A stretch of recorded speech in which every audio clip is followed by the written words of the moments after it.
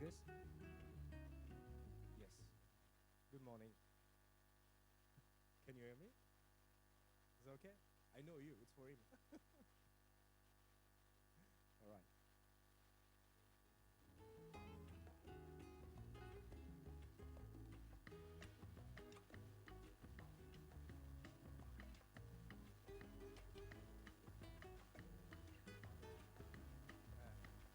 Buongiorno. Good morning, everyone. Is that okay?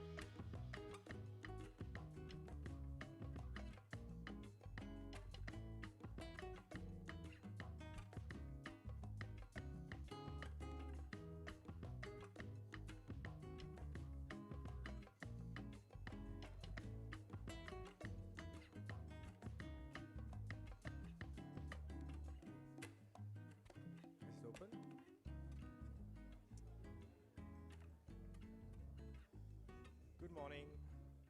Hello, hello.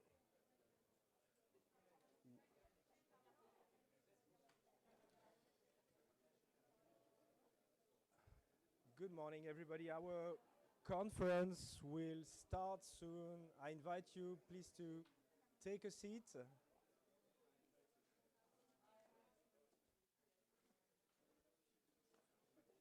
Are we certain that everyone is?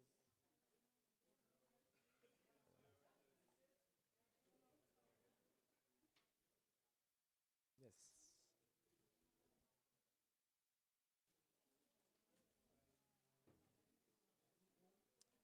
Uh, so,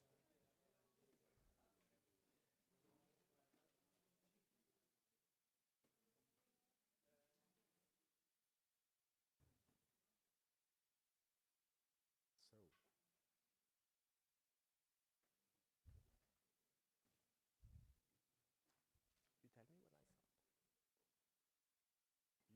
You tell me what I saw.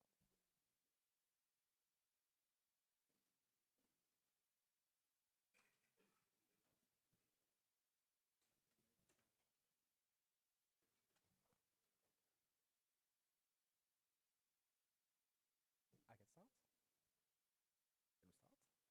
Can we start? We start? Yes, we go? All right. So,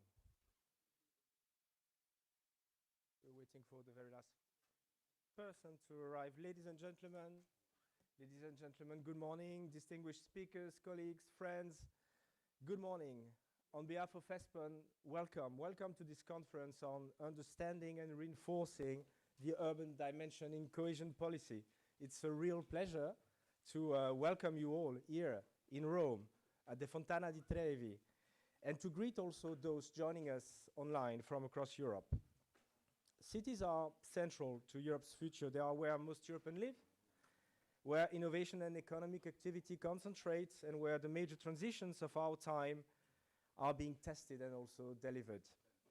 At the same time, cities are also where inequalities, housing pressures, and also governance challenges are most visible. And for this reason, the urban dimension has become an increasingly important component of EU cohesion policy. Over recent programming periods, cities have gained stronger role, new instruments have been introduced, and expectations towards local delivery have grown. Yet, despite these advances, a fundamental question remains: are cities sufficiently empowered, institutionally, financially, and also administratively, to deliver on these ambitions? And this question is particularly relevant as we look ahead to post-27 cohesion policy framework. Strengthening the role of cities is not only a political objective, it's also a governance challenge. It requires alignment between EU, national, local strategies, effective multi-level cooperation, you know that, and adequate capacity on the ground as well. Addressing these issues calls for solid, comparative, and policy-relevant evidence, and this is where ESPON plays a key role. It's not the first time that ESPON engages in research and policy analysis regarding the roles of cities in the building of Europe, but I would say that the project that will be presented today is a very special one, arriving in a very special moment. Today's conference is organized in cooperation with the stakeholders, the observers, and all the partners of the ESPON Urdicode project. We will hear from all of them today. I will not cite them all now, but I would particularly like to acknowledge the 8 partner cities, starting with Budapest, our very committed and active lead stakeholder, and in the alphabetical order also for the others: Florence, Ghent, Prague, Rotterdam, Strasbourg, Valencia, and Warsaw. Urdico looks at how cities across Europe engage in practice with cohesion policy, how governance arrangements shape their role, and how different funding and coordination models affect also their outcomes. This is what we are going to discuss today. Based on in-depth case studies from these 8 cities, the projects that you will hear about provides concrete insight into both good practices but also persistent challenges. Our aim with this project is not to promote one single model. It's to support more effective place-based policymaking through evidence. So the agenda of the conference today is also reflecting this objective. We will begin with opening remarks from our hosts, offering national and local perspectives from Italy and also from the city of Rome. This will be followed by a keynote session combining lessons from ESPON Urdico with a forward-looking reflection on EU agenda for cities, helping to frame the discussion in the context of future policy options and priorities. The core of the morning after that will focus on evidence and policy recommendations with short, targeted presentations from researchers, from city representatives, from representatives also of city networks. These sessions will highlight diverse urban experiences across Europe and address key questions. What enables cities to act strategically? Where do governance arrangements limit their role? And how can cohesion policy better support integrated urban development? This evidence will then feed into a high-level panel discussion, bringing together representatives from EU institutions, city networks, national authorities, and cities themselves. This discussion will focus on how the findings can be translated into policy actions, both in the current period and also looking beyond 27. So let me conclude by underlining that this conference is intending as a space of dialogue. ESPON's mission is to support, of course, evidence-based policy making, but evidence only becomes meaningful when it's discussed, when it's challenged, and connected to real policy options and discussions and choices. And I know that many of you have a lot of things to say about our topics today. So I therefore encourage you all to actively engage throughout the morning, both here in the room and also online. For this, we are offering you the possibility to engage with the speakers in the different sessions using Slido to ask questions. So I think you can see the QR code. You will be also offered the possibility to respond to several short surveys during the morning.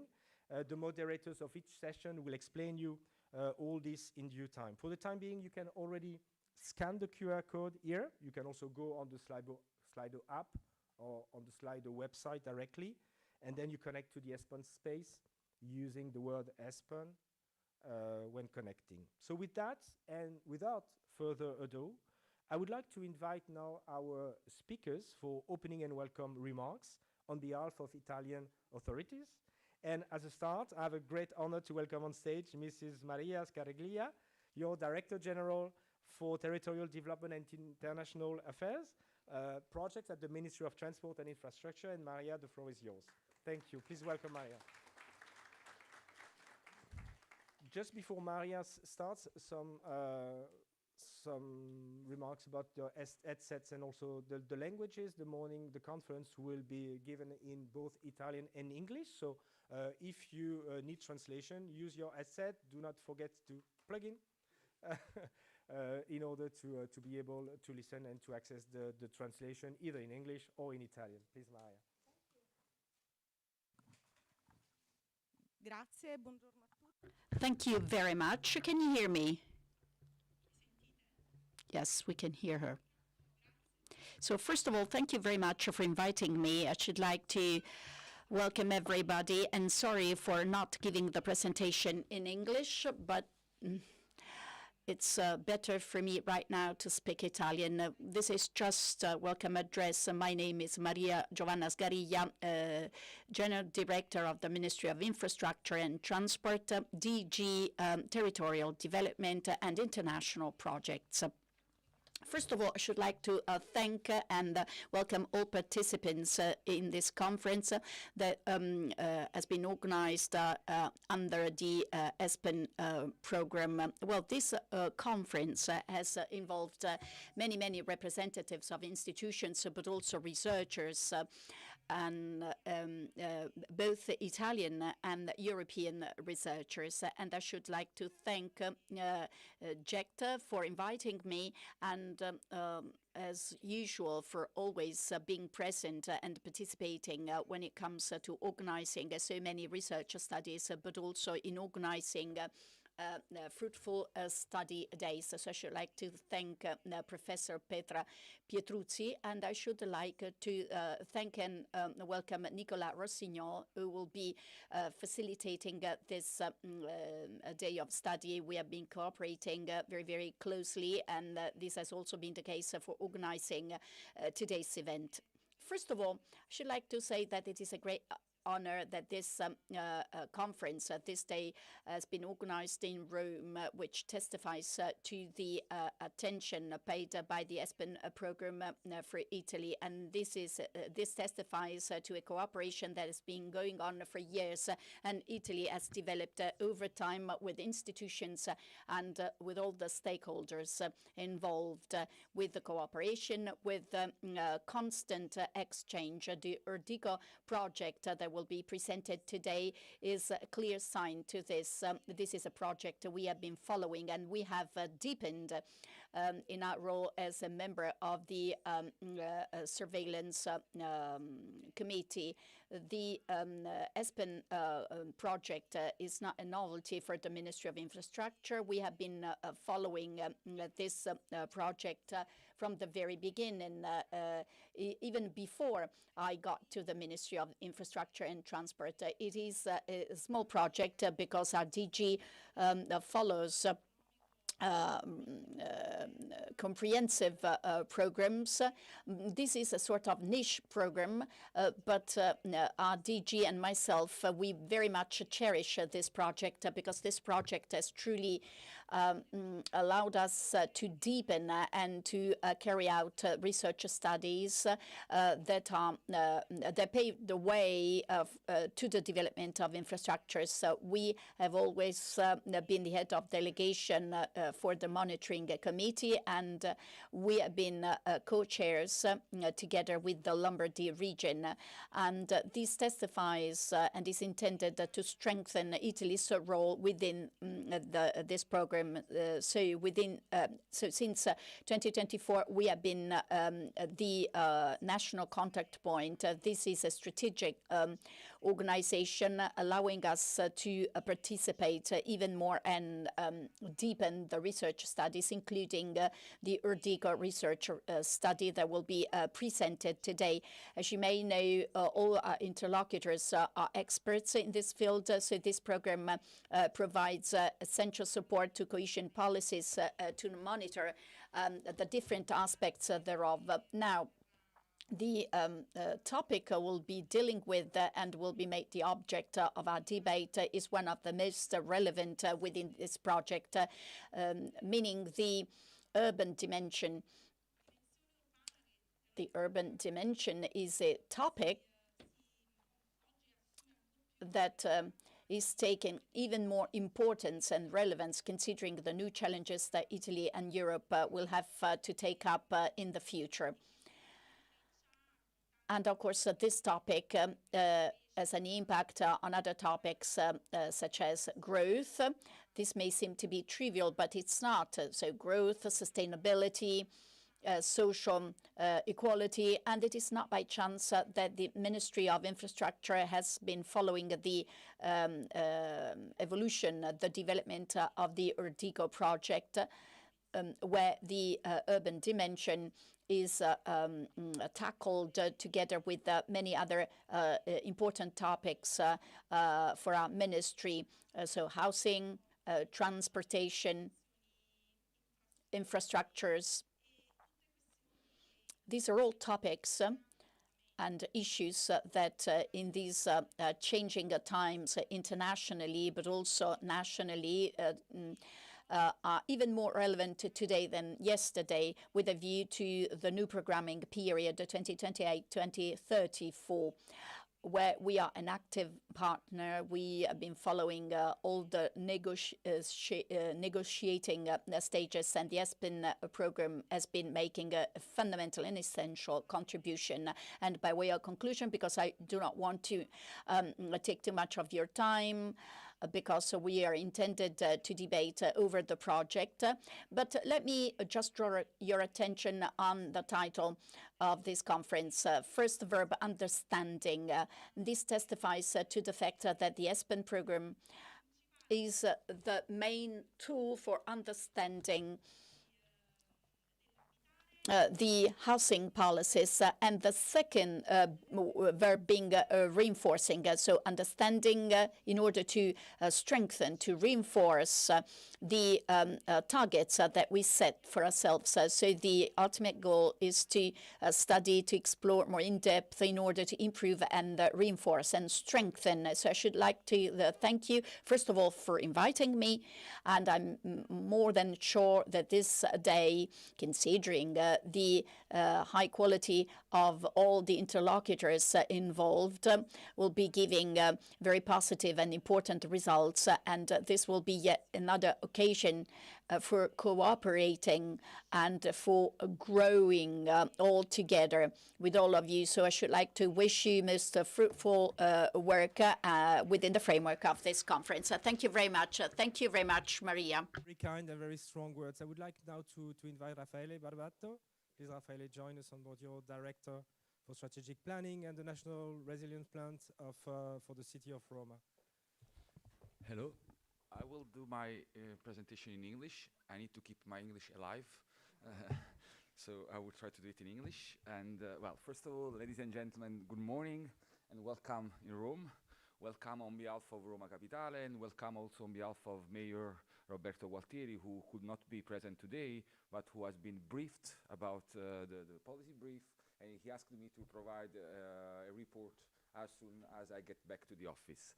I would like to first of all thank very much, well, the ESPON GTC, all the partners of the Urdico project, Eurocities and ANCI for organizing this meeting, this conference today.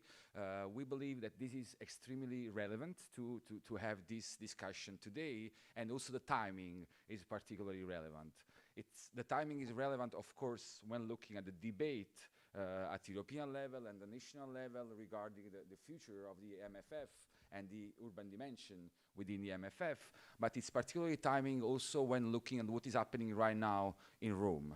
I don't know when did you arrive and if you already had the chance to go a bit around, but Rome is now, as we speak, going through a radical transformation. We are living an extraordinary period of transformation, and we believe that this transformation is an European transformation. And this is a concrete example. What is happening right now in Rome is a concrete example of what does it mean, European urban dimension of European policies.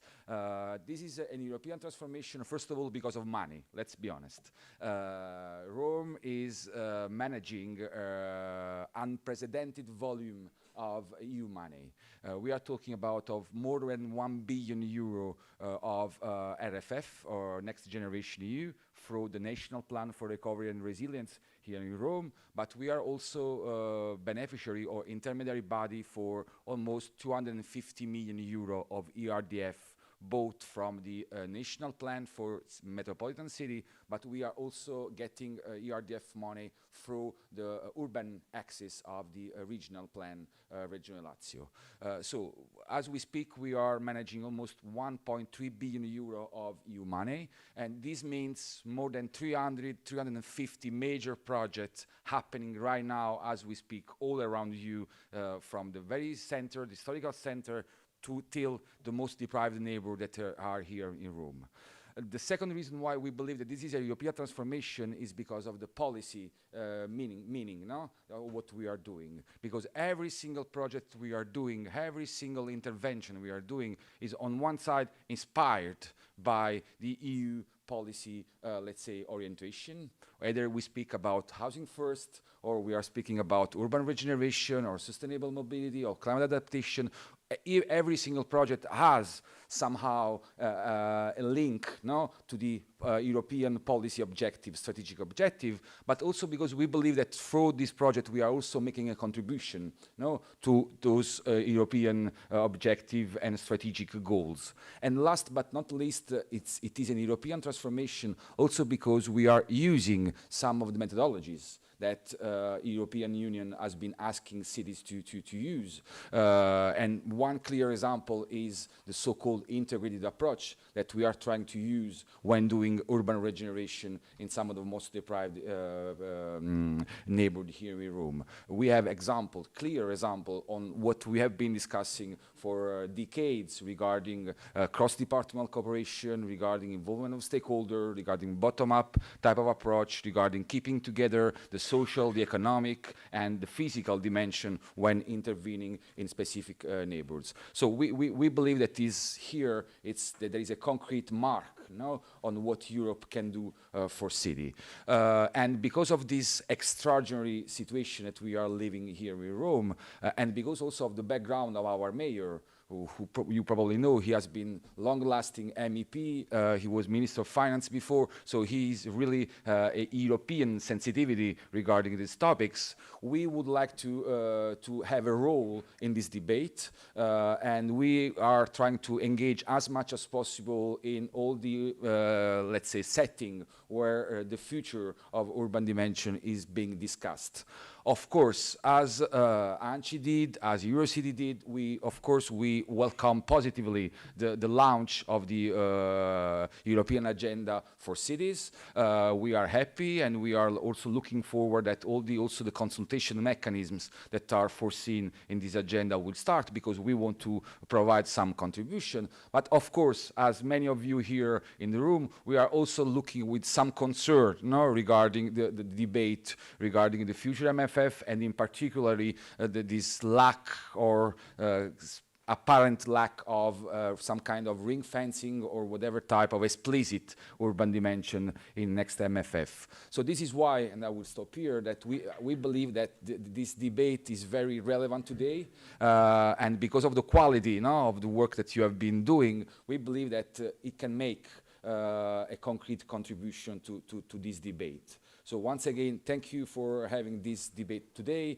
here in Rome, and I look forward to tell you a little bit more on what is happening in Rome in the panel later on. Thank you. Great. Well, thank you very much, Raffaele, for these very stimulating messages. I think we now all understand the reason, the very good reason why. I mean, it makes completely sense to have also this discussion and this conference here in Rome. And we are very, very, very happy and very pleased also to be welcomed by you here like that. Now, I think we need to move on to our first session, and I would like to invite on stage the one who will be moderating it, Ilma von Lojewski. I have the pleasure to call you. Please join us on stage, Ilma. I will try to introduce yourself, but you have so many titles, I don't know where to start. You're professor at the Brandenburg University. You're also advisor at German associations for cities. On top of that, you are heading the urban development, construction, transport, housing department at the Federal Ministry in Germany for digital and transport affairs. So I'm certain we are in very safe hands with you as lead of this session. Then you will be accompanied by 3 persons that I would like also to see with you on stage. I will start with Ivan. Ivan Tosic. Ivan, where are you? You're here, Ivan. Ivan is a very important person in the Eurodico project. He's working for the Metropolitan Research Institute in Budapest, and he's the leader of our research team. Please, Ivan, join us on stage. Welcome. I will go on also with Mrs. Pia Lorilla, your team leader, Pia, at DG Regio, and most importantly for our subject today, you're also one of the key authors of the new EU Agenda for Cities. Welcome, Pia. Please join us.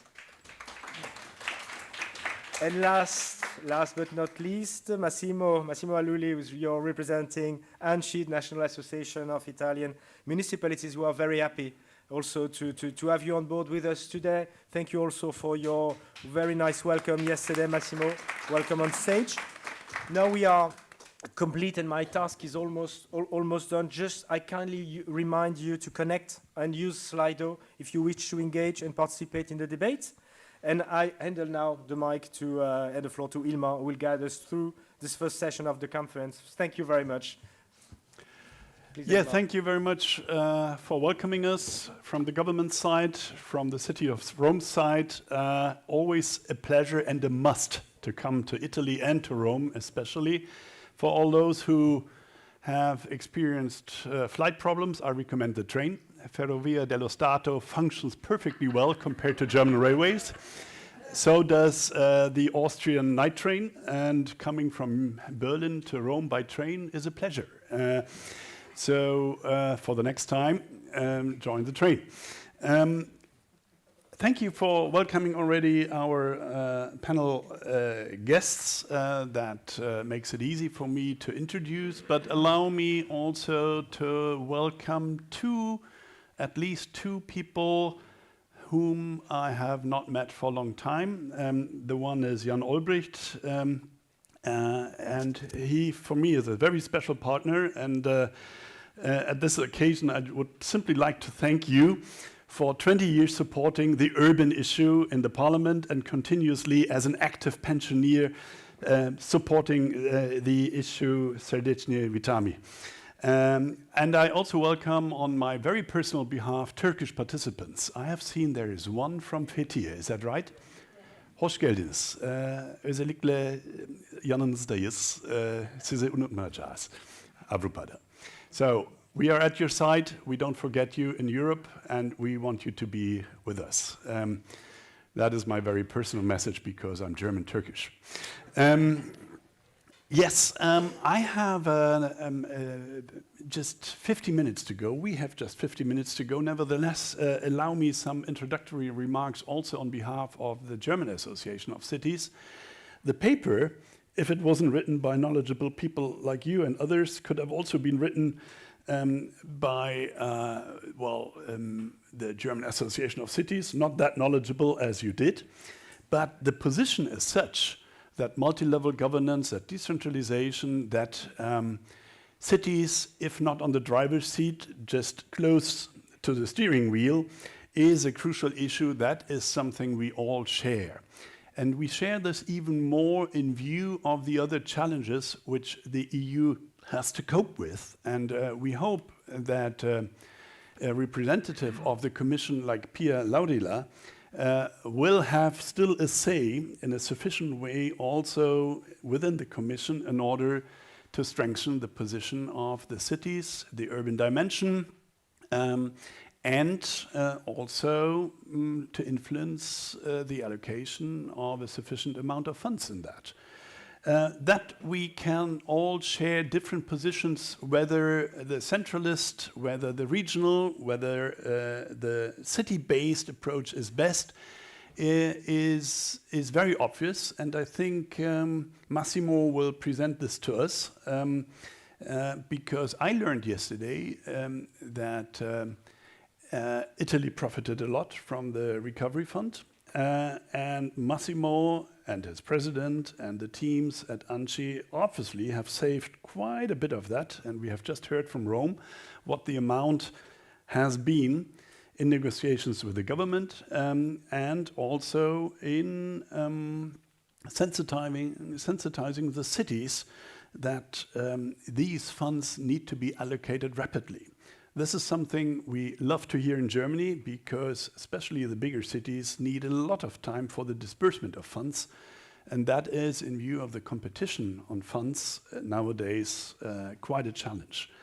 And we will be hearing, I think from your side, Ivan, quite a bit on the research approach, the results and the recommendations. I think we can only underpin that in these days, with the competing challenges at the EU level, we need to raise the voice for the urban sphere, for the cities, and make ourselves heard in the final go for the programs and the funds.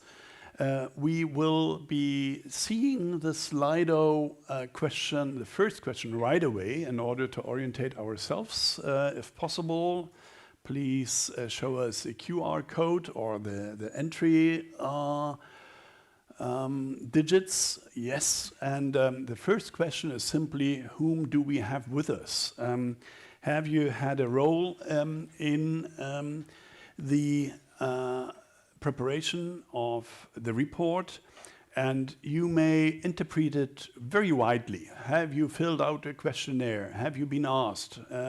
Have you intervened? Have you had been asked by your superiors to somehow contribute to the study or whatsoever? So have you been involved as an administrator, as a politician, as a researcher or other? If possible, give us some answers, and I will continue with the position of the German Association of Cities. Meanwhile, we believe that the study clearly shows that the urban dimension has gained in importance over the last 3 decades, which cannot be, how to say, rejected, drawn back, minimized. Even if competences and room for maneuvering of cities vary in each member state, and the study makes it very clear that this is the case, we can see that cities strive for an active role on cohesion policy and other EU programs if they are given a targeted envelope and freedom to use it. Space to maneuver is certainly an issue which puzzles us a lot.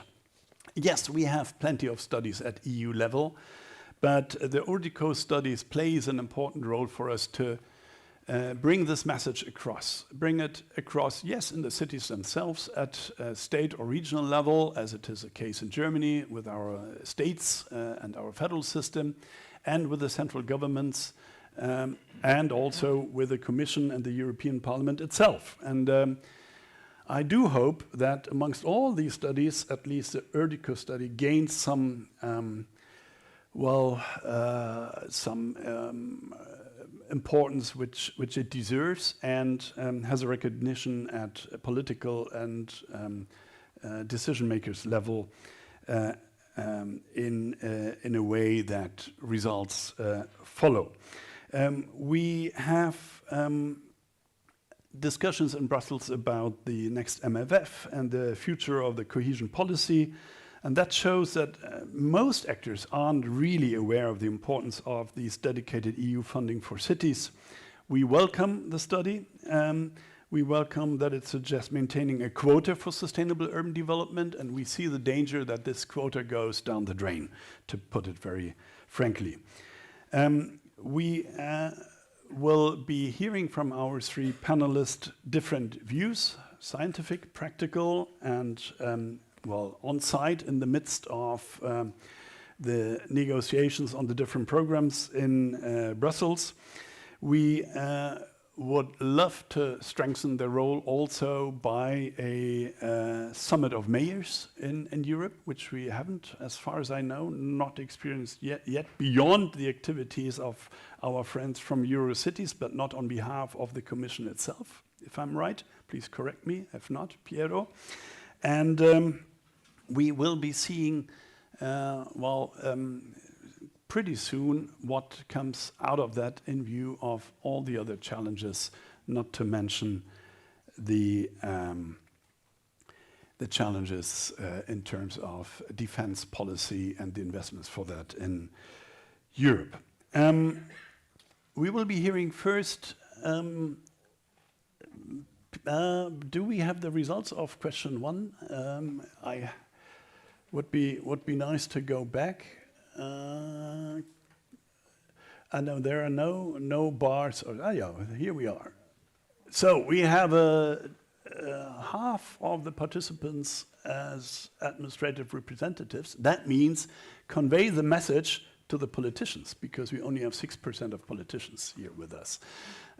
So let's see that we manage to get this into the political perception so that the relevant decisions are going to be taken. On the others, we discuss in the break what your task was and is in this sphere. Okay, shall we look into the second question? Is that already convenient to ask that? Oh, you were all very fast because all the questions were deployed at the same time. What is good to hear that at least almost half of the national and regional governments strictly applied the 8% quota. We love to hear if this is being exceeded, as it was in Germany, Bavaria 20%, and all over Germany 8+. Yes, almost 40% exceeded. Good to hear, and even more important that we have a minimum quota of 8% also in future. We should not. So nobody should opt for abolishing that. And I think it is fruitful to fight for it even. But alerting, there was no national OP for urban areas as such. Even a quarter of the participants had to say, no, there was none. Not good to hear, and we will be exploring also later on what the reasons for this were and how to avoid that in future. Well, I invite now Pia Laurila. Pia has been with the EU Commission for more than 20 years. She is, yes please, she is not an urbanist, but the urban sphere has somehow caught you for lifetime, I hope. And I believe that she can make some strong points and give us some insights on what's going on in Brussels. We from the German Association of Cities frequently travel to Brussels twice a year, and the answer I get from my Commission colleagues is, you Germans always ask these funny questions nobody has asked before. That means we want precisely to know how it works, and sometimes I think we should take the Italian example, just let it work. So, Pia, what is your perception? What can you give us as inside information and as a kind of outlook on what we have to expect? Floor is yours. So, first of all, thank you, 12 Hilma. minutes. And good morning from my side. It's a great pleasure to be here this morning. Well, yes, I'm maybe not defined wearing the hat as a specific urban specialist, but I am a great supporter of territories and regions. That has been my professional feature since the start, but let's put that behind. Yes. Wonderful to be in Rome. Thank you for the opening speakers, for Ms. Scariglia from the Ministry for outlining the challenges that cities are facing and that Italian Ministry and cities, regions are working on. And also for Mr. Barbato, for Raffaele, for sharing the experience of the Rome, how it is transforming dramatically and being a European EU project. And that makes my task now in 12 minutes to briefly explain to you what is cooking and what has been cooking and what is now out there, and linking it to your opening as well. So if I can have Ivan the changer. So the EU agenda for cities, it was adopted exactly 6 weeks ago. It is a communication, so meaning it has quite a strong holding in a Commission system. And at its core is to strengthen the urban and territorial dimension of EU policies. So in a nutshell, it puts forward an EU framework for integrated, sustainable urban development in our union. So while saying this, these are big words, and this is really an ambitious commitment of our Executive Vice President, Raffaele Fitto, for cohesion and reforms.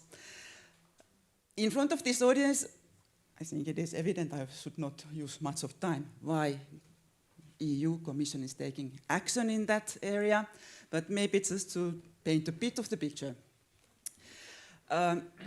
Over the past even decades, the urban dimension part of place-based policies and even beyond, let me speak about thematic sectoral EU policies, it has become more and more increasingly important for the Commission. And thank you very much for the Urdico ESPON project. I had a quick look. There's a very, very nice overview how these different stages and steps have developed over the time and now culminating in the current period for this more than 24 billion euros under the ERDF allocated to cities, around 12%. But this is not only the story of the cohesion policy. It is increasingly more important also under the other thematic sectoral policies. Our colleagues working in different DGs, be they working on Green Deal, be they working on social issues, science, and so on.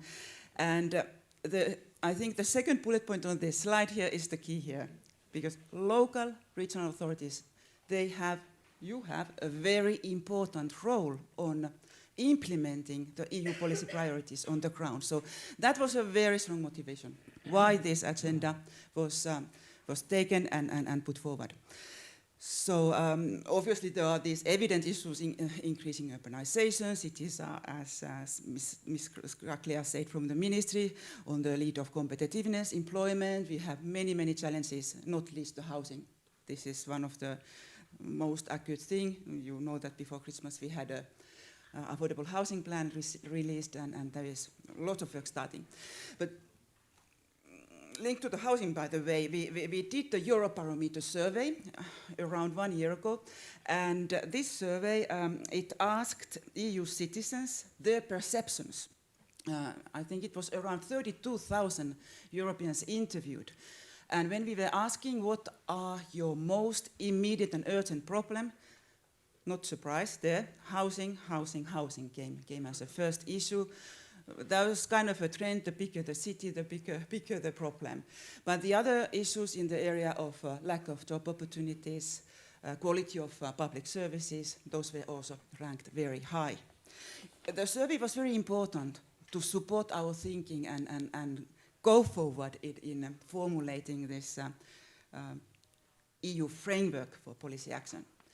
I already mentioned that we had a mandate from Executive Vice President, meaning that it was his superior, President von der Leyen, that in her mission letter to Mr. Fitto asked him to put forward this strategy, and especially looking into the role of cities as engines for growth and competitiveness. So that was the starting point. But very quickly we felt that this is not only a cohesion policy issue. This goes far beyond the DG Regio work.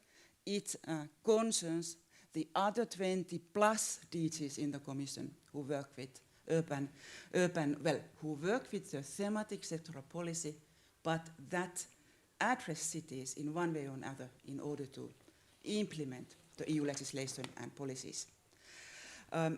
How did we build the strategy? We had a major consultation process in place that was very intensive, labor required a lot. Call for evidence was of course formal requirement. We got almost 200 replies. This was very good. Thank you for Anci as well. Excellent contribution from Italian Association on that.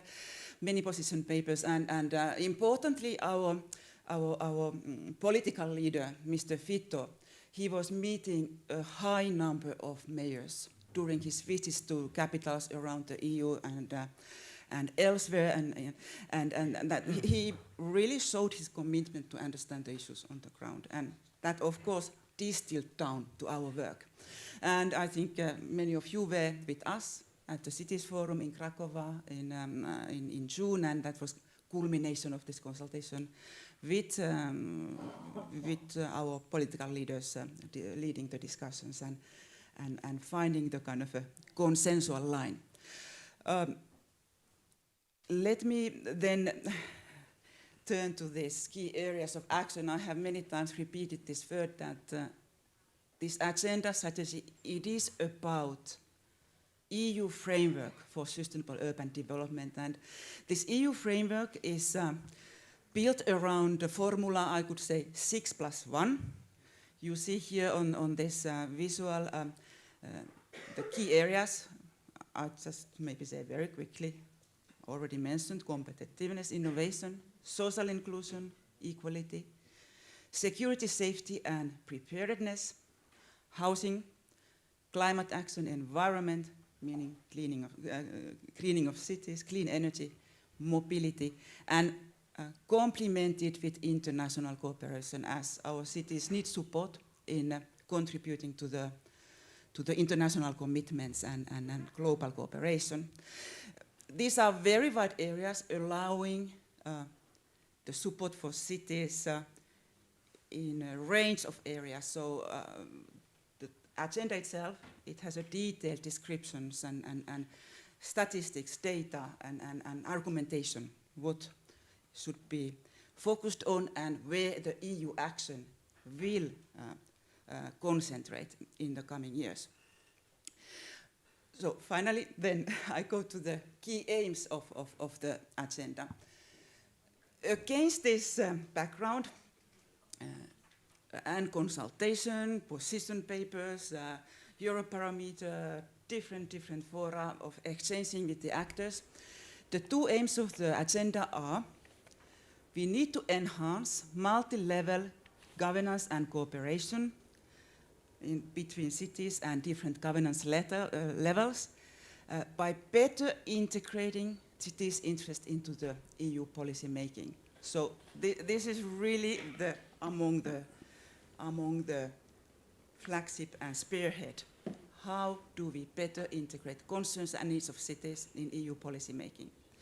And the second aim is more, let's say, acknowledging the internal Commission cuisine, if I may use such a quotidian word, meaning that over the years we have come up with a plethora of different EU initiatives, and they are very necessary. The Commission services, we want to support cities on the ground in the implementation of the EU priorities.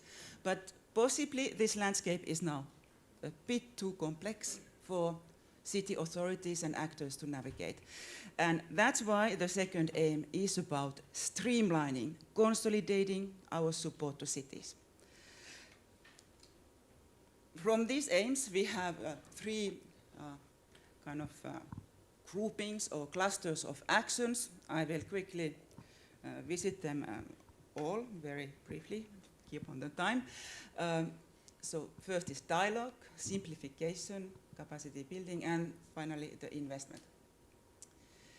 So the agenda now will put in place continuous dialogue with actors.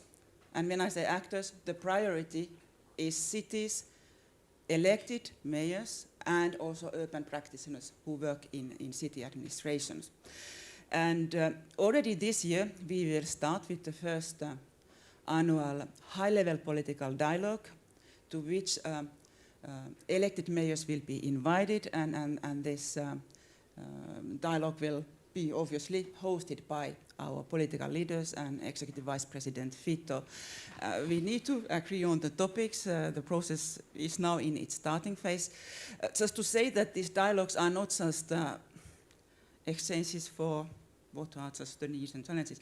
There is a goal. The goal is to address issues that the cities consider that are bottlenecks, that are difficulties, that are causing, for instance, regulatory trade-offs in a place-based territory of the city.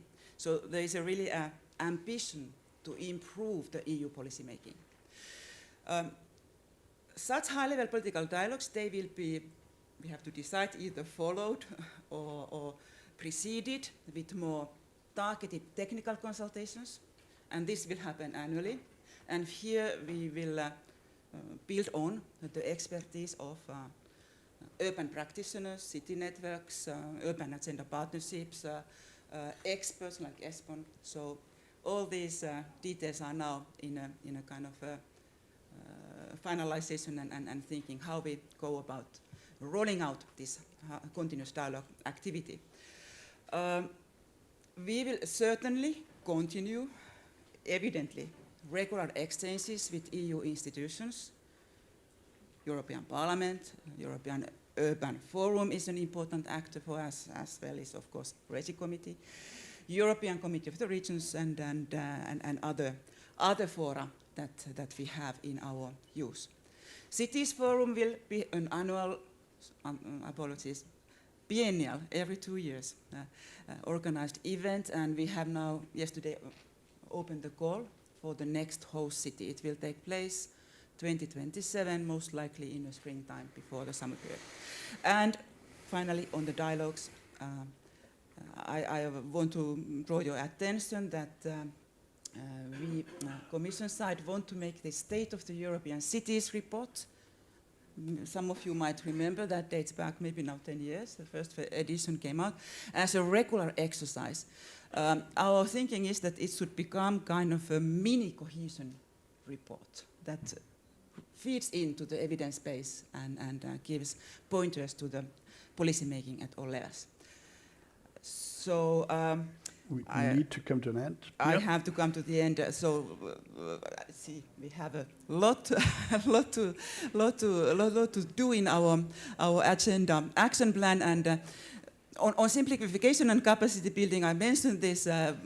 Many instruments, more than 50. I think it is now, the number is somewhere 80 plus in our EU cities web portal.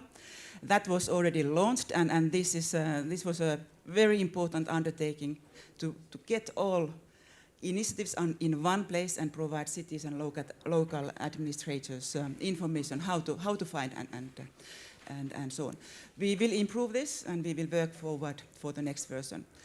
European Urban Initiative is in the center of the agenda delivery. There will be the next call soon out on innovative actions for smaller cities, particularly 60 billion for 30 projects.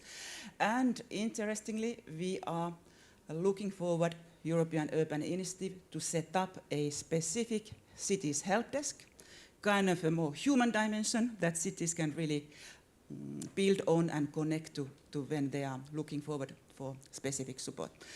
But I think I would like to conclude now with the most important message, and this slide and the next one is the ambition.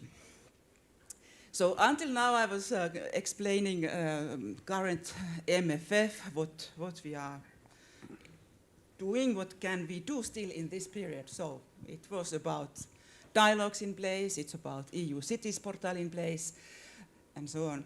But main, how to say, the big vehicle of this cities agenda will be the further consolidation of the instruments under the EU cities platform.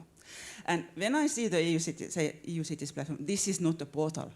This is going to be a joint working place for Commission services, I already said 20 plus, vis-à-vis European cities. And this visual here, it aims to give an idea of the different services. The aim is to have a full life cycle from strategic planning to capacity building to building investment pipelines of projects. Considering using the successful EU missions approach, maybe in a certain thematic areas. The agenda document itself, it has more details on this, and importantly, to have a dedicated finance and funding window together with European Investment Bank and looking how we can have an all-in-one place for cities.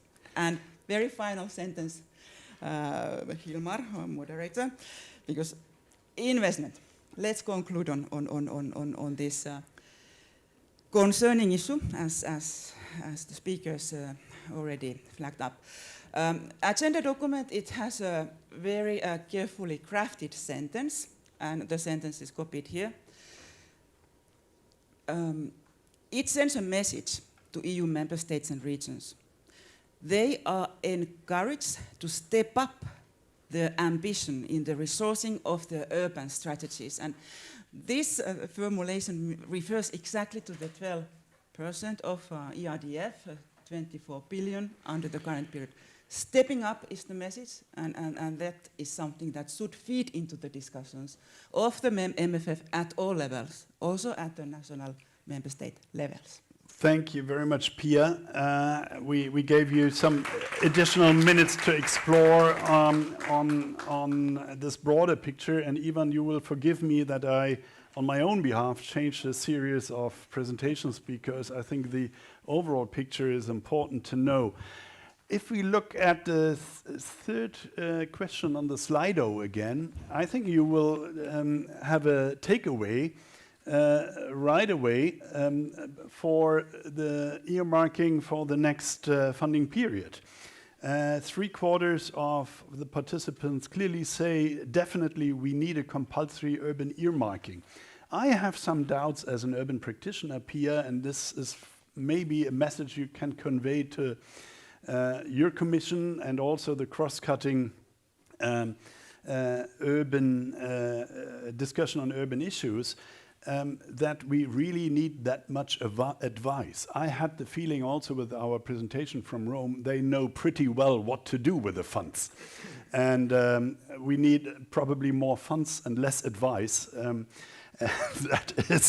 That is at least the German perception, because we also have national entities to advise on what to do, to research on that, be it our German Institute for Urbanism as a part of the German Association of Cities, be it ANCI in Italy, be it all the other city representing organizations organized in the CMR, be it Eurocities with its strong big cities as members. So maybe sometimes I have the feeling less advice and more space to maneuver. And this message makes that very clear that we need a quota and we need the funds to work with this quota. Ivan has been actively involved in the drafting and finalization of the Urdico study. As Massimo, he is an urban sociologist, at least a sociologist, if I'm right, you're the urban sociologist. And you hold the position as a program expert in the URB-ACT program, and you're the vice chair of the European Network for Housing Research. That means you are our knowledge pool for today.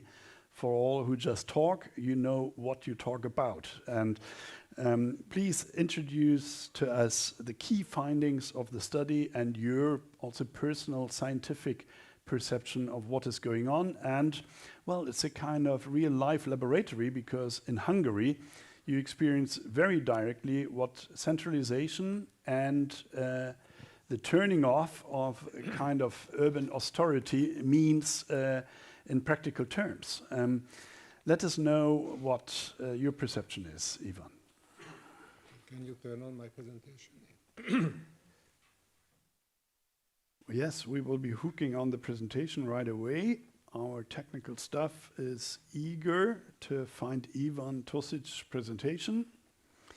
But here we are. So, hello everybody. After 1 year of intense work, I am happy to show some results. Here are the 8 cities which were involved in Urdico. You can see that there are 3 Eastern European capitals. Then there are 3 cities from Northwestern Europe, which are smaller, not capital cities, and 2 cities from Southern Europe. So it's a quite diverse combination of different cities. It was possible to get all the aspects of the urban dimension of cohesion policy. This slide is well known. The urban dimension was quite young. It started in 2014, not least because of the Polish presidency at that time and the strong push of Poland for giving more role for regions and cities. And then it evolved between 21-27. So these are the different articles which earmarked money for cities. But I think equally important was the whole methodology of sustainable urban development and the push that cities should get a word in cohesion policy. So, in fact, the city's influence in cohesion policy depends on the quality of multi-level governance. And here I will bring a few examples from our research, which probably you know. But these examples were extremely important and positive examples for our research. I mean, our research was partly qualitative and partly quantitative. And I will now talk first about the qualitative results. We approached all the 8 cities with detailed questionnaires. We organized policy labs. We talked with key people from the municipality and beyond in the given city, how they see their involvement in cohesion policy. And let's see some very interesting and concrete examples. Here is Strasbourg, for example. Strasbourg, which works on a kind of metropolitan level, Eurometropole Strasbourg. So not the city only, is a good example that you should adjust your cooperation to the reality. And they also got an intermediary body role to allocate EU money. And then it makes possible that the mayor of Strasbourg says that we have to address the urgency of climate change. So if the mayor is really responsible for the urban territory beyond the city, and the mayor has a freedom to put the priorities of her city on the agenda and get EU funding for that, then I think that it is one of the good examples of multi-level governance. I only have one picture about Florence. The Italian case is one of the most interesting and best perpetuation of integrated thinking. The city has got a lot of money. We will see it in one of the tables. The city was able to link this money to strategic projects. I don't go into the details because this presentation will be shown in more details. But then there are also other approaches, and this is the beauty of European urban dimension. In Ghent, the city from the beginning on started the integrated neighborhood approach, put the investments, the EU investments, on the neighborhood level and designed the European, the use of European money in discussion with the people of the neighborhood and creating fantastic projects. Or another example is Rotterdam, where they having an extraordinary role in cohesion policy, being a managing authority, which is the only one city of the 8 which has got this role. And they concentrated the EU money on the poorest area of Rotterdam, South Rotterdam. We usually say this is on the bad side of the river, the wrong side of the river, where poorer people are living. And they were able to create fantastic opportunities for those very multicultural residents of this neighborhood, which they'd never had before.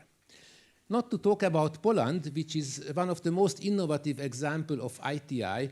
All the regional capitals are compulsorily making their plans beyond the city border in a functional urban area setting, and being able to negotiate the use of EU funds in this setting.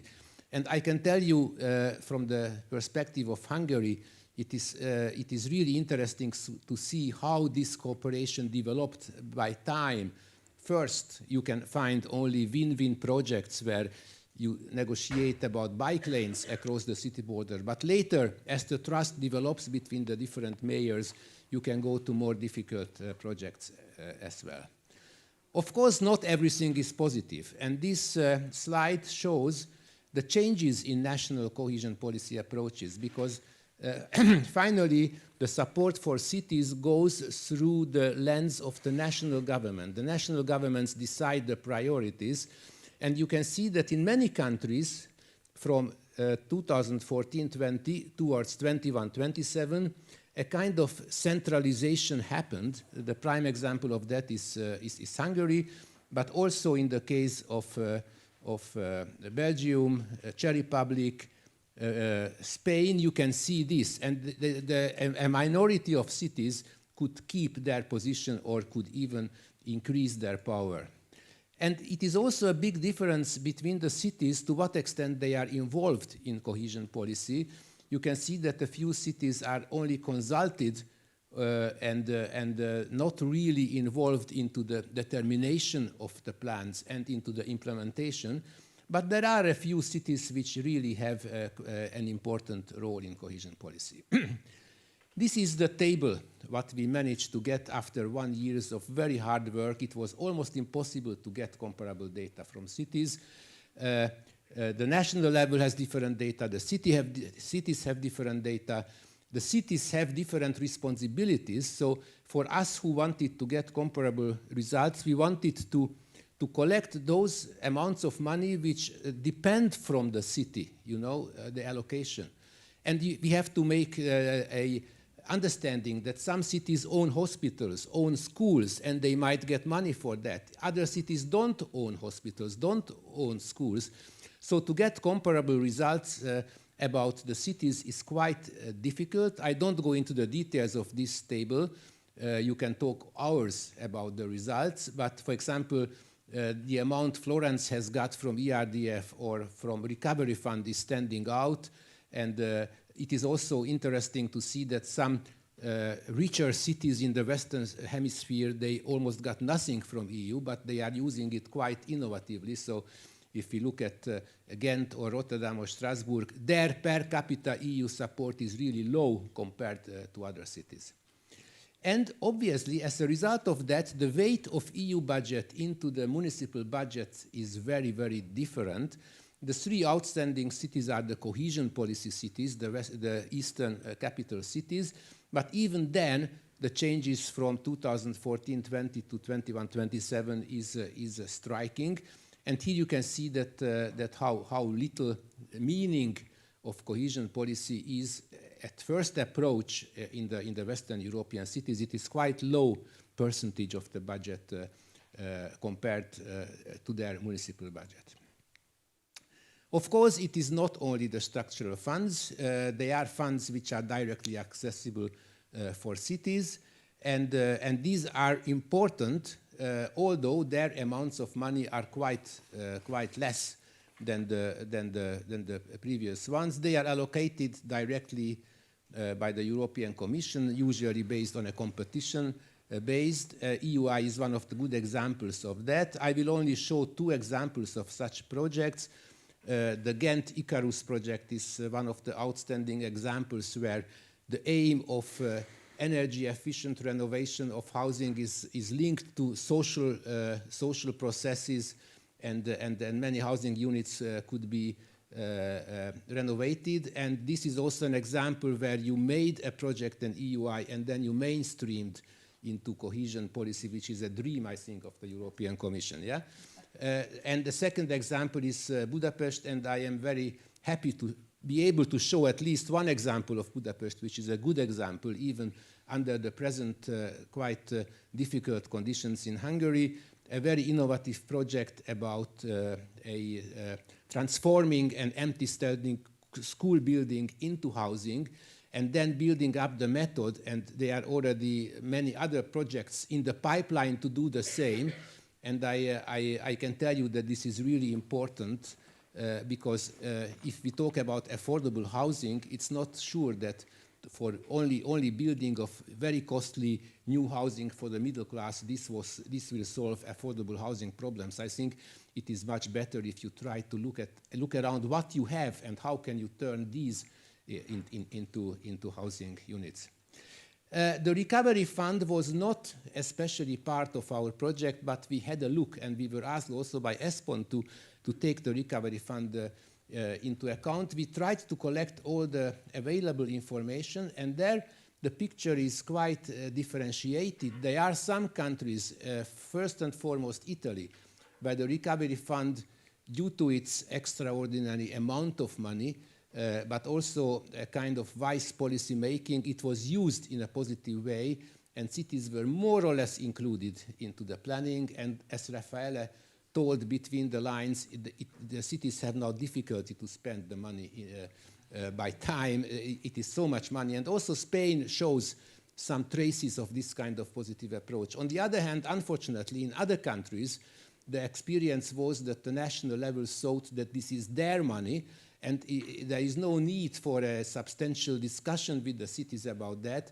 In many countries, the cities simply don't know how much money it was and how much money they get, and this money flows between cohesion policy and recovery fund from one moment to the other. So in the other countries, basically the understanding of the recovery fund was not positive at all.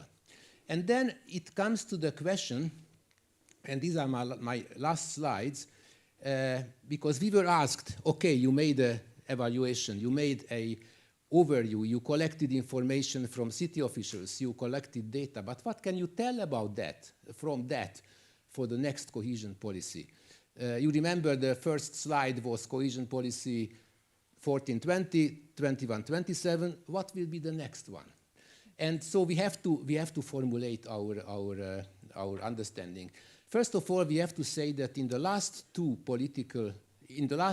budget periods, one of the most important development of EU was the inclusion of cities.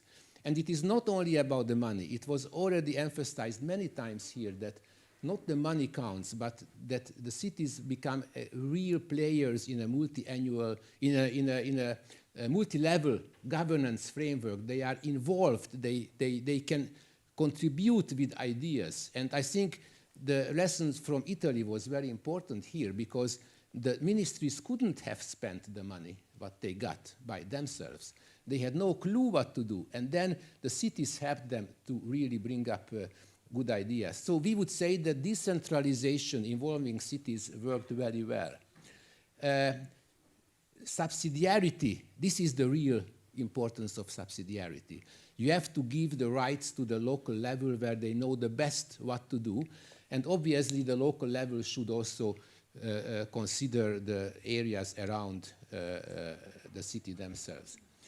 In fact, I think Urdico proves that cities can become reliable partners in cohesion policy programming and implementation through different roles what they can get, for example, managing authority or intermediary body or ITI. ITI was a brilliant tool to involve cities in cohesion policy.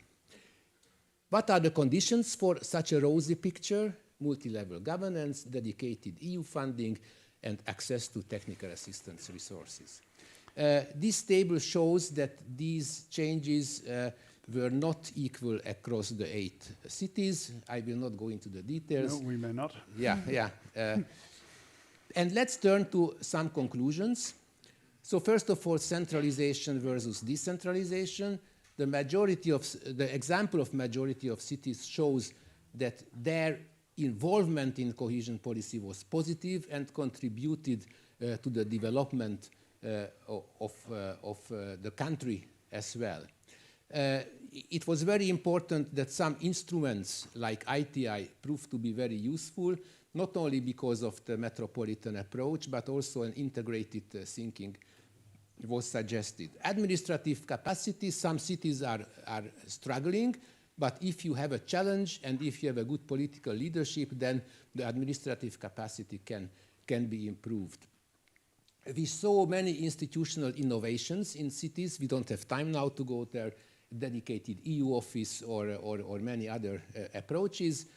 And finally, the synergies between the different funds, this was not really optimal, and the recovery fund really created a problem. So what are then the ideas for the next cohesion policy period, the multi-annual financial framework? We see that the multi-annual financial framework proposal has some positive elements. It argues for simplification, for a more flexible approach, and it mentions, at least on the level of words, partnership and multi-level governance. However, the cities have the impression that these sentences are not perpetuated in compulsory or legally defined regulations. There is a risk that if it is a purely national decision about the next programming period, then those developments which developed in the last two programming periods, and I tried to show you how it developed and became really important, they can be lost. As the mayor of Ghent said, not all nice countries have nice central governments. So this is our problem, and he is the president of Eurocities, so he has to know this, that this is clear. So therefore, the next MFF should take this risk into account, and here are at least three bullet points, the last 3 bullet points, that the role of the cities and regions should be strengthened in the next MFF, and not only in implementing, so here is the money, spend it, but in the conceptualization, drafting as well. A direct and formalized role of cities should be not only suggested, and we appreciate the agenda for cities, but we still don't see those mechanisms which would make it compulsory for the national government level to do something, but explicitly defined and required. And it should be really a push for the national governments to include territorial and urban actors in concrete ways. through concrete compulsory urban chapters and maintaining increasing urban earmarking. And then a last bullet point, it is difficult to get data from cities. So something has to be found out on the EU level, and maybe in this regard, the ideas of the Agenda for Cities are very good, to give more organized way to European, national, and city level how to go to comparative data. So I hope I gave a short overview for you about it. It was a learning process for us. The 8 cities worked together fine, and I think that these ideas are important. Thank you. Köszönöm szépen, Ivan. Thank you very much. You have all the study at hand. The findings can be conveyed also to the regional and national governments. It is not a 3-digit study, but less than 50 pages, so let's make use of that. What became very clear is maybe, well, the mandate, give us a mandate at the local level and give us the funds. I can only reiterate that, and I'm sure that Massimo, as I said before, an urban sociologist as well, also, you have been active at the Sapienza, I learned, and Sapienza means knowledge. That's good for the cities that Anci but a few time ago, so builds on knowledge, and you are maybe also at least partly a savior of these funds, be they EU funds or the national funds, but because we learned that Italian government has supplemented the EU funds by its own funds, if I'm correct, from yesterday's talk. And we share with you, you share with us your experiences in the disbursement of funds, its effectiveness, maybe also the backlogs in the cities themselves, critical self-evaluation. But we are eager to hear now a little bit more on the practical side, how ANCI, Italy, and the member cities gained best profit from the recovery fund, and also an outlook on what you expect from the next period to come. Sure. Thank you, Hilmar, and also thank you for coming by train and saving CO2 for us. And next time I suggest you to continue your travel. You make a stop in Rome, then go to Sicily. We have a beautiful train night train going to Sicily. That's we'll do so. For the next time. We had the meeting just with the National Operating Program for Metropolitan Cities in Palermo just 1 month ago, and I went by train. It was beautiful. So, and I have to tell you that I start speaking in English, so I prove that I speak some English, then I will skip to Italian, so to show my appreciation for the provision of a translation service.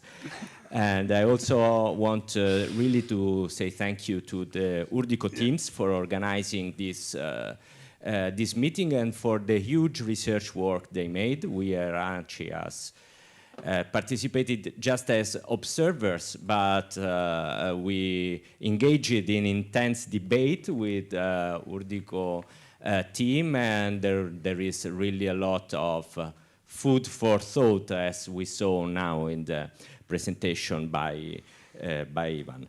È il momento in cui io... And now I turn to Italian, and there will be a translation into English, so I will go into further details of the issues at stake.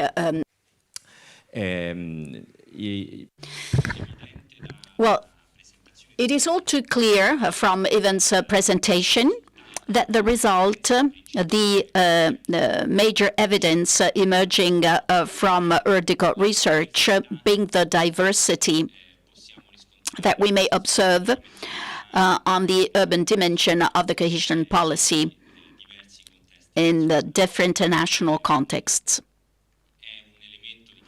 This is very, very interesting for ANCI. We are the National Association of Italian Municipalities, and as such, we do represent all the Italian municipalities of all sizes, not just the cities, but in Italy we have some 8,000 municipalities. More than 50% of these municipalities have in terms of inhabitants, less than 5,000 inhabitants, which means that our association not just represents urban areas, but local administrations of mountain areas, of rural areas, and suburban or extra-urban places. Now, according to Erdiko evidence, I have to say that this evidence is useful not just for urban areas, but generally speaking, this evidence is useful to support us and help us in representing the needs of local administrations and local governments when it comes to public investments and applying the cohesion policy. Raffaele this morning provided you with information about Rome, but Rome is not an isolated case. It's no doubt a good practice, but the transformation that Rome has been going through over these years is the sum of European investments invest for Rome, and this also is true of all other Italian municipalities. Ivan's presentation has pointed to the case of Florence, which is very similar to what is happening in Rome. We in Italy, we have been testing, we have been seeing the results of two good practices when it comes to using European funds. And in our understanding, these two good practices need to be known and enhanced. The National Operational Plan for Metropolitan Cities has even said this program has allowed cities to take up the role of intermediate bodies and to plan and spend autonomously, independently, 3 billion euros package in the period 2021-2027, and this sum has been more than doubled as compared to what had been budgeted in the programming period 2014-2020, because this program has involved just the 14 largest cities in Italy, proved to be a program that seems to be working very well and bearing fruits, even more than the so-called traditional cohesion policy programs. And this is the reason why, under the current programming period 2021-2027, this program has been enlarged to some medium-sized cities of southern Italy. The second best practice is the NRP, funded by the European Recovery Facility Fund, and in Italy, this is unique in Europe. It covers 193 billion euros. When it comes to allocating the results out of 193 billion, more than 40 billion have been earmarked for European municipalities to develop housing projects, public transportation projects, city regeneration, digitization, culture, and many other projects. Now, these two programs, recovery and the Metropolitan City Operational Program, OP, have few traits in common. The most important one for us being that the resources are earmarked directly and allocated directly to municipalities and cities. The institutional channel that is very, very long that goes through the European Commission, the national governments, the regions, and finally to the cities and municipalities. Well, this channel has been reduced through direct earmarking of resources. The second element being to identify physical targets and milestones, not just financial ones. And this has been a sort of revolution, a small revolution for public administrations in Italy, because this has allowed to measure the implementation of programs not just based on formal administrative legislative acts, but based on physical transformation. And so far, the Italian municipalities have complied with and are complying with all the targets and milestones in the NRRP, even including the most difficult ones. If we think of that to date, the Italian metropolitan cities have planted, as that committed 4.5 million trees on their territory in Italy. And this is a target that few thought would be viable before launching the NRRP. The third success story for these programs is the strong centralized support for municipalities, because centralization is not always a bad thing. Centralization can be negative if it doesn't give decision-making space to local administrations. But when centralization means centralized support, it can prove to be very positive.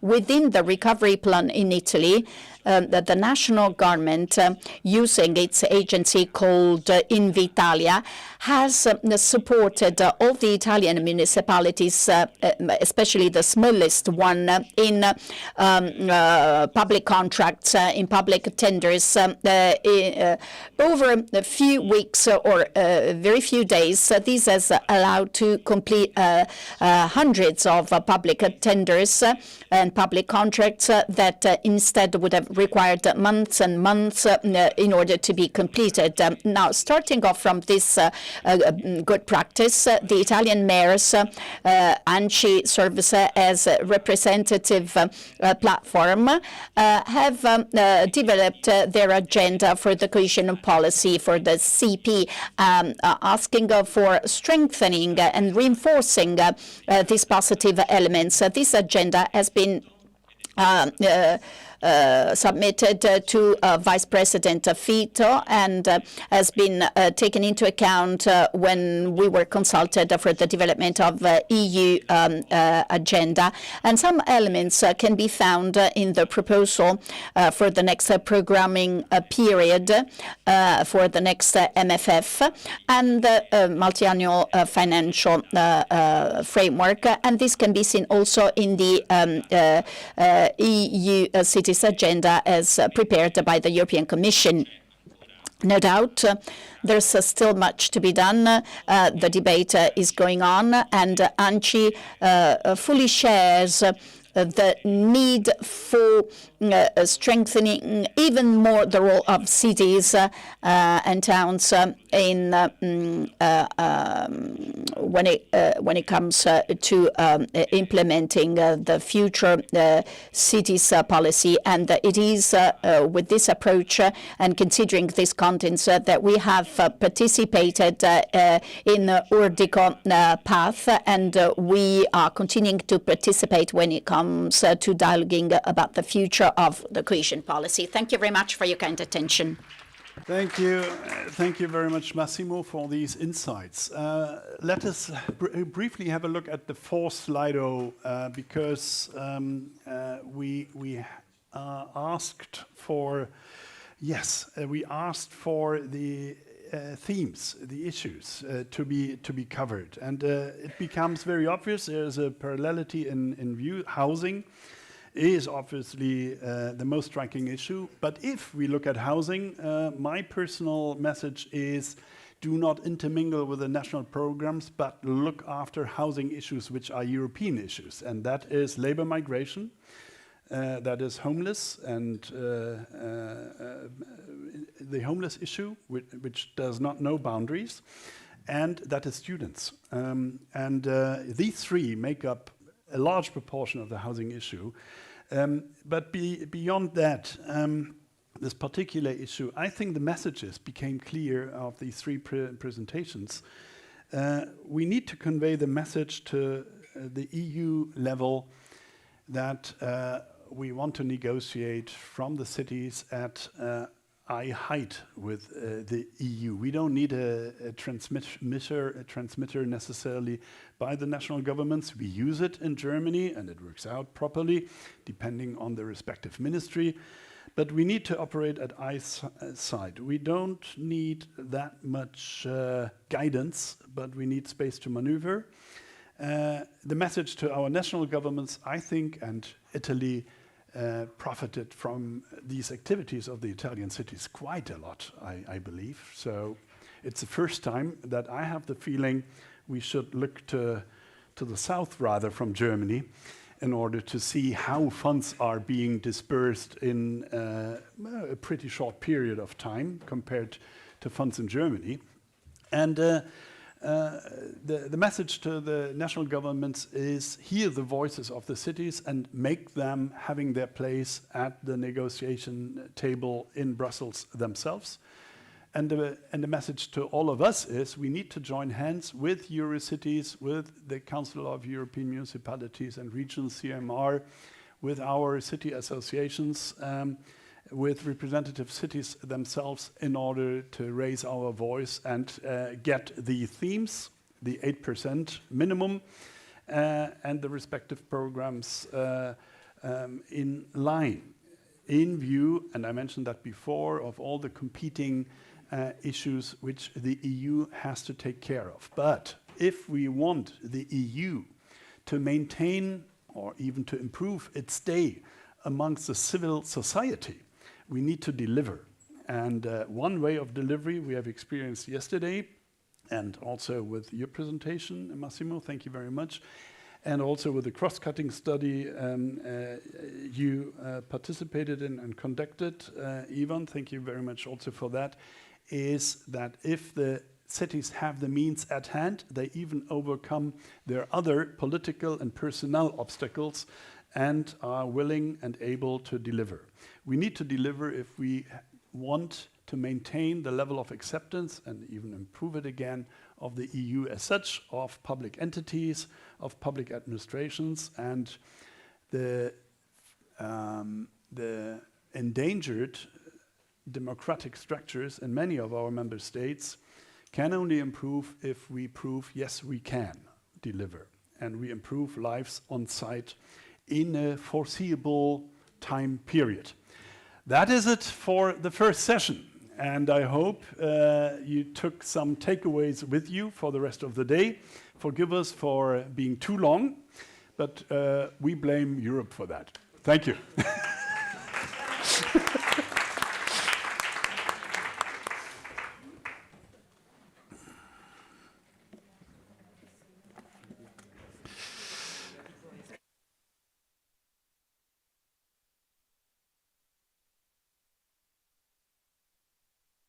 All right, we're gonna move very quickly to the next session. We are running some 20 minutes behind schedule, but I'm sure we can manage to recover time. I'm Pietro Reviglio, Policy and Research Advisor at Eurocity, so it's my great pleasure to moderate this next session on evidence and policy recommendations coming from the ESPON Urdico study. I would invite the researchers and stakeholders from the first slot on centralization versus decentralization to join me on the stage, please. Well, this session, it's quite important for us as Eurocities. Maybe just a few words before we dig into the content. For Eurocities, this study is extremely important. We were actually behind this study quite a bit as stakeholders, of course, but together with Budapest, we were the ones, let's say, drafting the proposal, and we were the ones thinking about the need to have a more evidence-based approach about the urban dimension of cohesion policy. And we maybe put forward some very challenging research questions for the research team, but we were really hoping to contribute to this debate about the future of the EU budget with evidence from the ground that shows how cities are benefiting from cohesion policy. So the ESPON work, the ESPON targeted analysis work very much on the basis of case studies. So it's great that following Ivan's broad presentation, we can dig a bit deeper. So we will look at three main aspects in this session. We will have 3 slots with the 8 case study cities. We will start with the first slot, which is going to be about the big dilemma, decentralization versus centralization, and we will try to see how actually national government have translated the provisions provided by the European institutions, and they translated it in different ways of providing support for cities through cohesion policy. We will then go to the next slot, which is going to be about the instruments that cities have used to implement these funds, and we will finish with the last slot, which is going to be about administrative capacity, and so how cities have managed these funds, how they their administration have evolved to manage these funds. So I don't want to take too much time, so I will jump straight to the first speaker of this slot, and we will start with Martijn, that will tell us about the case of Rotterdam. Rotterdam, as Ivan mentioned, is, well, the only managing authority in this group, and one of the few managing authorities that are cities in cohesion policy. So Martijn, please, the floor is yours. Thank you. Welcome, everyone. I see my presentation is there, perfect. So first, an introduction. I'm Martijn de Bruin, the EUDECO expert for Rotterdam. So I only have a few minutes to present Rotterdam, so please have a look at the report if you're interested and want to know more. At the very first slide, the slide that you already saw, it's the idea of the differences between the cities in the EUDECO project. So here we have Rotterdam, which is actually really solidly decentralized.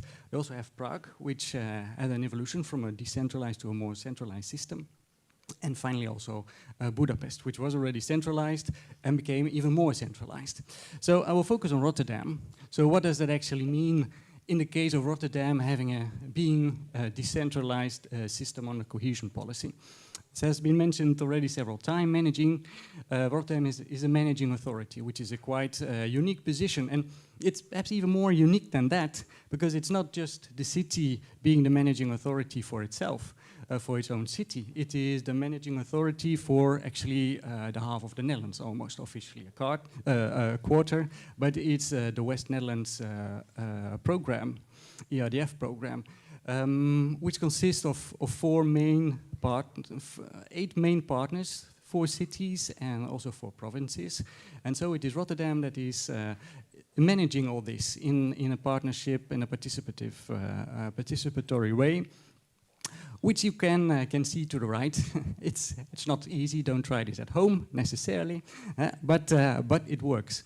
On top of that, Rotterdam also became an intermediate body for the 2 just transition plans in the current period. One of those who is within the boundaries, more or less, of the city of Rotterdam, but the other one is actually closer to Amsterdam. So also here it is Rotterdam who is the managing authority, or the intermediate body, and in the lead. But it's not only about cohesion policy that gives this decentralization. It's also about the support from the national government, actually. And just to name a few very specific things in the Netherlands, there is an urban envoy, which is actually a position within the ministry that was created in the run-up of the Pact of Amsterdam that gave us the urban agenda for the EU, where there is a person that actually can speak both for the national level, but also for cities in Europe. So a real sort of multi-level function in itself, which is also quite unique in Europe. Another thing that is important is that there's a multi-level working group really for position making on new Commission proposals. And also here, city representatives, or the Association of Dutch Municipalities, is a standard member. So here, cities and municipalities are at the table of these important discussions. And there's also a national EU knowledge center specifically dedicated to subnational government. So it has a website and other support. So there is a real structure set up. So what does this give as results? I think most of all, there is a program that is very relevant for cities, because Rotterdam was steering this. So it's not only city priorities, there is a focus on neighborhoods that is unique in this program in the Netherlands. But also, for example, all investments on innovation are also really focused towards city needs. It also gave room for experimentation. So Rotterdam has a ERDF and ESF urban ITI. It started this period an urban community-led local development. It's a one-stop shop. There are revolving funds. The latest one actually focused on social entrepreneurs. And Rotterdam sits at the table and can bring its experience to the national and European level. And on top of that, I think there is a clear flow, a spillover effect of these competencies to other parts of the city, which means that Rotterdam is actually also very capable in getting other projects. However, also in the Netherlands, there are challenges. So decentralization is not always consistent. Even in the Netherlands, it's a continuous fight. Some of the examples were especially the Recovery and Resilience Fund, which was very centralized. Some examples of this result were that, for example, there was a top-down decision to abandon the ERDF and ESF integration, even though the city itself thought that it was actually quite a good idea and working. Not only ERDF colleagues, but also ESF colleagues mentioned this. And our funding for Rotterdam, it is there, but the city did not have anything to say on the priorities, and actually there's a quite low visibility of the funds being spent in Rotterdam. Also, complex managing solutions are sometimes applied, not really needed, not really super efficient for the city, and there is a question of minimum level of funding that is needed. You can be managing authority, but if the funding is not there and you cannot make a meaningful program, sort of everything stops. So that's one of the challenges that they also continue to try to work with. Though these policy recommendations, they literally follow from these challenges. There are only 5 and they're interlinked, of course. So one recommendation is for the central level to really give time for cities, for have this policy integration to work on the ground. Evolve cities also actually always as a reflex in EU programs, not only once in a while, but there's actually an added value to do that always. And the reason to do that always is that, especially in the case of Rotterdam, it has proven that cities are very capable. I think Rotterdam is arguably the best or the most experienced and very capable managing authorities in the Netherlands. So not because it's a city that it couldn't do that. Use as much as possible also this existing capability that is there in Rotterdam and in other regions to make sure that this knowledge is also not lost. And keep EU funding also accessible to all these regions, because it was said before, if this goes to a too low level, you cannot really have a program, you cannot really have meaningful projects, but at the same time it would also mean perhaps a loss of sustainable urban development policy methodologies. Thank you very much, Martijn. Very, very interesting. Now we move to Hans from the city of Rotterdam. I mean, from your point of view, I mean, you've been experiencing 2 periods as managing authorities. What is the impact? 3. 3, well. What is the impact for you? Yeah, well, I think it's important to stress that we do this not on behalf of just ourselves, but it's a partnership of 4 cities and 4 regions. But at the same time, it's not just at the regional local level, it is also in close cooperation with the national government. So it's not that we operate in splendid isolation, but it's about multi-level governance from the beginning till the end. And obviously in that part is also the European Commission, because it's shared programming. So, I mean, it's not just we deciding, it's also the Commission that has to say something about that. And but that is one of the crucial parts of being a managing authority. You are able to directly negotiate with the Commission and discuss what is important. And as Ivan was saying, and then I'm coming back to the local level, Ivan was telling about the projects on the wrong side of the river. I think we would say it's on the right side of the river, even if it's the left bank. But there is where the challenges are and where we can make the best use of the European funding on those priorities. So, I mean, it helps you to do that as a managing authority. It also helps you to do that if unforeseen circumstances, so as, for instance, you have the RRF, and in the Netherlands, a lot of these elements, priorities we had in our programs were all of a sudden included in RRF, and the project promoters prefer to be fully funded by the RRF rather than have to do co-financing through ERDF. It means you have to reprogram. But it also means then you are on the spot and you can make sure that you do that in time and you identify what would be the other opportunities to focus at and not lose the overall focus of your program. So that is also a very important issue. And I think that is also a key for the future, that if we look into the debates, and of course we see all the time new people at the table who have not experienced the last program period. As I said, we already in our third mandate as managing authority.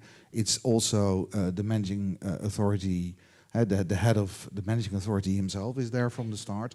So we know exactly what is going on, and that really helps in getting the best program possible and to also deliver the best results. We are already we have a small program relative. We have 200 million. We don't have 1.3 billion like Rome. But still, we are at 96% of commitment already. So, I mean, it shows that if you do this together and you bring all forces, local, regional, together, and you manage that properly, you can have a good program and reach also the necessary results. So I think that is the most important. And I gave 2 minutes of my time to Martijn. So if you want to cut now, it's also fine. Eh? Thank you very much. Thank you, Hans, for that. I mean, I'm always impressed when I read about Rotterdam and how you're using these funds and the impact that it has on the specific neighborhood that you've been targeting. It's quite interesting. Well, we moved to Prague, to Ludek, and well, Prague used to be a managing authority, and it's no longer a managing authority. So it would be very interesting to hear a bit about this evolution and what you've found out through this year of research. So please, the floor is yours. So Luděk Sikora, I'm a professor of social geography at Charles University in Prague. In my presentation, I'll focus on Prague and specifically on Prague metropolitan area, because we rarely do empirical studies of the metropolitan areas. First, I'll focus on the national framework for the cohesion policy. Nationally, we have 10 operational programs, all are managed from the national level. From these 10, 6 are extensively used by the local authorities at the city level and by the regional authorities. One of them is integrated regional operational program, which until 2013 had the managing authorities on the regional level, but since then, in the past 2 programming periods, it's nationally coordinated. And these operational programs fund all over the country tens of thousands of projects, most of them used by the local authorities. So we have a centralized framework, but the use is very localized. In the previous programming period, the City of Prague acted as a managing authority of operational program Prague Growth Pole of the Czech Republic. It has lost this role in the current planning period. In the previous planning period, it acted as a holder of the ITI for the Prague metropolitan area, and it's still acting as the holder of ATIs. The ATIs in the Czech Republic strengthened. They are seen as a tool for the decentralization of supporting the urban dimension. We have more ITIs than in the previous period, and more funding goes to the ITIs. So the country we can see as a centralized national framework with the ITI as the instrument for decentralization. But if you look on the finances, it's not as strong as we would imagine. Concern the governance of cohesion policy in Prague metropolitan area, the area as a whole has a 2.3 million population with 1.4 million, about 2/3 in the city of Prague. It has extremely fragmented governance. We have nearly 500 municipalities, each of them with the elected governments. Prague, the city in the center, is a local government, municipal government, at the same time a region. All the municipalities outside is another region. And Prague is also composed of 57 local government boroughs. There has been national reform which intended institutionalized metropolitan cooperation, but it failed, mostly due to the objections by the regional governments. There is quite important internal inequality in co-financing. Prague is more developed region, and 60% of finances has to go from the local and national resources. While this is not the case in the outside of Prague, where there is the transition region. And this creates some kind of the little tensions. There's weak alignment between city and regional strategies, because both city of Prague and the region have their own strategies and European cohesion policy objectives. We have the integrated strategy for ITI of Prague metropolitan area, but I have to say that it's specific tool to draw European funds. It helps very much for the metropolitan cooperation, so it extends the city and the regional agendas, but it's complementary to the strategies. Concerning funding, there's a large number of projects with wide spectrum of beneficiaries, and low proportion of finances goes to local and regional government beneficiaries. And this includes also the organization established by the city, region, local governments. In 2014-2020, in Prague metropolitan area, we had over 13,000 projects. Nearly half of them went to the local and regional government beneficiaries. But in terms of the finance, it was about 17%. This huge number includes a small beneficiaries, like schools, kindergartens, very small operations. So there's a huge decentralization of the use of the European funds. So from the 17% of funds, which goes to local regional governments and their established organizations, and these are the graphs on the right, a smaller number went to the integrated projects through the ITI. Major part went to the individual project submitted by the individual local governments or the local government organizations. So altogether, only 3% of all funds went through the ITI. If we take into account also the OP Prague growth pool managed by the city of Prague, it will be about 6-7% from the total. So the rest, 94%, that's the national operational programs directly going to the beneficiaries in the local place. In the current period, nearly 7,000 projects financed, half of the government beneficiaries, 27% of finance goes through the government beneficiaries, and of these, 8% from the total goes through the ITI. So 8% can be related to, let's say, city or in this case, metropolitan development strategies. The graphs in between, they show that there is quite disproportion in the funds per capita, so much, much larger in suburban areas. These three columns on the right, they are according to individual funds, ERDF, ESF, and Cohesion Fund in the suburbs, those on the left to the city. You can see the change that in the current period, there is much funding from the Cohesion Fund to the city of Prague. That's because there is not such high contribution from the local resources. If you look on the achievements, Czechia has well-functioning, effective structure of organization of European Union cohesion policy, so it's established. It has a functional organization structure for integrated planning in metropolitan area, for Prague metropolitan area. Prague uses skills and competencies which has acquired as managing authority to support beneficiaries in the city of Prague. And concerning challenges and policy recommendations which we formulated together, the city of Prague and Prague metropolitan area needs to make strategic planning more functional in terms of reflecting the priorities in the cohesion policy and traditionally strengthen the coordination between strategic and spatial planning. On the national level, more reflect the specific role of cities in the national operational program, sustain the established integrated instruments, and reform local government system to institutionalize metropolitan governance. Concerning the European Union, utilize the established integrated instruments, adjust parameters for cohesion policy, spending more developed regions, and decrease the large difference between more developed and transitional regions. If I could say something for the end as an expert of this study, I would very much emphasize that we need long-term and comprehensive evaluation of the use of the European programs and European funds in urban and metropolitan development. At the present time, we have the evaluation on the national level, little bit with some of the regional impacts, but it's mostly focused on the procedural aspect, not on the assessment of the territorial impact. This is missing, and this is what I would really emphasize. Thank you. Thank you very much, Ludek. A very, very important last message. I think you can count on Eurocity's support to push for that evidence-based approach. So hopefully we can work on that together. But Oldrich, I mean, from your point of view, I mean, you've been working in actually the delivery of these funds on the ground for quite some time. So it would be great to hear a bit, what are your reaction from what Ludek has just presented, and what is the impact for you of these funds for the city of Prague? From point of view of impact, the amount is quite short, let's say, and constrained with a lot of extra rules.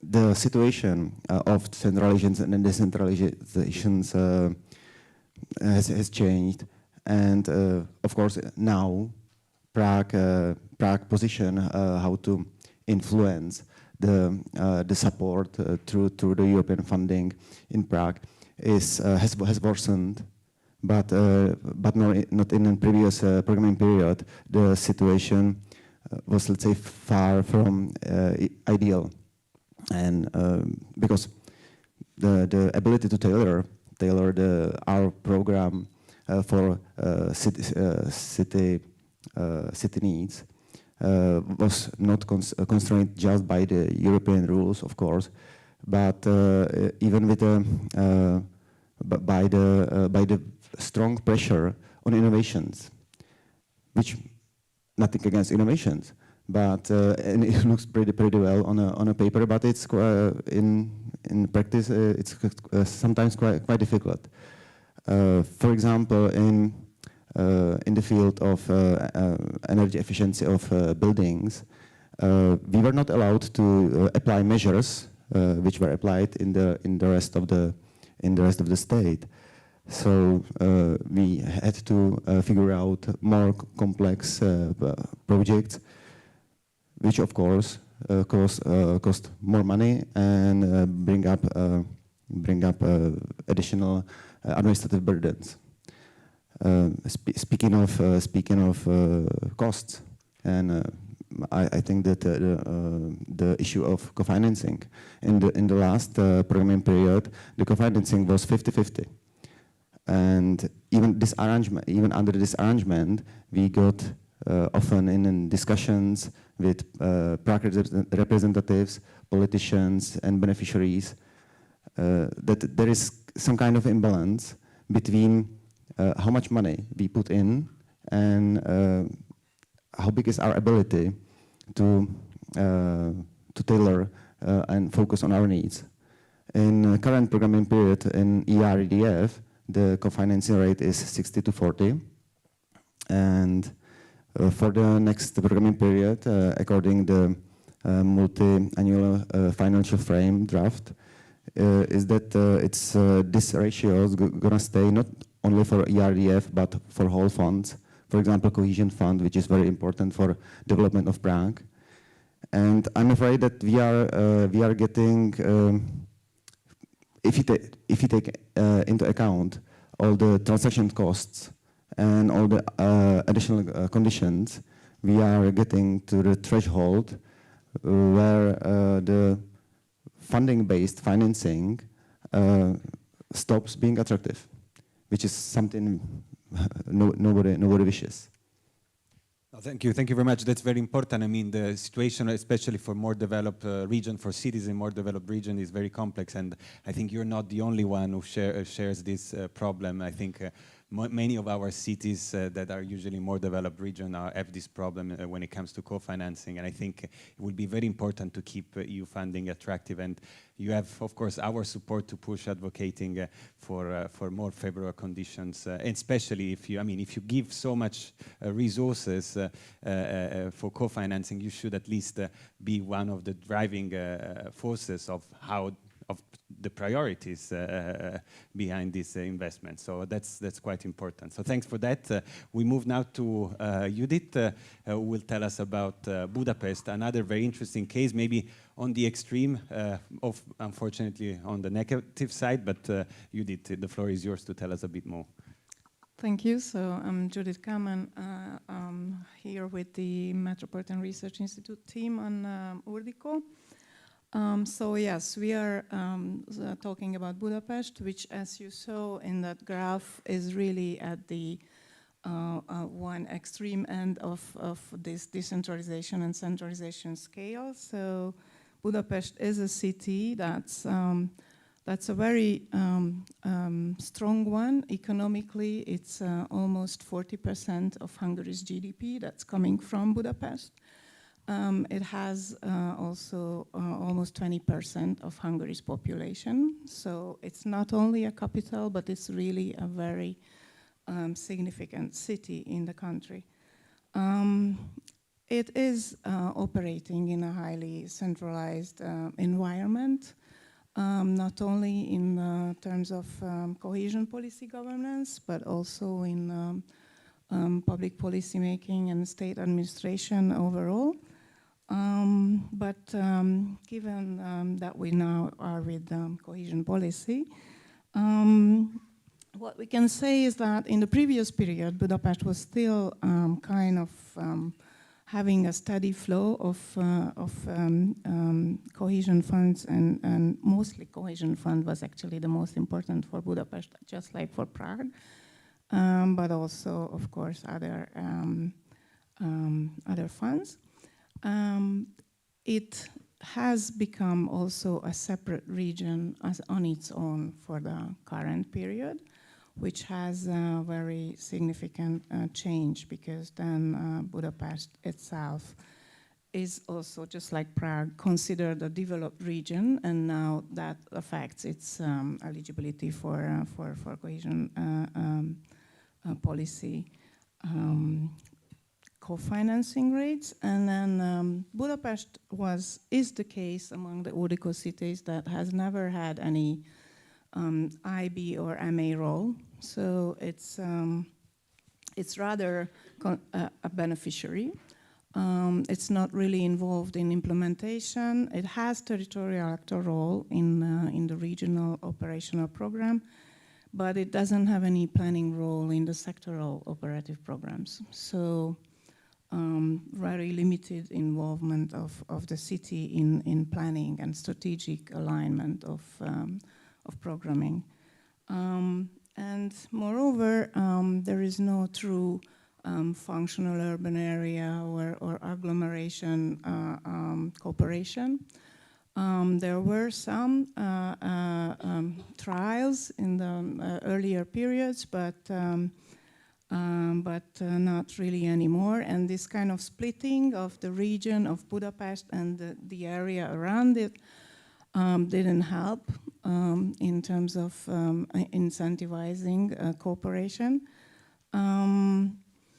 And what we should know is that most large projects that were done within the framework of cohesion policy were done by the companies owned by the municipality, because they were mostly transport or environment or some urban services related projects.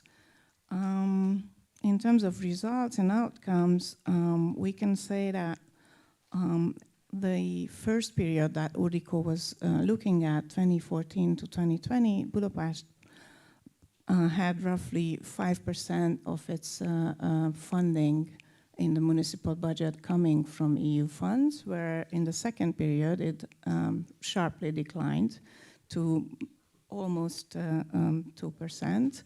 And that's even only the promised amount, because what happened in this current period is that not only are there is the suspension of EU funds for Hungary overall, which really negatively affected the access of Budapest to the funds, because it seems that due to the political tensions between the national level and the city, which is in opposition, these tensions also affected funds access somewhat. So even planned amounts and even planned calls and projects have been stalled. Only very few calls have been announced, and barely any projects have started actually for Budapest in this period.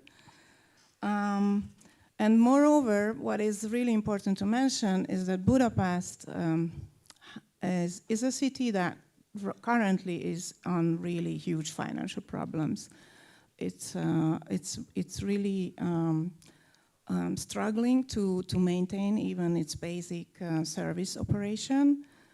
It's running on short-term loans, within-year kind of loans, and it's at the edge of bankruptcy every third month. So it's really the focus is now more on maintaining operations and trying to let the trams and metros run and have the salaries paid, and not so much on development projects.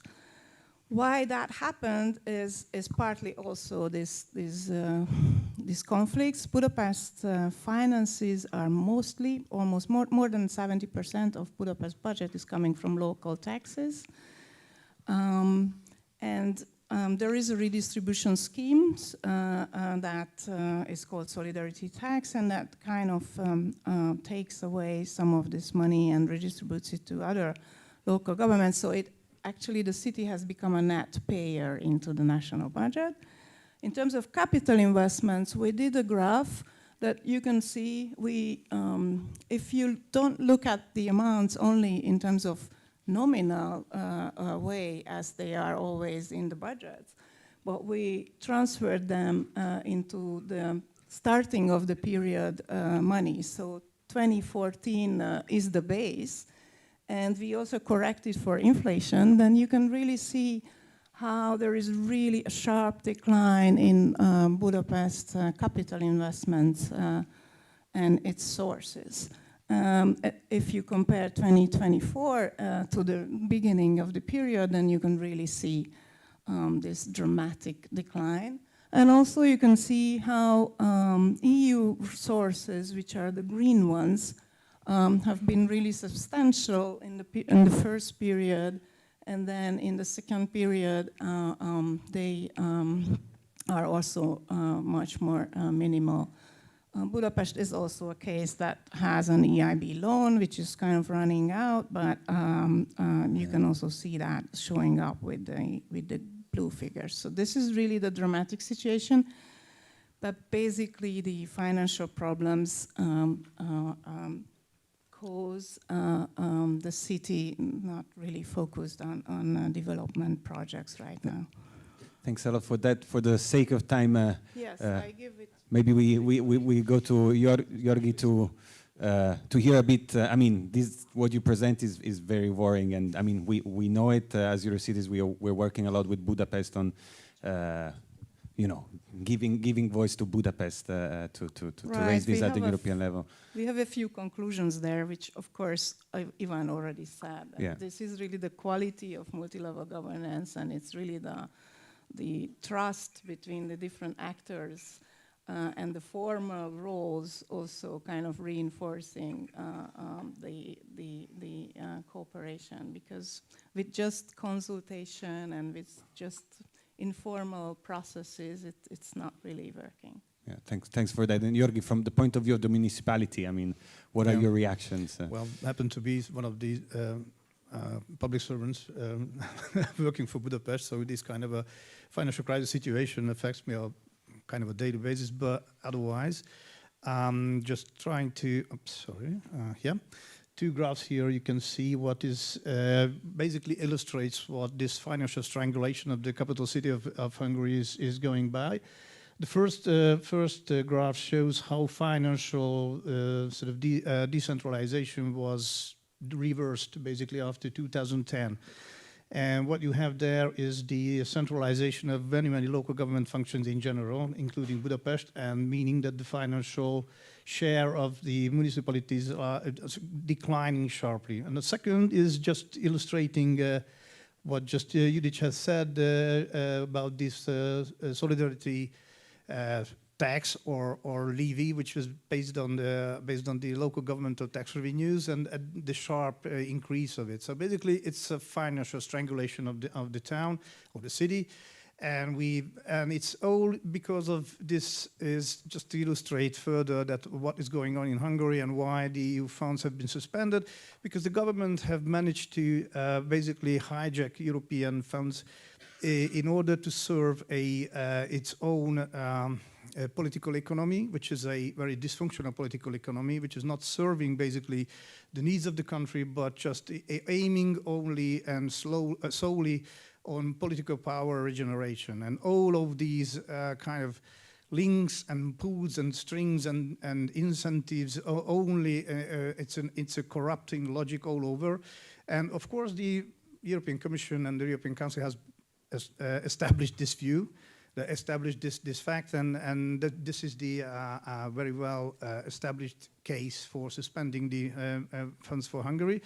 So this is the game. So it's a very dysfunctional, very malicious, very well sort of bad faith. It is like spending European money in bad faith, establishing an institutional system, and of course, it's like a theater, that everything is just okay. All the institutions there working like that. It's just like a play in a theater. The overall game is just to regenerate political power, and that was the issue, which was the Commission and the Council has just fed up with, and rightly so, I would say. Okay, this is the same graph you just showed, but I would like to turn to the challenges. We have like national level challenges, quite understandably. These are the challenges I've just selected out from the case study. So basically, it's in the papers of this project. So the too much centralization, the government system, and shrinking municipal fiscal autonomy. Oh yeah, one fun fact: previously, before 2010. The municipal finances has been defined as like decentralization without no, so it was decentralized, but it wasn't. The local governments never have a say or a real autonomy on that. Okay, the too much centralization, cohesion policy, just because this kind of ill-intended political economy of Hungary. And the functional urban area is not really applied. There's just there are no incentives for corporations of a regional or city level functional area, and partnership is only in nominal terms. So to say, it's written and it's like it looks like almost there, but it's not there really. Yeah. And the decision was made very well. Sort of, it wasn't when the ITI as a possibility has appeared on the horizon. It was from the governmental side. It was a very conscious decision, the decision not to apply ITI in Hungary. All of this because of this kind of ill-intended political economy what we have there. So because anything which is autonomous, anything which is out of governmental control is not envisaged as such as a necessary tool. It is just undermining this kind of political economy from their point of view, and that's why it is not intended to have an enforced level of national level institutions when you have, namely, there is a decentralized decision-making process, for example, in European funds, but at the very end, if you are looking at the functionality of it, it's highly centralized even then. So, well, the national level policy recommendations, just selected out from the study as well. Very briefly, as we are running out of time. Okay, yeah. So yeah, well, this is the, obviously these are the perspectives from national level, and also we have like policy recommendations on the EU level, but I think Benedek will talk about a little bit further on this. So overall, it's not a rosy picture. And but I would say that we are an extreme end of the centralizing case, and it's not so convenient to be in it.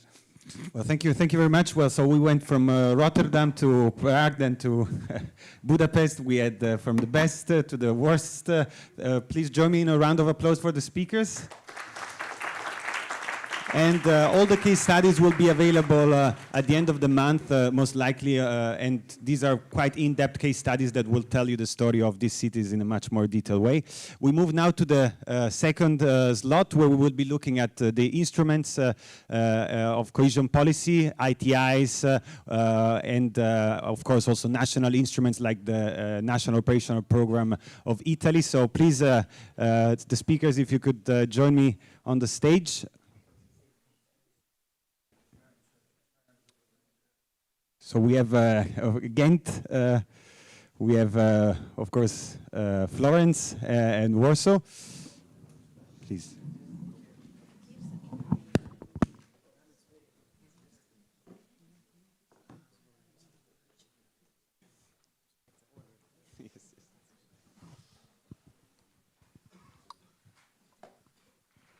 All right, so I guess no big introduction for this session. I mean, we're trying to understand how cities have, let's say, benefited from cohesion policy and how they've used the instruments like ITIs to actually deliver the investment. So we will start from Ghent. Tim, maybe you can start by telling us the story of Ghent. Okay, thank you. So I'll try to do this very concisely in 5 minutes, but just to give you an idea of what we discovered throughout looking into the Ghent case study. I have to say it was a pleasure to really dig deep into this case study and interact with a lot of different departments within the city to really try to understand some challenges within cohesion funding. So to just briefly, very briefly frame the institutional context. So Belgium is a federally organized country. Flanders does set the ERDF strategy. So this means that the Flemish Agency for Innovation and Entrepreneurship is the ERDF managing authority. It's very important to understand this, also to understand some of the critical reflections further on in this presentation. ESF funding is managed separately by the Department of Work and Social Economy. Ghent is the second biggest city of Flanders, so 270,000 inhabitants, so we're a pretty small city as compared to some of the other cases and examples here. And only since this programming period is there an joint urban ITI between Ghent and Antwerp, so the two biggest cities in the Flanders region.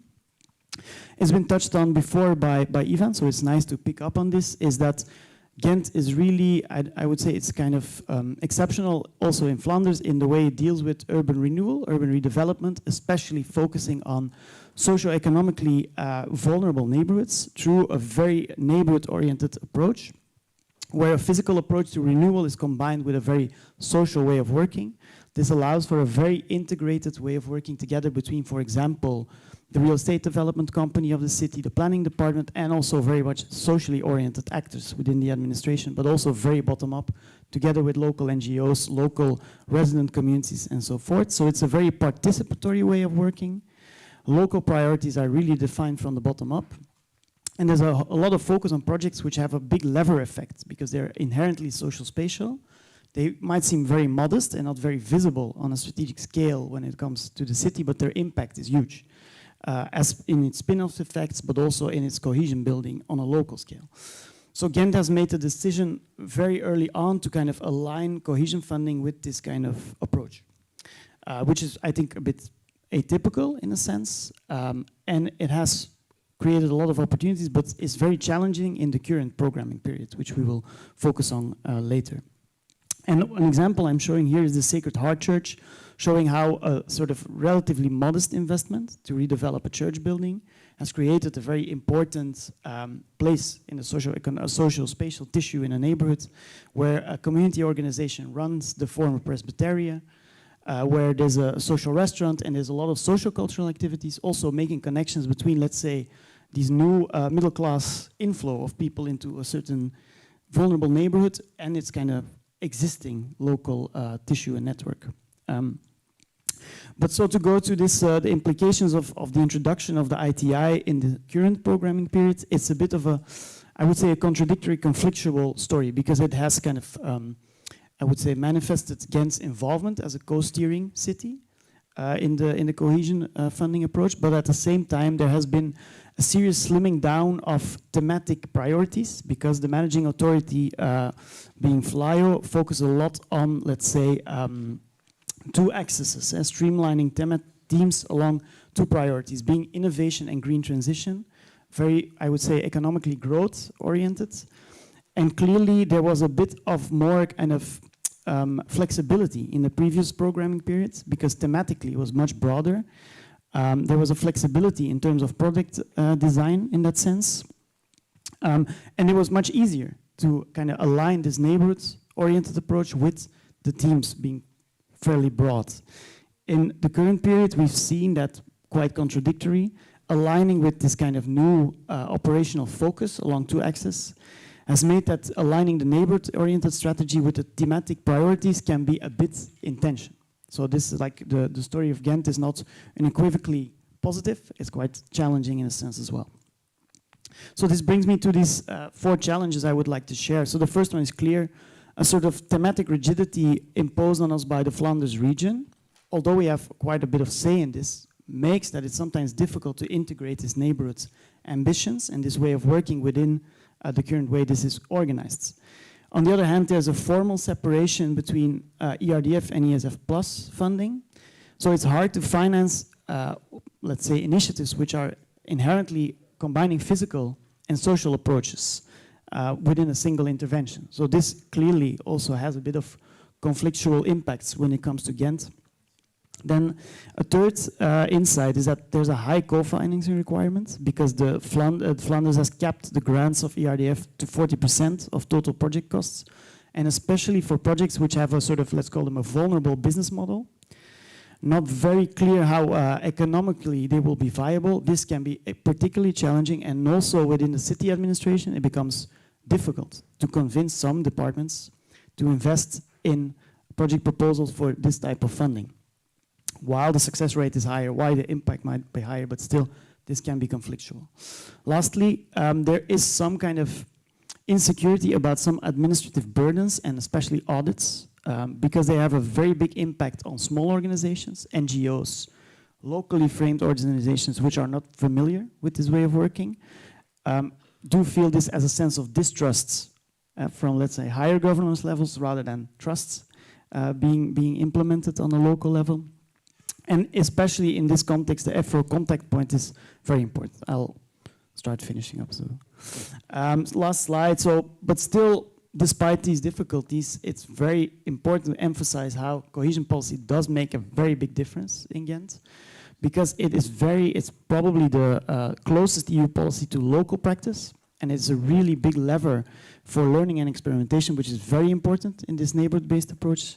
It can really help accelerate projects and push them to go a step further, to implement these innovations which would not be possible in another way, provide some very needed financial leverage, especially in these vulnerable projects, and also stimulate a sense of quality enhancement, because it becomes part of a sort of machinery, quality checks. This is very important to kind of really push for quality in some of these local projects. And to end up also with an example which has always also been touched upon, which is part of the Urban Innovative Actions project. It's called Ghent Knap Top. It means investing in the refurbishment of homes which are owned by vulnerable people by setting up a recurring fund, and setting up a vehicle like this. A recurring fund would be totally impossible within normal financial arrangements within the city.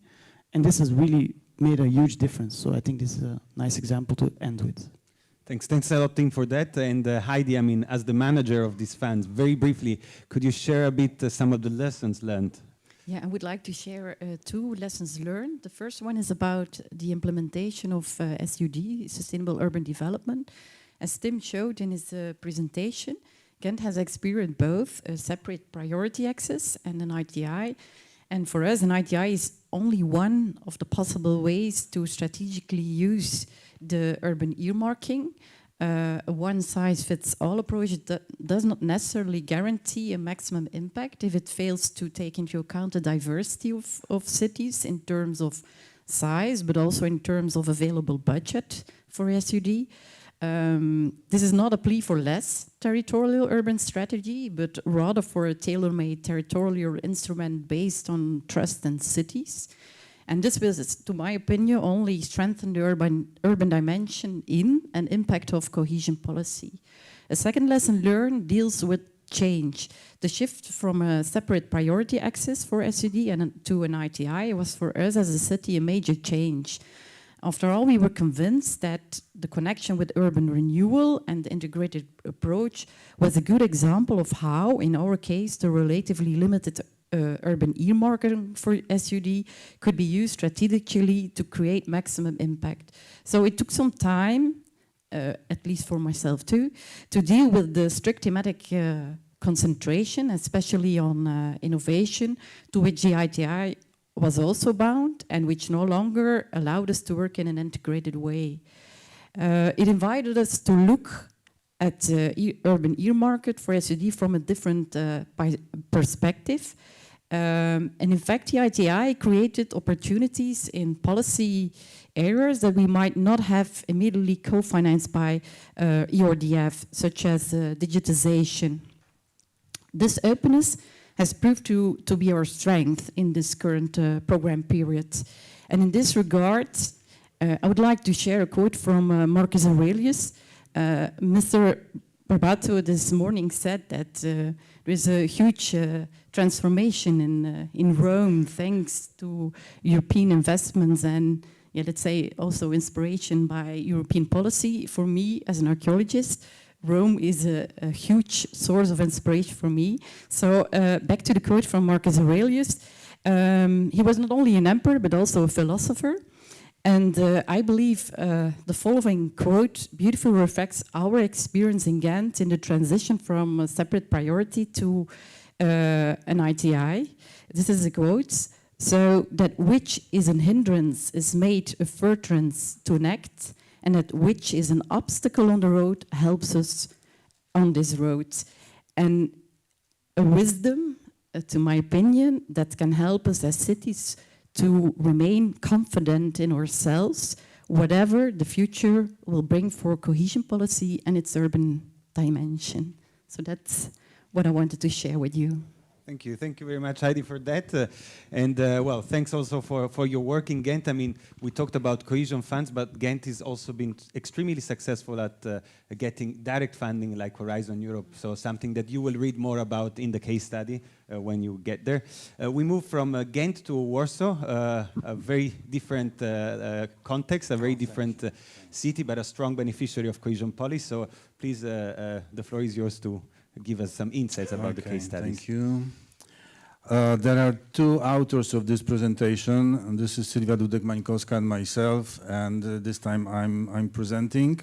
And we are both coming from the Urban Research Laboratory at the University of Warsaw, Poland. Format of this session reminds me speed dating. And sometimes I think that I'm too old for this, but I will try, to 5 minutes. Okay, I'm going to show you slides. These slides, I think they speak for themselves. So I'm showing, you are reading, I'm commenting. So it will be in this format of speed dating. Warsaw metropolis consists of city of Warsaw and urban functional area. Our ITI, I think, can be treated as an example that there is that is possible to treat it as a governance instrument. Why? Because it has created a very useful operational space, and municipalities they have found themselves very well together with Warsaw. The very important thing that happened during these two periods covered by our study was that the area expanded. In the first period, we had 40 municipalities, including Warsaw. In the second period, we have 70, including Warsaw. So it was 70 local governments at municipal level plus 9 counties. Why ITI matters? Matters because our Warsaw Metropolis is a very interesting example because this is integrated functional area, but then it's divided institutionally because we don't have metropolitan government. And in fact, you know, this ITI and cooperation, it was like a big experiment, especially during the first period. The first period can be treated, Pavel will develop it later, but can be treated as a learning period. Warsaw still serves as a capacity hub. Warsaw Metropolis Association is extremely important partner, so these actors are very active on this scene. We have also Metropolitan Council. It's like a body, advisory body supporting Warsaw Metropolis. At the end, I listed strategic tools, sustainable urban mobility plan and development strategy. There are two key documents prepared together by the association. There are, of course, limitations of ITI as a policy instruments.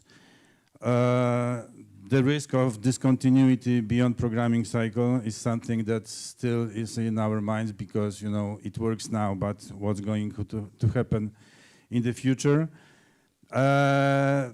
There is also weak integration between special planning and investments, but there are some issues that cannot be resolved or they cannot be fixed by ITI, by reforms. It depends on many other, it's a very complicated issue, let's put it this way, diplomatically. Key changes needed, you see it listed on the right side.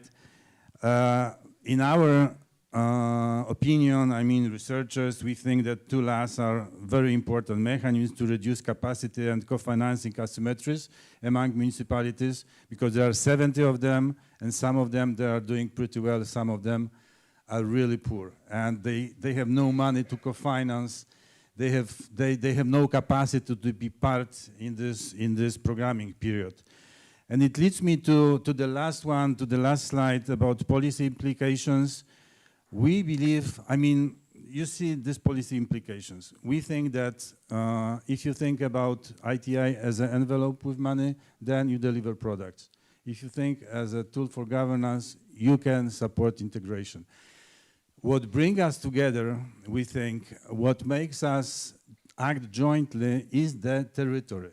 What divides us are approaches, ideas, concepts, etc. And of course, division of power, and then influence over, you know, how we have the whole system structured. So this is one of our, I think, pretty important conclusions from this study. The second one is that very often we talk about cities, they should be involved from the very beginning. They should be creators. And for us, we should not only use this technical language because I think that cities can be also treated as theaters when these European ambitions, they either come to life or fade in the paperwork.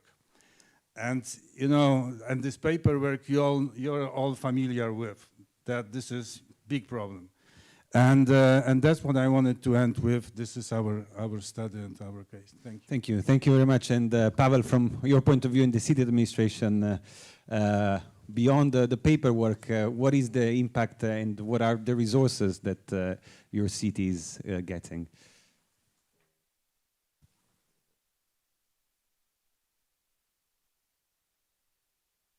We're slowly getting there.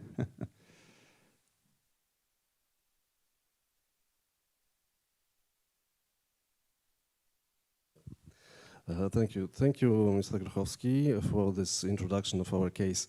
To complement the address of Mr. Grochowski, I would like to familiarize you with a little bit with the steps that we had to undertake to get it all triggered from the 2014, starting even earlier in 2013.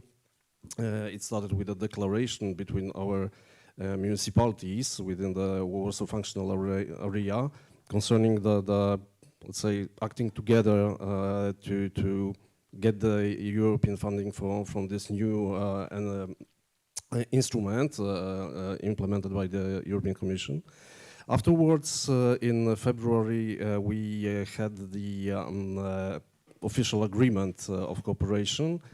And in summer 2015, after talks with our managing authority on the regional level, we got the role of the intermediate body of the ITIs. So it was the first time in the history that City of Warsaw was put on that level of the, let's say, managing of the money, responsible not only as a beneficiary, but as well for the, let's say, coordination of the implementation of quite a huge amount of money. Afterwards, we had to implement the strategy of the ITIs in 2015, where it was adopted by the authorities of the municipalities. And afterwards, in late autumn the same year, we got the positive assessment of the ministry for our strategy. And the first calls were launched in January 2016. So it took a little time to get the first steps in this type of the instrument, as it was historically absent previously in our history of getting the EU money. What about the amount and the approach initially in the first programming period? We had, like it was said, 40 municipalities there, and the amount of a little less than 165 million euros combined between the ERDF and DSF. So we took the possibility to benefit from combining those two sources. And what can be a little bit, let's say, not very common, we had the larger amount for the complementary projects from the Cohesion Fund, from the national operational program. So it was the approach, thanks to the approach of the governmental side, that we had these, let's say, occasion to get our ITIs quite complex from the three sources of funding. What about the next programming period, 21-27? We got a little less money from the regional program, that is nowadays 135 million around euros. But for the second time in a row, we are using the ERDF and DSF. And it constitutes a smaller part of the all money for the Warsaw Capital Region, constituting of 70 municipalities. That is provided for the whole programming period from all the programs. And additionally, we had as well, a second time in a row, the possibility to use Cohesion Fund. But as in the previous period, it was generally for the projects solely in the city limits. So it is that's why it is a kind of complex project, but not outside the city limits. And it mainly concerns the effective emission public transport system within the national program. So what are the main differences between two programming periods? Of course, the area and the number of inhabitants. But this time, as previously, we had the cooperation on the ITI on the basis of the civil law agreement. This time, we had to use the Warsaw Metropolis Association, the formal, let's say, body, to be involved into the preparation of the documents needed for the ITIs. Previously, we had the role of the IB, and nowadays we don't have the role of the IB for the IT's implementation due to some circumstances that I would not address them here. But previously, we had to prepare only one document, ITI strategy. Nowadays, we had three. ITI strategy, development strategy of the metropolis, and some sustainable urban mobility plan. It was the basis on the national, let's say, law and decisions from the previous government. But what is the most striking here, we had a really huge drop of the co-financing level, as we are constituting the better developed region, only better developed region in Poland. We had 30 percentage points less co-financing, which really creates a problem especially among the less developed let's say, less developed municipalities within the better developed regions. It's quite complex, but you can imagine that if we have 70 municipalities, on which of them, let's say, roughly a half is rural municipalities, it is really a huge problem and a challenge for them to prepare proper projects with such level of co-financing. Thanks for that, Pavel. And we move from Warsaw to Florence. We heard already a bit about the Italian operational program for metropolitan cities, but Erblin, maybe you can tell us a bit more from the point of view also of Florence. Sì, ci provo. Mi sentite, vero? Sì. Yes, I'll try.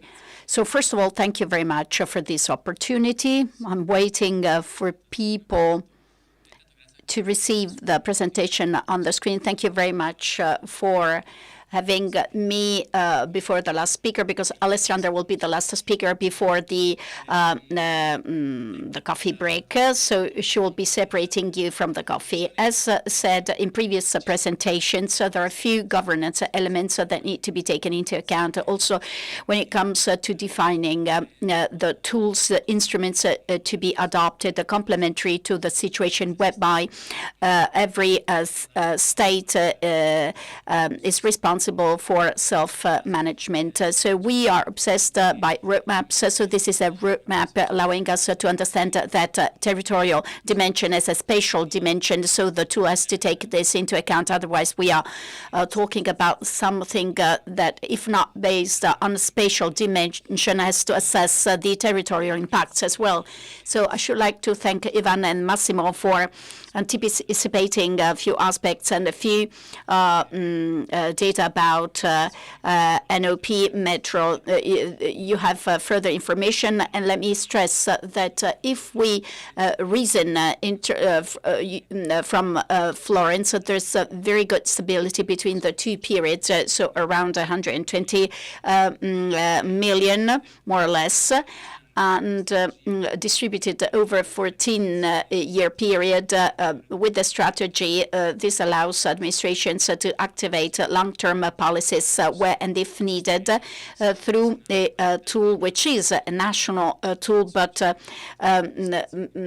allows priorities and projects to be selected according to the priorities. And this seems to be quite good. What are the major characteristics? It promotes urban development with metropolitan impact, place-based, and this is added value. It involves as a function of the period taken into account 14 metropolitan cities in Italy, or if we consider the period 21-27, also medium-sized southern cities are involved. So several needs of the territories are represented. So these are not just the best cities, but also cities that do need support, considering the different responsibilities that these cities have to prove in terms of administrative capacities. So we are not so naive as to say that all cities can act the same, because the situations vary from one city to another, so we need to be realistic. Governance is all too important.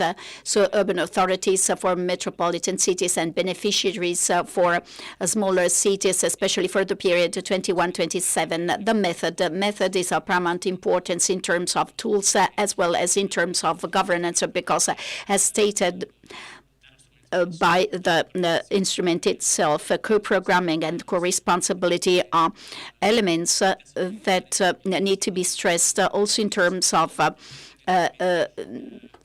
catering for the need to extend these experiences for the next programming period. What are the advantages? So these advantages have been estimated by those observing the tools to provide information not just to the Italian but also the European community. So what are the advantages? An explicit urban dimension, also in terms of metropolitan areas, shared responsibility, and also work in terms of cooperation, and the important role of conceptualizing the tool, and when it comes to defining the priorities for every single city, when this is allowed for by the tool, then flexibility in terms of capability of representing the local needs and the national priorities. So this is a central element, but with good permeability in terms of local needs.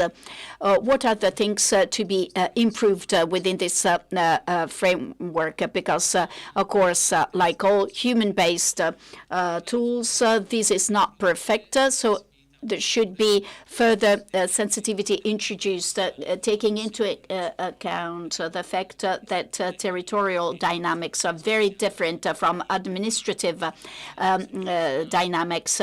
So a functional dimension should be added. We need to understand when and how, but we can organize another workshop on this.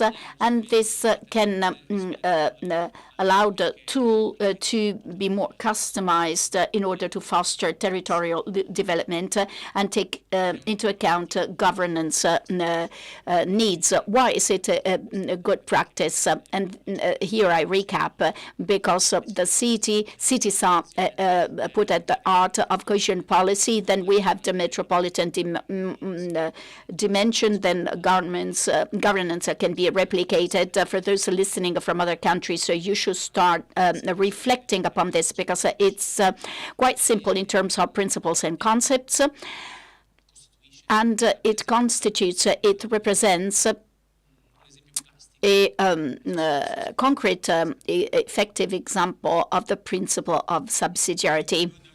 Sandra, maybe point of view of the manager of these funds, what can we still say and what can we learn? I mean, there are actually delegations around Europe that are thinking about coming to Italy to learn about this case study. Delegation from France.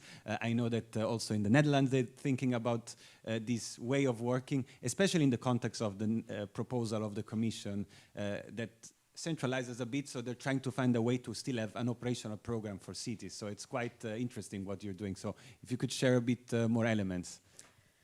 Grazie Pietro. Thank you very much.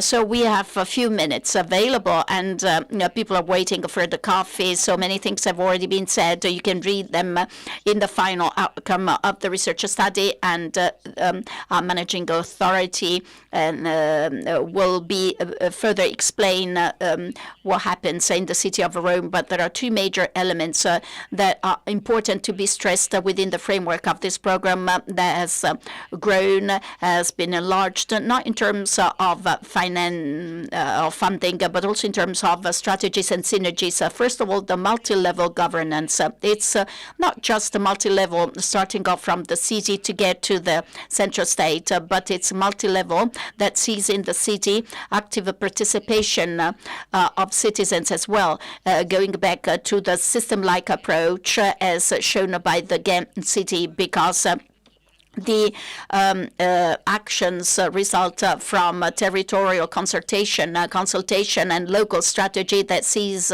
in European outcomes and targets something fully shared at national level, and this helps the state to cater for European targets and objectives also on the level of cities. It's a multi-level governance that sees in a tool within the program of multi-funds an opportunity to respond to the needs of infrastructures and services, because this was an obstacle that has not been seen quite often. So managing of structures and systems that are carried out, especially when we address social structures, should go hand in hand with the opportunity of being able to managing at best the infrastructures developed. So we have to take into account this approach, and this allows better impact by final users, the end users being the citizens.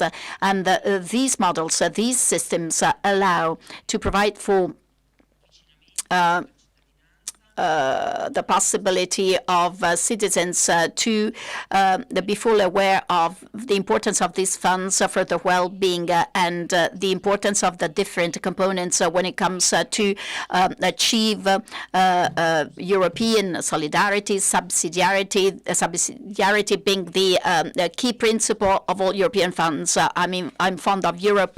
I graduated at the European University, and I'm favor of well-balanced work. The best results are those that can be assessed in terms of impact. So what happened under the previous programming period has allowed us to set new challenging objectives for the new programming period, and I hope they will be even more challenging for the next programming period. We are very much waiting for them, but these examples are of paramount importance. Applause for all the speakers.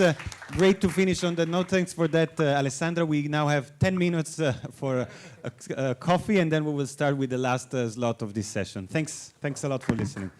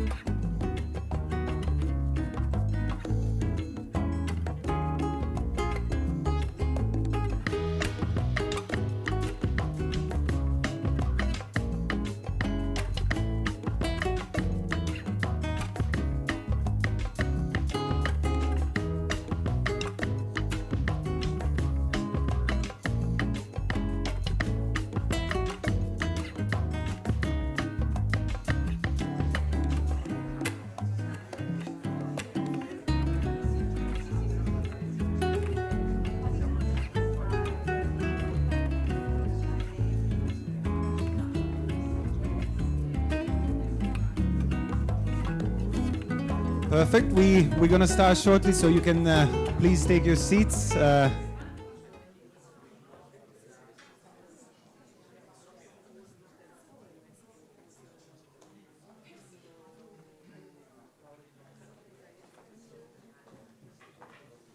right. I hope the coffee was refreshing, and we will start with the last slot on administrative capacity. Very important topic. All right. So we started, well, we already had 6 case studies, and in this last slot, we will focus on the topic of administrative capacity. So basically, how are cities using cohesion policy to strengthen their administrative capacity, and this is, of course, mostly about their administrative capacity in terms of spending these resources effectively. And we're lucky to have 2 very interesting case studies. We have, of course, Strasbourg, and we also have Valencia. And so for the Strasbourg case study, we actually have Professor Christophe Demazier joining us online. So I don't know if Christophe is already with us and we can have him on the screen. Good to see you. I see you very well. I don't know if you want to check for the sound, Christophe. Hello, Pietro. Very Hello, good. everybody. Very good. Great to see you. We're just getting started here, and as I was saying, we will be looking at the case study of Strasbourg and Valencia to understand a bit what are some of hopefully good practices from those cities in terms of using cohesion fund to build administrative capacity, but also what are hopefully also some of the challenges that these cities face in terms of using the existing resources they have to manage these complex funds. I mean, we already discussed quite a bit the complexity of programming these funds, so it will be quite important to understand how cities can be supported in managing these funds. And of course, it's also about understanding how we can learn from experience, and of course it's not the first programming period that these cities are managing this fund. So we will hear from that, and Christophe, you have 5 minutes to present the case study of Strasbourg, and in your case study you're also looking more broadly at the French context. So I give you the floor, and we will then hear from colleagues from Strasbourg and France Urban. Okay, thank you, Pietro, and I'm sorry I can't be with you today. So to present the results of the study on Strasbourg, I will address 2 questions.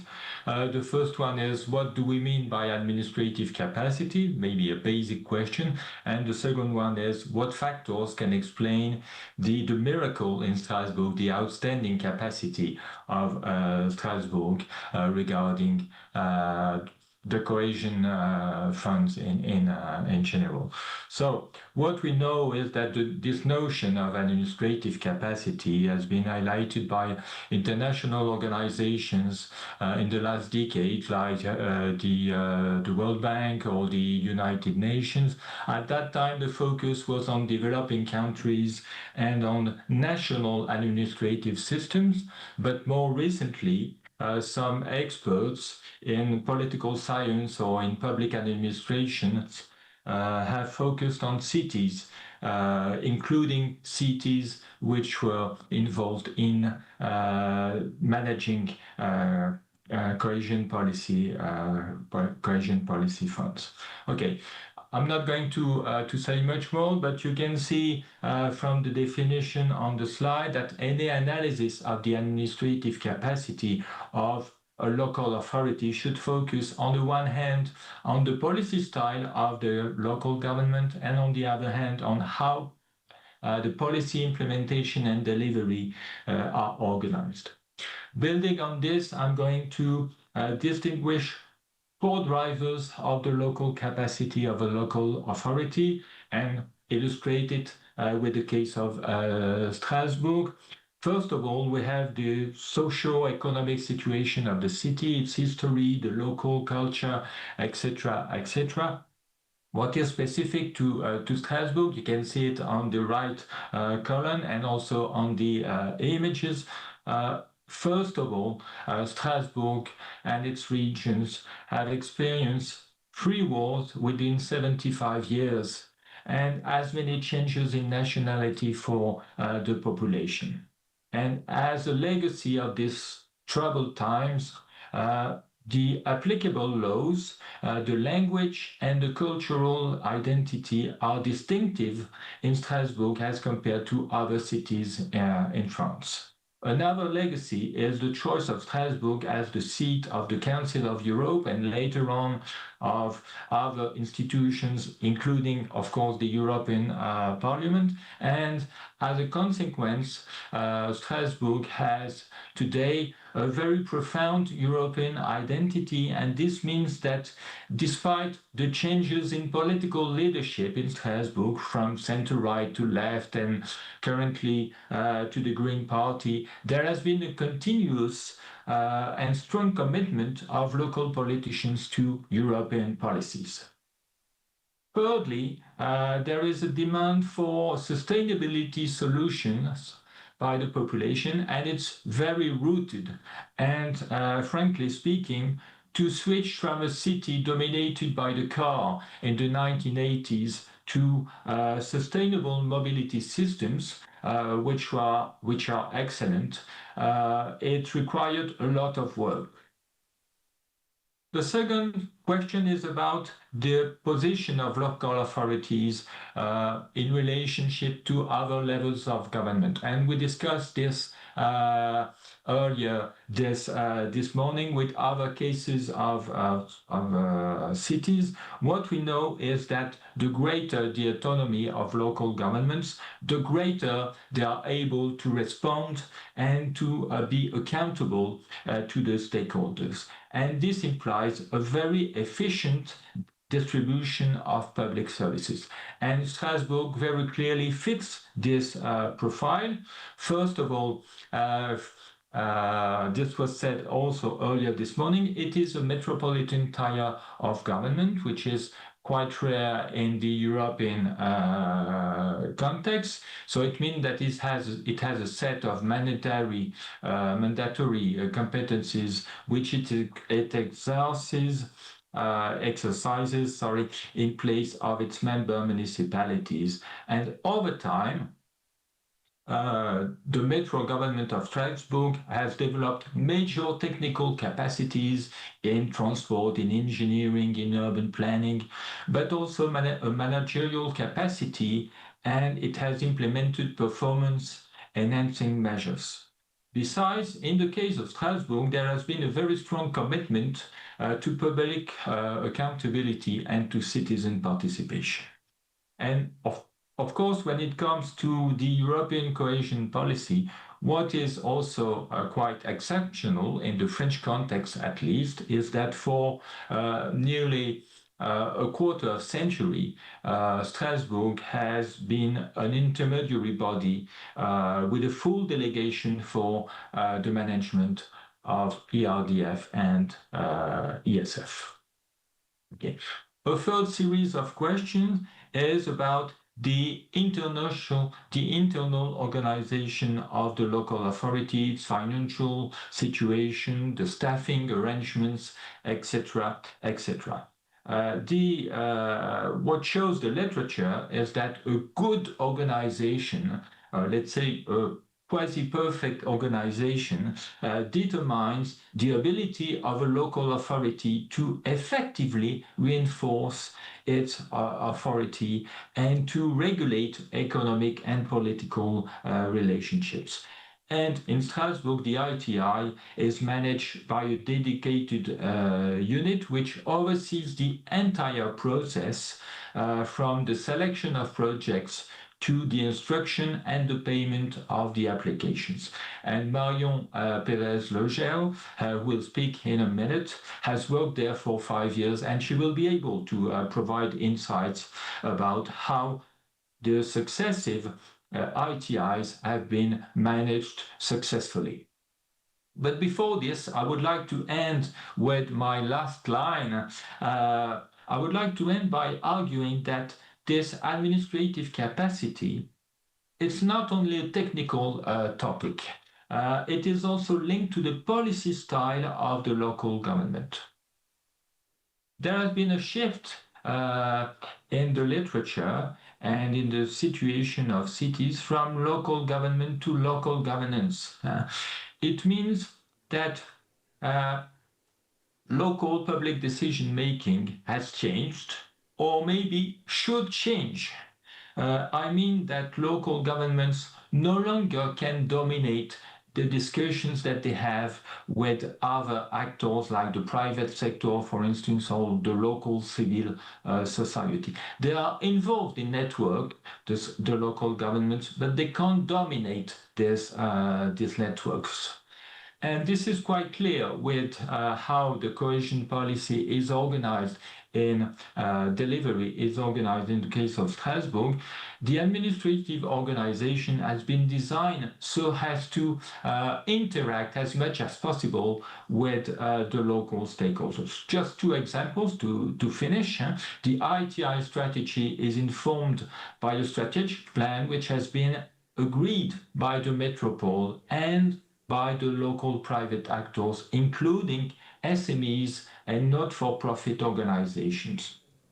And on the other hand, governance is also at play, in my view, when the political leaders of Strasbourg Thank you, Christophe. If you could have chosen not to direct the EU funding towards their own investments, but to target the projects which are brought by the local actors. And the Metro has redistributed more than 99% of the RDF funds to SMEs, to NGOs, and to other stakeholders. This is quite uncommon, at least in the context. Thank you, Christophe, for that. If you could, yeah. Delphine Baudin will speak about it in a minute. So, yeah, really, there is a miracle in Strasbourg.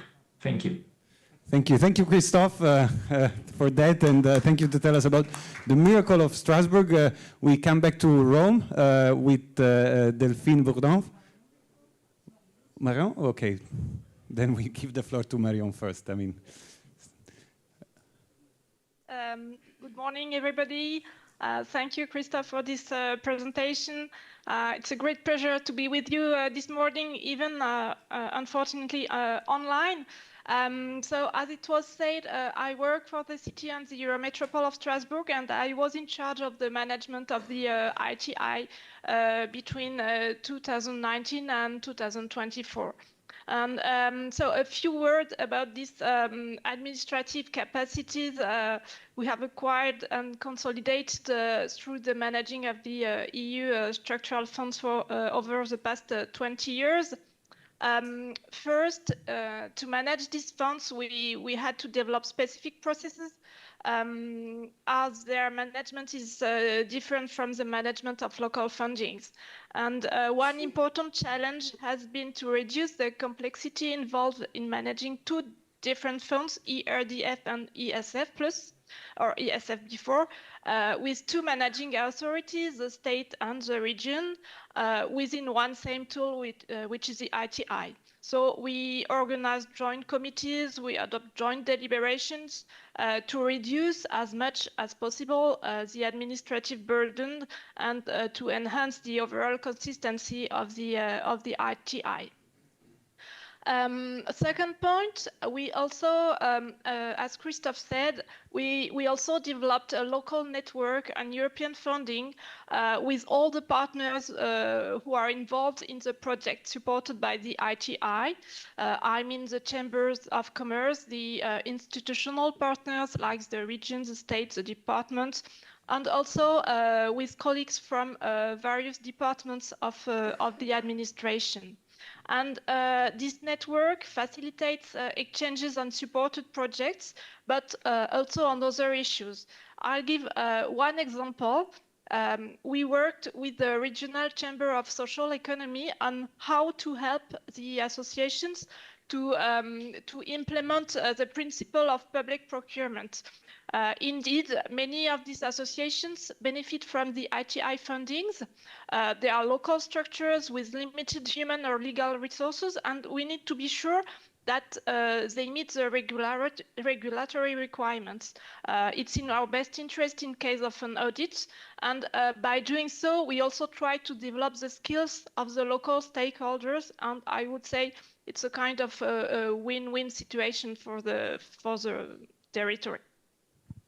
The management of the ITI has also enabled us to develop strong legal and financial skills.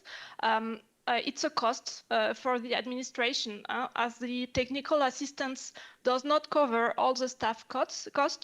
The technical assistance represents for ERDF 3% of the total amount of the funding, and we consider that it covers around 25% of the staff costs. However, it remains beneficial as it allowed us to convert strong skills in state aids or public procurement issues, but also in obtaining and managing fundings, other fundings, national or mainly national fundings.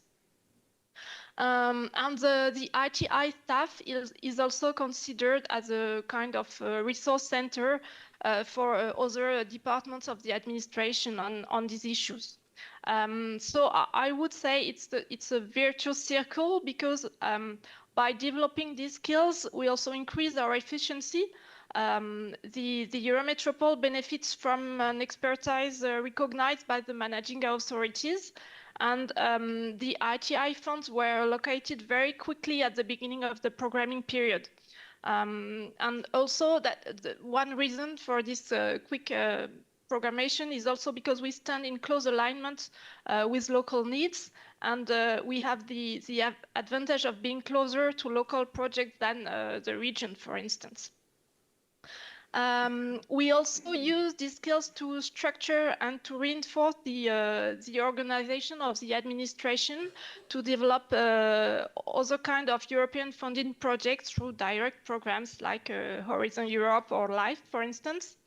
Over the past few years, we have developed several sustainable development projects, as sustainable development and ecology are the core of the political roadmap of the current administration. And as an example, the city benefited from 2.3 million euros from the Elena facility, and this enabled us to create 14 jobs dedicated to energy renovation of public buildings. And quite recently, a specific position has been created dedicated to the management of European funding. And this colleague now helps to harmonize internal processes. He supports also the development of European projects by providing shared tools, by sharing good practices, and ensuring the overall coordination. To conclude very briefly, I would like to insist on one point, on the fact that our technical capacity, this expertise, is not really a miracle, because it came about gradually, and I would like to stress the importance of the stability of the context. Our main advantage, I think, is 20 years of uninterrupted management, which allowed us to retain and to capitalize on the experience we have gained, adapting when it was necessary, but without disruption.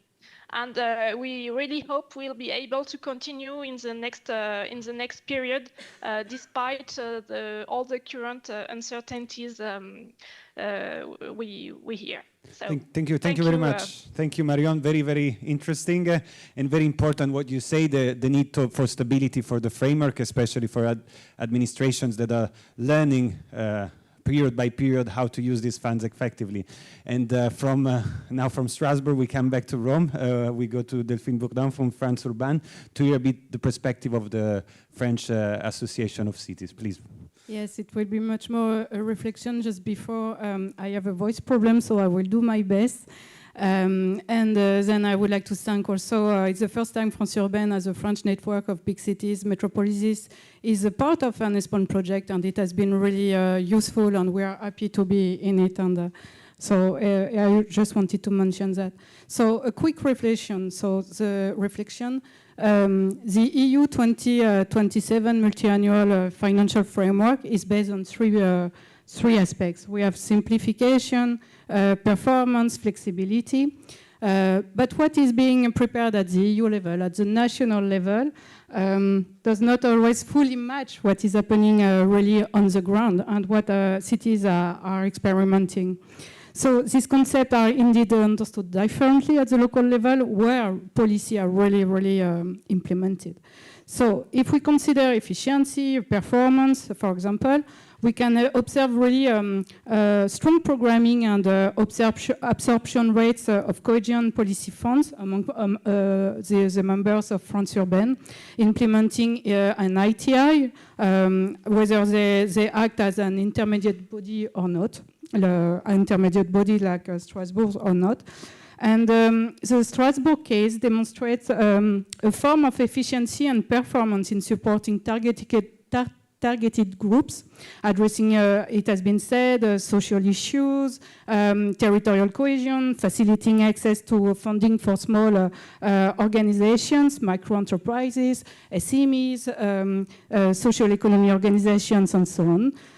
Which do not have this administrative capacity to develop projects without support. So this is also what we can call performance and efficiency at the local level. And indeed, for us, cohesion policy must not become, well, how to say that, a policy focused solely on large-scale and macro projects in order to demonstrate performance and efficiency. This is also, this also raises the issue of relationship, I think it has been mentioned earlier, between Europe and its territories. We need to pay attention to the European project that is emerging, that is coming, to avoid distancing it from EU citizens. Cities play a role in ensuring this proximity between the EU territories and their stakeholders. And to be performant also, there is also a need to secure and preserve the investment capacity of local authorities, which in turn will support the development of their administrative capacity. So this is a virtual circle. And integrated territorial investment, ITI, is an effective tool to remain close to territorial stakeholders and to identify projects at local levels, it has been said. And the Strasbourg case is an exception, it has been said also, with its ITI in France until the 2021 and 2027 period, as being an intermediate body with a full delegation for ERDF, SF, from project assessment to payment. And it is now joined by Mulhouse.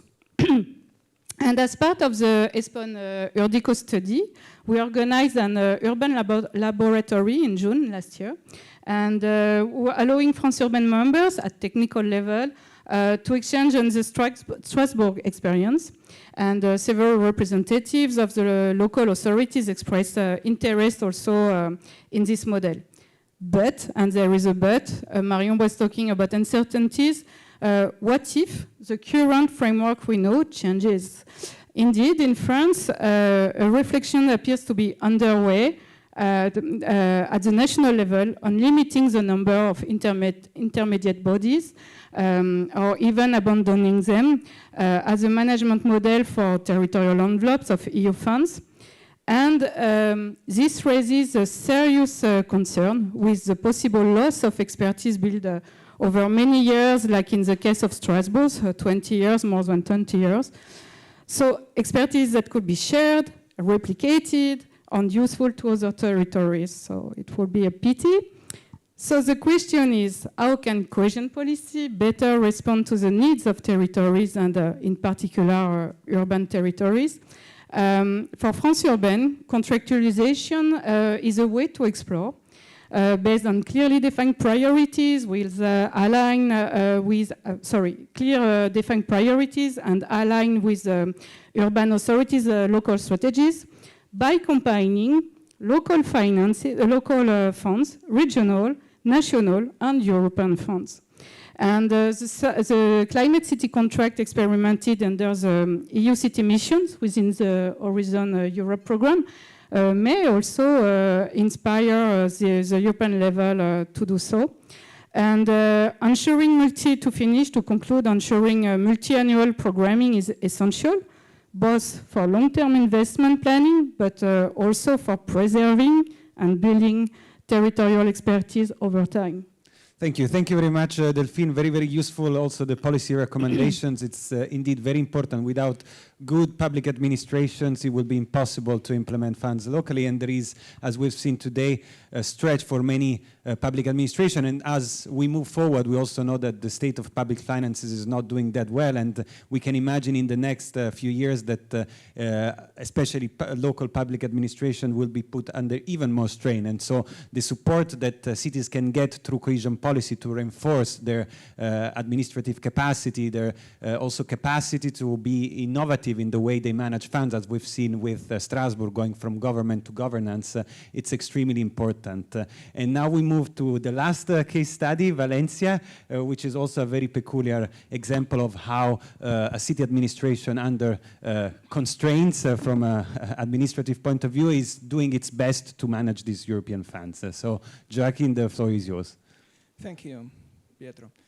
Well, I am to talk about the Valencia city in Spain. It's a medium city. The third level or third city in Spain is more or less 800,000 people, and a metropolitan area from about 1.5 million people in the Middle East coast of Spain.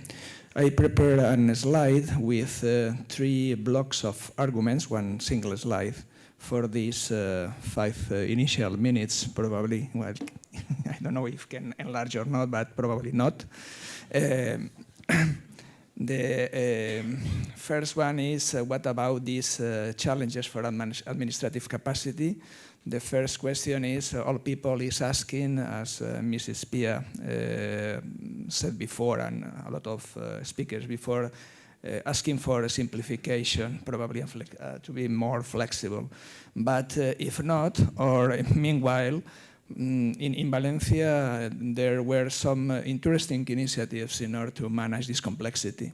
And this was a kind of learning by doing, mainly focusing on the integrated sustainable urban development strategy of El Cabanyal neighborhood, and a special unit for managing this budget was created in 2018, that afterwards was converted in an official department within the structural organization of the City Hall, called EU Project Services in 2020. In fact, it was a very interesting innovation because it was the political decisions in order to make a well-organized strategy in order to how to manage, how to apply, how to coordinate units and so on, departments within the City Hall. The second innovation, I think, that is very important is this achievement in improving local integrated strategic planning in order to apply for funding, but not also for that, not only for that, because also in this case it's important to know how we can or how the city can to play a more coordinated strategic vision for the city. And in this sense, interesting Valencia 2030 strategy was developed and organized in several missions. This was also an interesting initiative from the city good point of view. Not so positive is the question of staff. Yeah, I don't know how to after this project. And there are several ways in order to overcome this bottleneck. But we found 2 possibilities that are not exactly good solutions for forever or for everyone. The first thing is we can make some externalization to city foundations, as Las Naves or Valencia Oficina del Clima. Yes. And in fact, it's very useful because autonomous entities, depending on the city hall, that can apply for direct management projects, Life, Horizon, Interreg, so on, and to contract people in order to develop the proposals. But it's only temporal people in order to make projects that are not really investments in the city. It's only spin-offs in order to generate idea. Yeah? And the second, more operative way is to delegate this need of staff trained people in the regional government. In fact, the Valencian autonomous government was trying to provide people in the central regional government in the finance departments, and also through the functional service in order to provide support to the municipalities. Anyway, these two initiatives were a kind of failure because not all people is interested in working in a department for other cities or for other services. So I don't know how is the better solution. Probably Massimo, I think, was talking about the possibility from the municipalities association at provincial level. I don't know if it could be an interesting way to follow. Second block of arguments. This is a very challenging one. This is the co-financing and financial audit gaps. For co-financing, in Valencia at least, was not really a problem to have money enough in order to apply for co-financing. The question was how you can have this money in the municipal budget according to the specific temporal rules in order to be ready to justify what is requested in due time. Yeah? So this is the problem, because there are important differences, and some people also was talking about long-term EU programs and projects, long time, and in face of annual city budgets approval that at least in Spain are more, this is a very strong control from the Ministry of Finance in Spain in this financial Spanish law. So that means that the local authorities should imagine alternative ways in order to have the possibility to act with these funds in specific projects. Probably most important to be financed and justified in time that really needed or really expected or really brilliant for the future of the city sometimes, because probably it's difficult to have the possibility to have this total amount of money to be expended and to be justified just in time. Some solutions have been provided in this kind of mega packages in the accounting system in order to provide the possibility some parts of the budget could be changed within a same package from a budgetary point of view. Two more problems, disjointed procedures from the EU and the financial Spanish law. That means duplication, bureaucratic double or triple work for people working at the university, at the city hall, sorry, and several internal departments that are asking for part of the budget in order to be spent in different timing. And the solution is a common software in order to make easier this procedure. At least at the Spanish level is solved. It's more difficult to try to find solutions between the both Spanish and EU level. And the other interesting way is this the direct applying for if you could move to the last point, that'd be great. Yeah. So, and it's important this last point, this local finances under suspicion or lack of trust, my colleague from Ghent says. So if there is an anti-fraud control, a Minerva software, depending on the ministry, why the responsible of the budget in the city was asking why we have to provide additional control, monitoring, and so on. Please let us know a kind of more freedom in order to decide about how we can apply with that. Another problem is if needed some solution. Very quickly, we agree. Yes, I know. This is the problem to be the last one, but and this kind of no direct interlocution between city and European level. This is the one of them. And final, very quick, Pietro. Standing menaces today in Valencia, I think in other countries also and other cities go through. No coordination enough within the city level, between the departments, between the city functional areas and metropolitan areas, and multi-level governance is still. That doesn't mean that we have not fora or mechanism in order to provide this coordination. In fact, legally or normatively, they exist. They already are available. But people is not more comfortable from the city, from the regional government, from the national government, probably is not so comfortable to use them, but it could be improved. That is very important for me. Planning departments and units are not very influent in front of the budget ones and decision makers at all levels. So we are the little brother, yeah, the small brother in this sense. And finally, and probably today is a good example of that, political cycle divide is menacing technicians, decision maker relationships on also long-term goals. Thank you very much. A round of applause for the speakers, and we now move to the last high-level panel.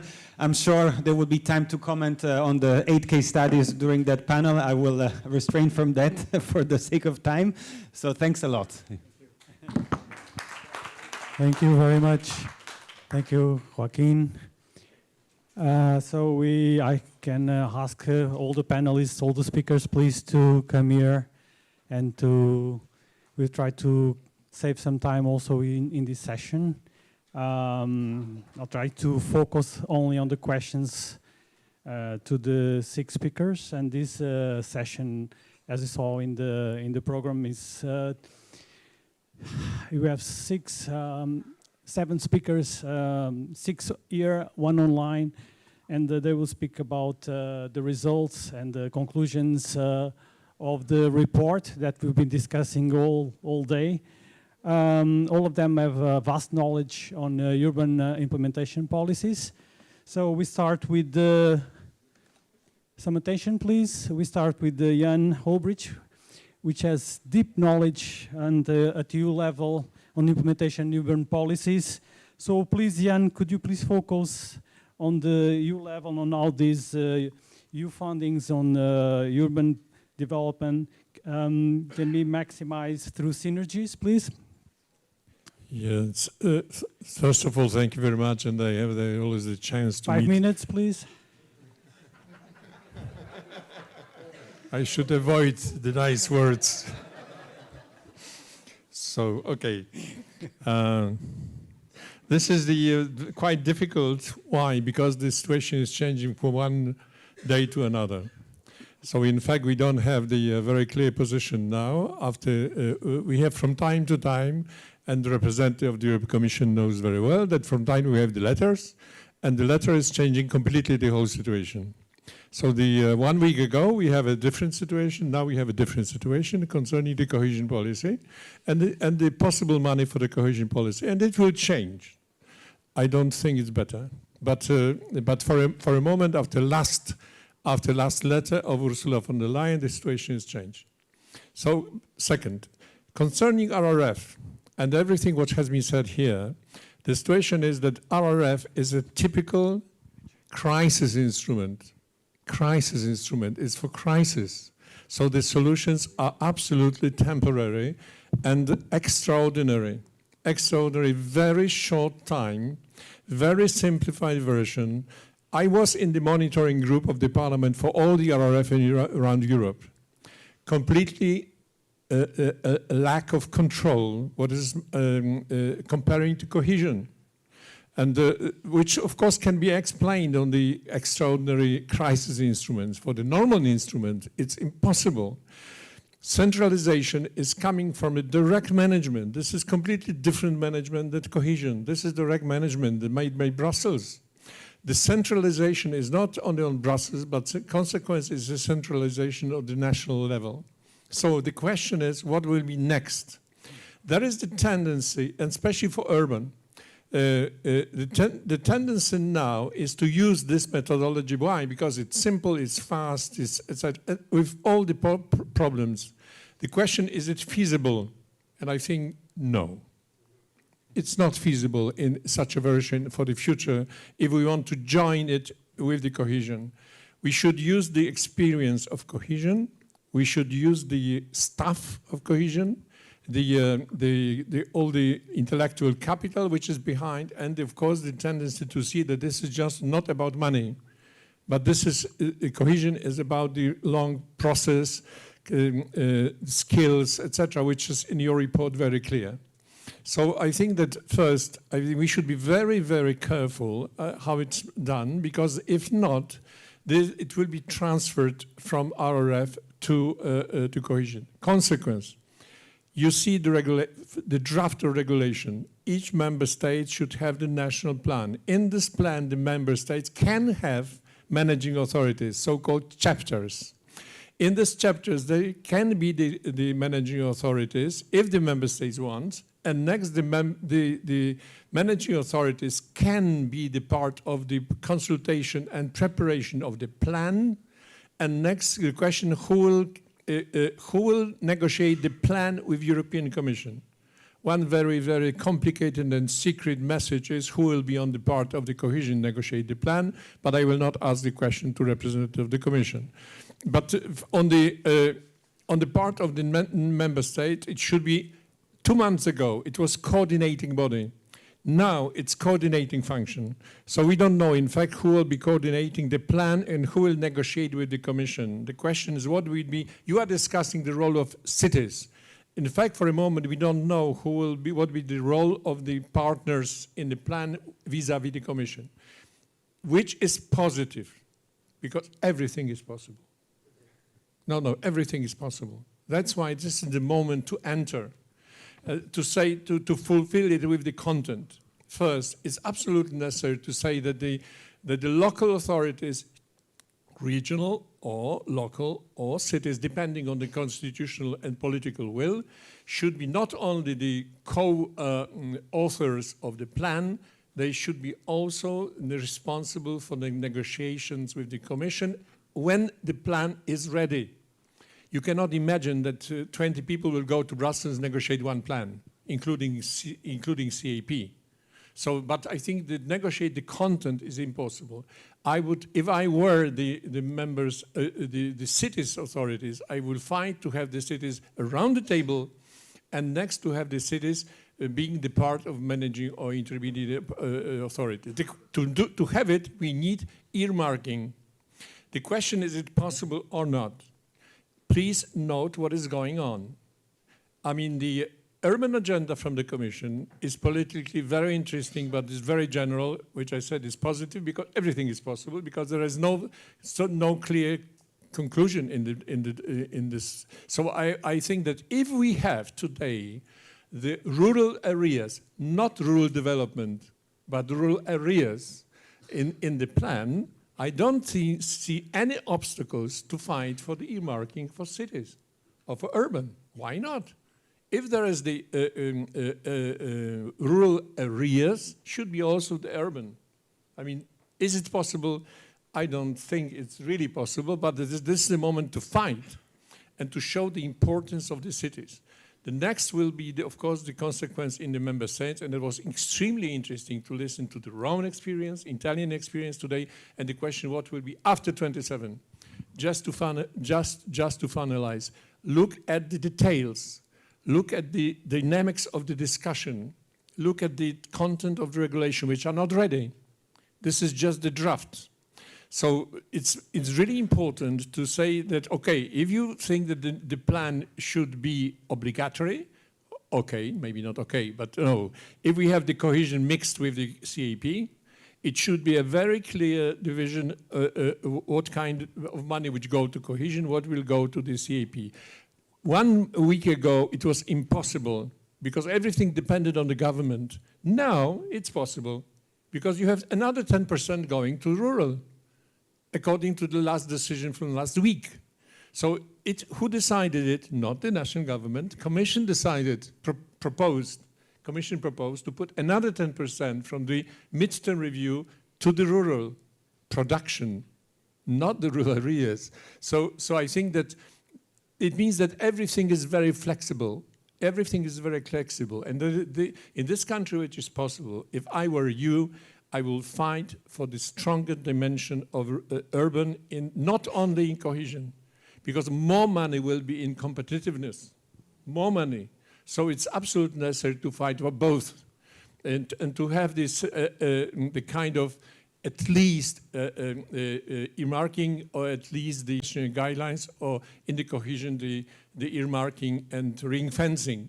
So maybe it's too much, but I think this is, if not now, it will be never, because the situation is very, very quick. And of course, the real debate will be next 6 months. After 6 months, I mean, it will be extremely difficult. During the Irish presidency will be finalized. So the nego box will be, in fact, presented during the Cyprus presidency. So my suggestion as the independent expert today, if I were you, I would just fight for the urban dimension and to ask Commissioner Fito, you promised to have 15% some years ago. So maybe not 15, maybe 12, maybe not 12, maybe 10, but at least 8. But using the good experience in many countries of ITIs. You have arguments. These are the arguments which are concrete. So that's why it's absolutely necessary to do it. The rest is also depending on the political decisions, especially in Hungary, which I hope for my friends that it will change. Thank you. Many thanks, Jan. And the Commission is there to listen to your recommendations. I don't know, Pierre, if we have online the second speaker, Karen McCarthy. Is she online? Oh, Karen, nice to see you. Sorry. Karen McCarthy. Oh, sorry, it's Gabriella Gertinga. Sorry, Gabriella. No problem. So again, we'll keep focus on the EU level. In your opinion, how could these synergies between all these fundings that finance urban development in EU can be maximized through these synergies? Can you hear me well? Yes, we can.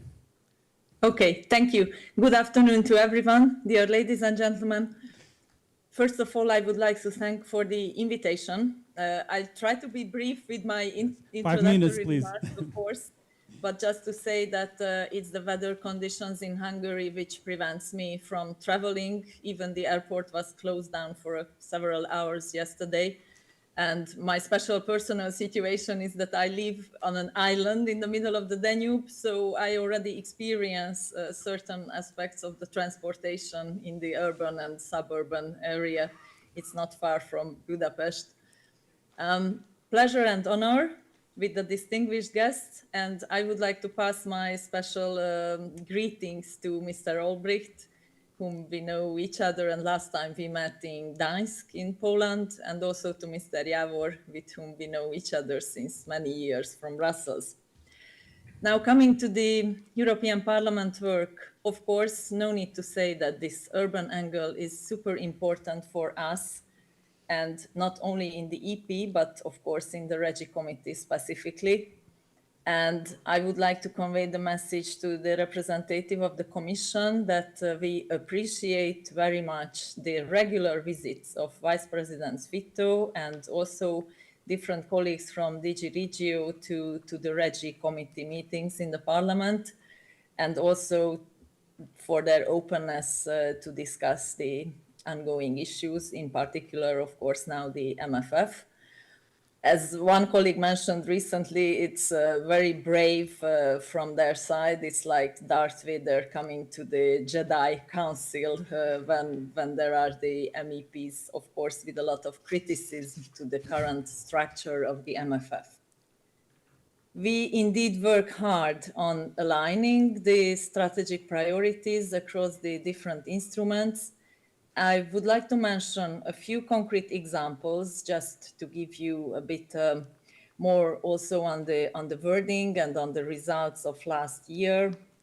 For instance, there was the midterm review, which provided an opportunity for member states to reallocate funds and to realign a little bit the priorities to take into account the emerging needs and also the urban challenges. But also we had different reports and documents. There was the 9th Cohesion report adopted by the Parliament. There was also a very important report on the MFF, which was even published before the Commission came up with its own proposal on the MFF, in which we give our orientation and priorities and basically our wishes and expectations towards the new MFF, which in brackets I would say were not entirely met, to say the least. And also another report, which is an own initiative, INI report from the Parliament about simplification of cohesion funds. In all of this, basically, there is underlining the needs of cities, the urban challenges, the specific challenges with the cities and urban areas meet, like poverty, housing problem, traffic congestion, air quality, but also demographic change and depopulation on the other hand, and housing as well. I mentioned already, sorry, housing problems. And in all of these documents, which is, in my view, a big achievement, that we have the clear wording on calling for more direct access to EU funding for regional and local authorities, as well as for cities and urban authorities. Also, there is a mention of the use of integrated territorial investments, and also the mention of the strengthened coordination between the EU urban agenda and other instruments of cohesion policy. There was a special own initiative report on the housing crisis, where it's also kind of call for member states to consider duplicating the funds for affordable housing, which is again a special urban issue at the same time. And here also the explicit wording of more direct access for cities and local authorities. And the Regi Committee also pays attention to how regional and local authorities are effectively involved in the implementation and in the programming. Unfortunately, my capital, Budapest, is a bad example also, as the study describes. It's a very centralized approach in Hungary, and the government, to say the least, does not treat fairly Budapest, and there are also calls which are just not published and not open, which could cover energy issues, transport, or housing issues. On the next MFF, we from the Commission, Regi Committee, I worked for 16 years at the Commission, so sometimes it comes a bit wrongly to my words. On the next MFF, the EP and Regi Committee, we regret a lot not having urban earmarking. And what we would find very important, that there is strong multilateral governance, and there is a structural and real effective involvement of cities and local authorities, not only in the implementation of the NRPPs, but also in the preparation and in the adoption. The other thing, that NRPPs should absolutely contain a separate and dedicated urban chapter. 1 minute, Gabriela.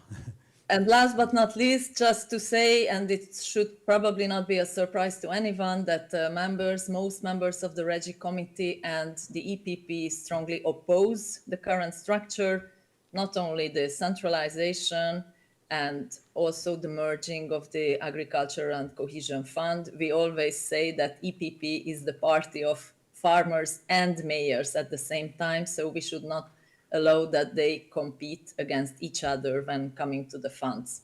By the way, The EPP group meeting takes place these minutes in Brussels, and Commission President Ursula von der Leyen is there.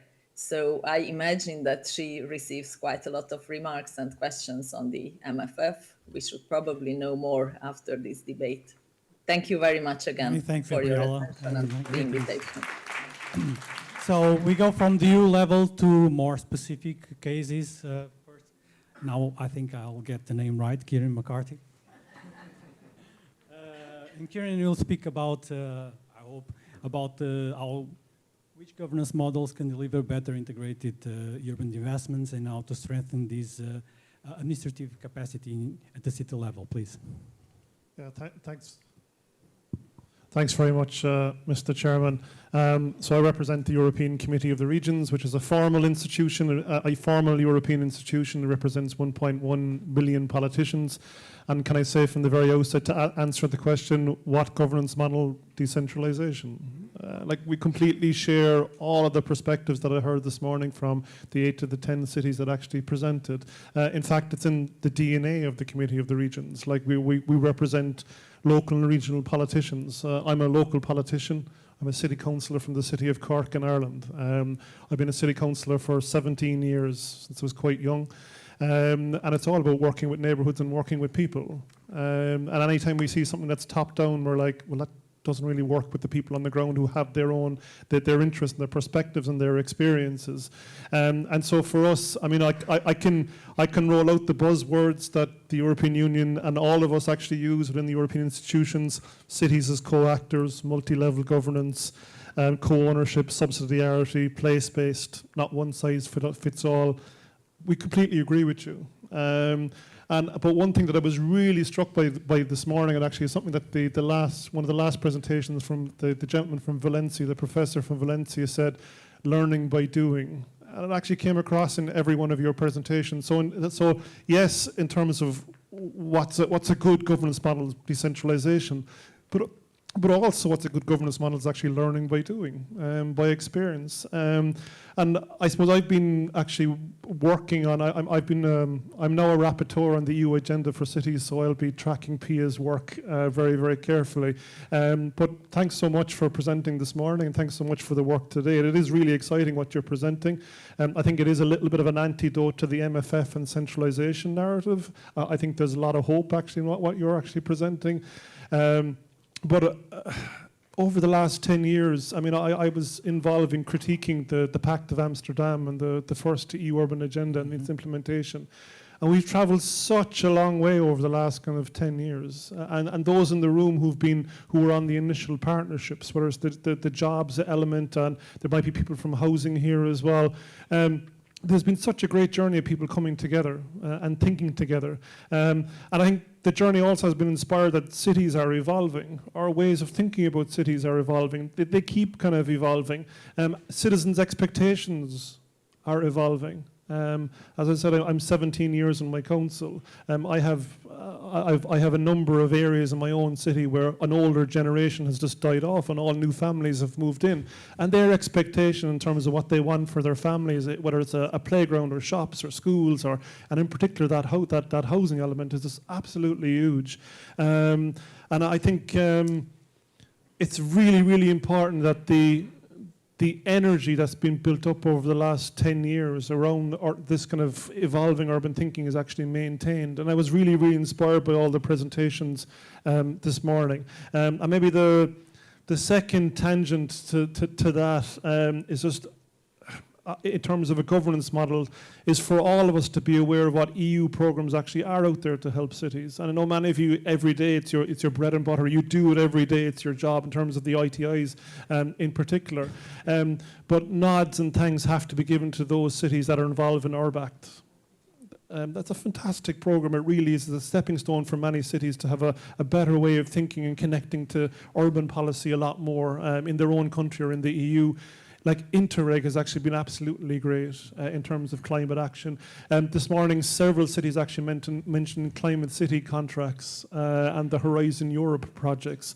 Like my own city of Cork, we're involved in Horizon Europe, the climate adaptation, neutrality, and the oceans.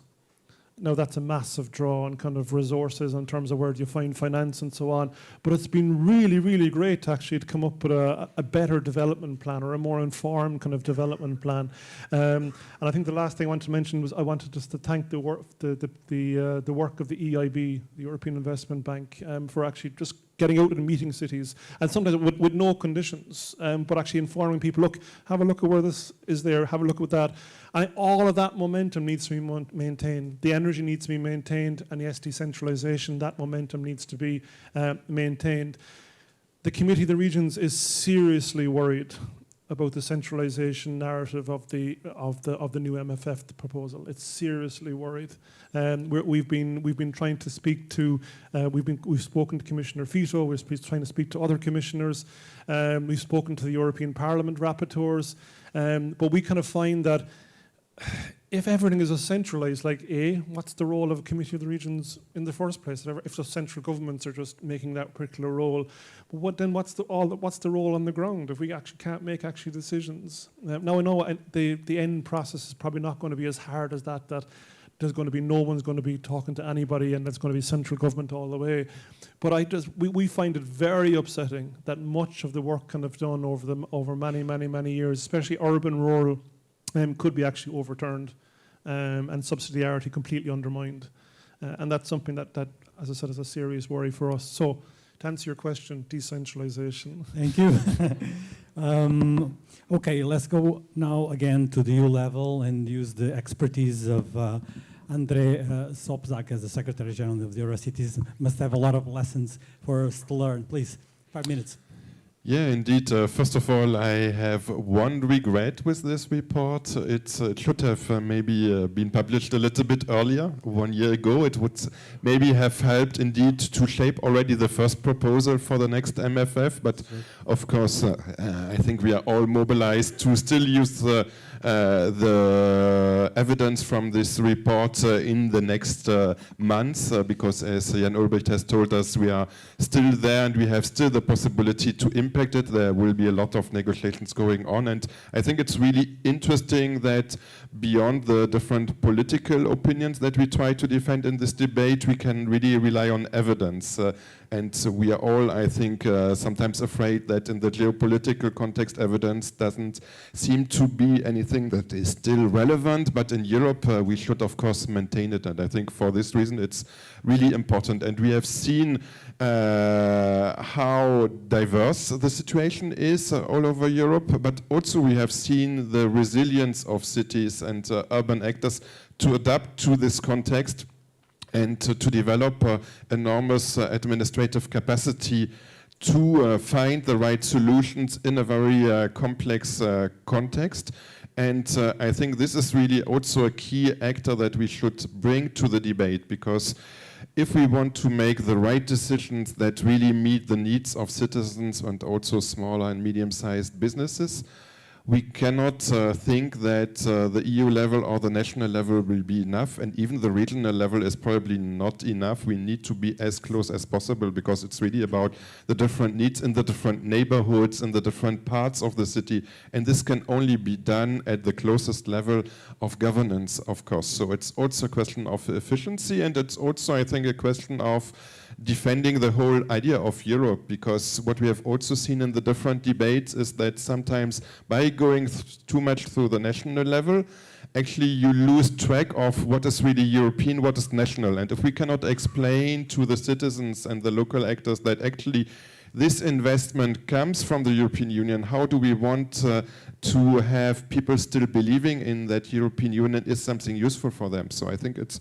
really important. So I think the different debates for us as Eurocities has shown that there's a lot of work to be done, but we have also good allies. We have people in the European Parliament, we have the Committee of the Regions, we have also all the different national city networks and other networks, so we try to organize ourselves. We want to use the mayors. The EU agenda for cities is an important tool, and indeed we hope that the first summit with the mayors could take place as soon as possible, maybe before the summer.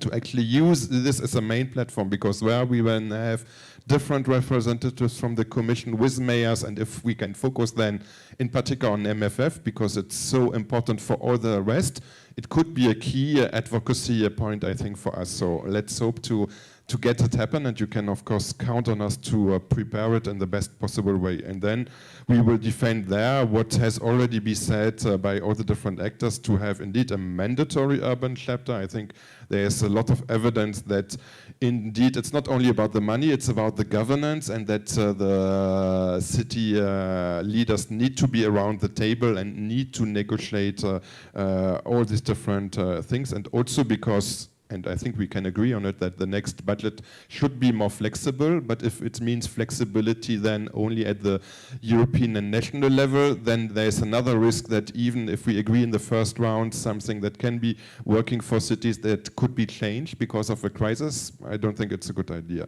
The second element is of course about urban earmarking, and maybe to add there, it's for us, it's also cross-sectoral urban earmarking that should be important, because the different elements and evidences have shown that the really added value, in particular of the ITIs, is the fact that we can have a very cross-sectoral possibility to use different kinds of funds to work simultaneously on housing, mobility, on renovations, and so on. So having this cross-sectoral urban earmarker, I think it's really important. And then also third point that we will defend is this dedicated EU-level instrument and budget line for cities, because currently we have seen that there is something small, but it's not very clear. And I think we need to build on the European Urban Initiative, because we have a lot of projects also there, also in cities that do not benefit so much sometimes from cohesion policy. So it's important that we keep it, and that we also have indeed direct funding for cities, and also on capacity building. I think this is really important, because we have seen so much that cities have not waited, of course, for the EU to develop the capacity, but we need to maintain it. And in particular, if there are a lot of changes, we need to have a direct funding to have still in the future a good administrative capacity. And as Jan Ulbricht also said, of course, we also will pay a lot of attention to the competitiveness funds. Because there also is a huge risk that a lot of the funding could go only either to big multinational companies or to only the researchers. But we think that it's also important there that cities are in the governance, because we have seen that so much innovation is happening via the intervention of cities. So a lot of work to be done, but I think this event gave us a lot of energy, and the report gives us good tools to have a strong advocacy in the next months. Many thanks, Andrea, for keeping the time and your knowledge. Again, we're going back again to the city level, in the case of Italy.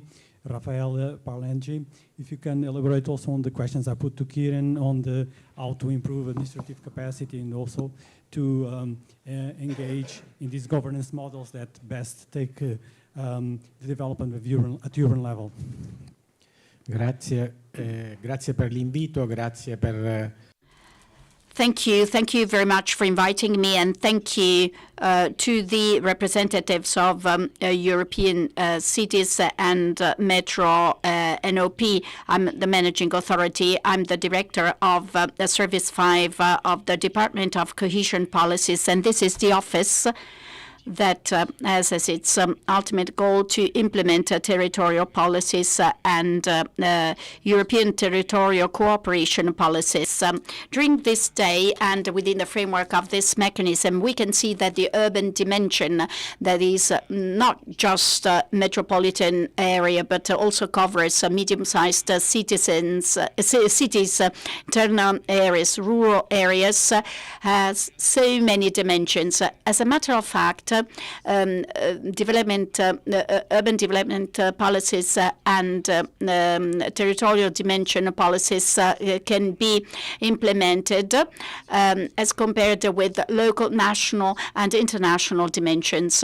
In all these dynamics, we can see governance models, we can see programs of territorial cooperation, as mentioned by our colleagues in Interreg ESPON itself, thanks to this extraordinary research study.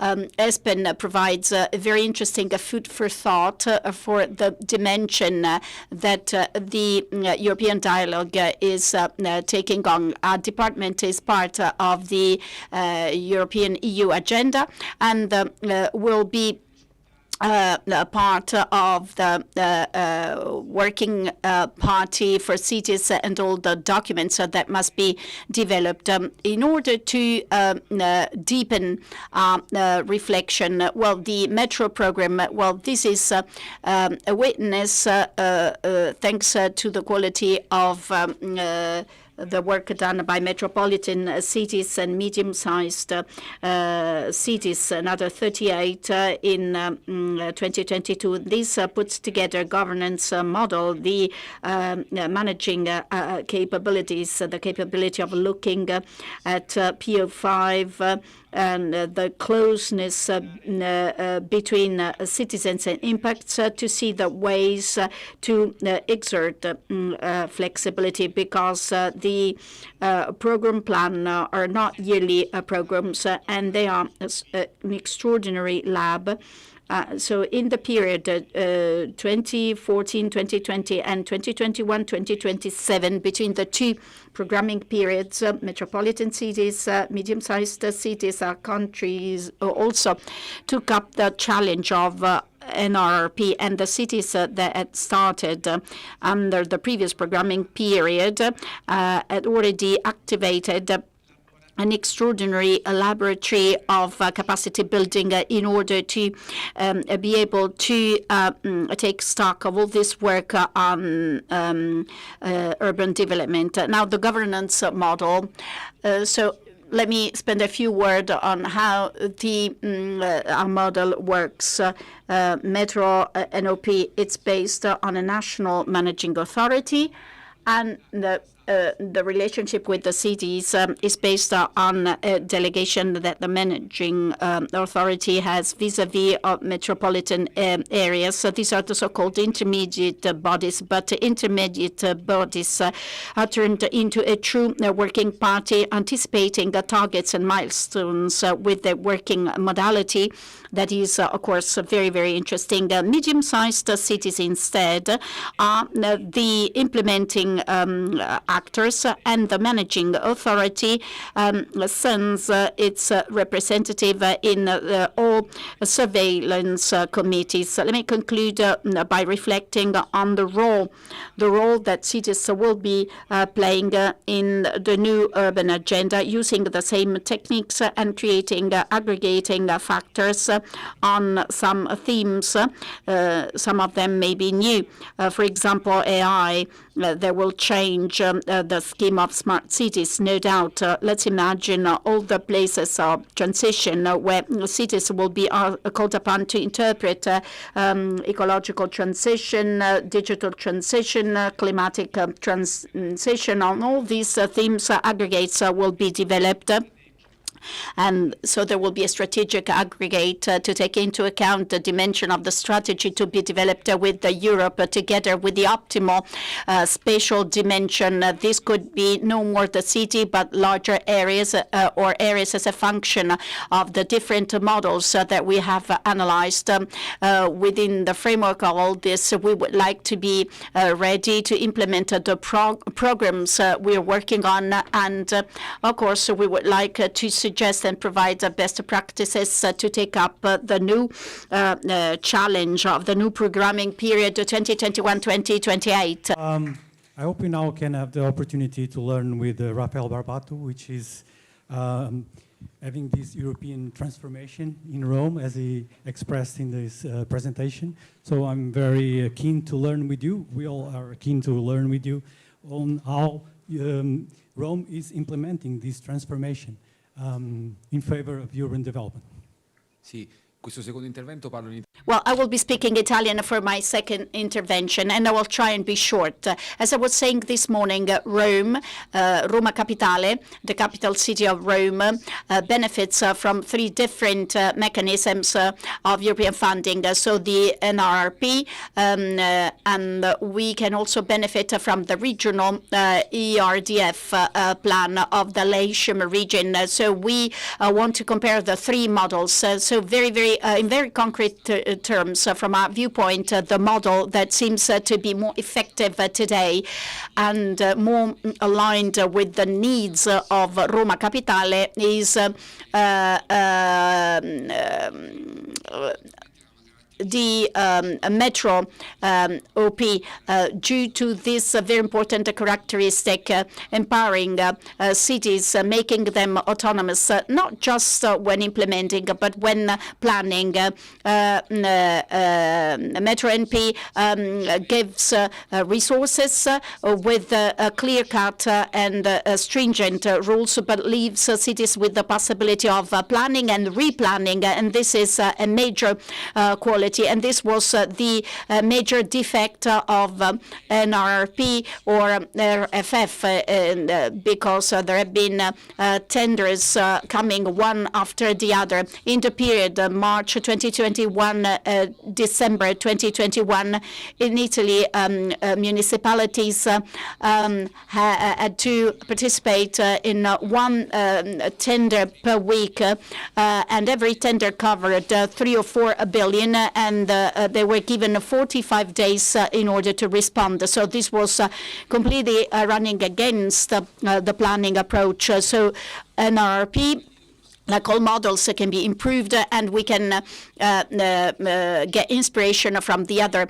models we have today. But let me stress what is lacking in all the models. So the default in all other models. So the absence of urban agenda. RFF, ERDF provide a very important contribution in financial and methodological terms, but the cities do not have a national framework. And NP 1420 lost this opportunity because it was developed to encourage the Italian government toward an agenda and the ministerial political presence. The NRRP, as you may know, RFF covered investments and resource, and we didn't have the opportunity, or we lost the opportunity to reform the Italian NRRP towards urban agenda. The opportunity would be the new RFF, where there's mention of reform conditionality to ask countries like Italy to be equipped with an urban agenda. Another winning characteristic being flexibility and thrust towards innovation. There's been very important reform lately in Italy as far as the possibility for municipalities, so working with NGOs and PN Metro was very, very easy to implement this novelty, and allows us to implement a part of PN Metro using co-designing, and this was very positive development. Now, a couple of aspects we can borrow from NRRP to improve the situation. Well, first and foremost, the milestone and target approach. But we have to make a distinction. A milestone means we have intermediate targets. For example, in Italy, NRRP in many cases was threatening to take money out of cities in the absence of public procurement by 1 year, within 1 year of the launch of the project. And this was very, very positive, because this gave a pace of work to administrations, but also created a leverage for administrations to be present on the market when we exchange with engineering firms and economic players. So we have this leverage. whereas targets are very different because targets were based on performance base. So the performance is most important, but targets are not based on performance. So there's a need to truly develop place-based. So we have to change the meaning of evidence-based, and this is the other very important characteristic we have. And let me conclude by saying that the big issue of RFF is that there was no technical assistance included. The eligibility rules of the Commission on RFF were excluding technical assistance. Instead, the PN Metro involves this, and this should be remaining because cities have been strengthened a lot, as my colleagues said. So there's been strengthening of cities, but this should continue because we don't want to have a peak and then a decline in the administrative capacities of cities. Rafael, very useful comments. And now we have the privilege to end this session with the contribution of Benedek Javor, also focus on the EU level of European policies. Please. Thank you very much. I will speak in English. Dare la mia presentazione in italiano. I gave my presentation in Italian. And it would be very funny for Italians if I speak Italian. The details of the Budapest experience were already presented by colleagues. Oops, sorry. We should finish here. So I will rather concentrate on the lessons for the European level than to introduce the details of the Budapest experience. And of course, Budapest can be regarded as a single or outlying exception, a special case. But I believe that many trends we experience in Budapest, perhaps in a milder form, but exist in other member states as well.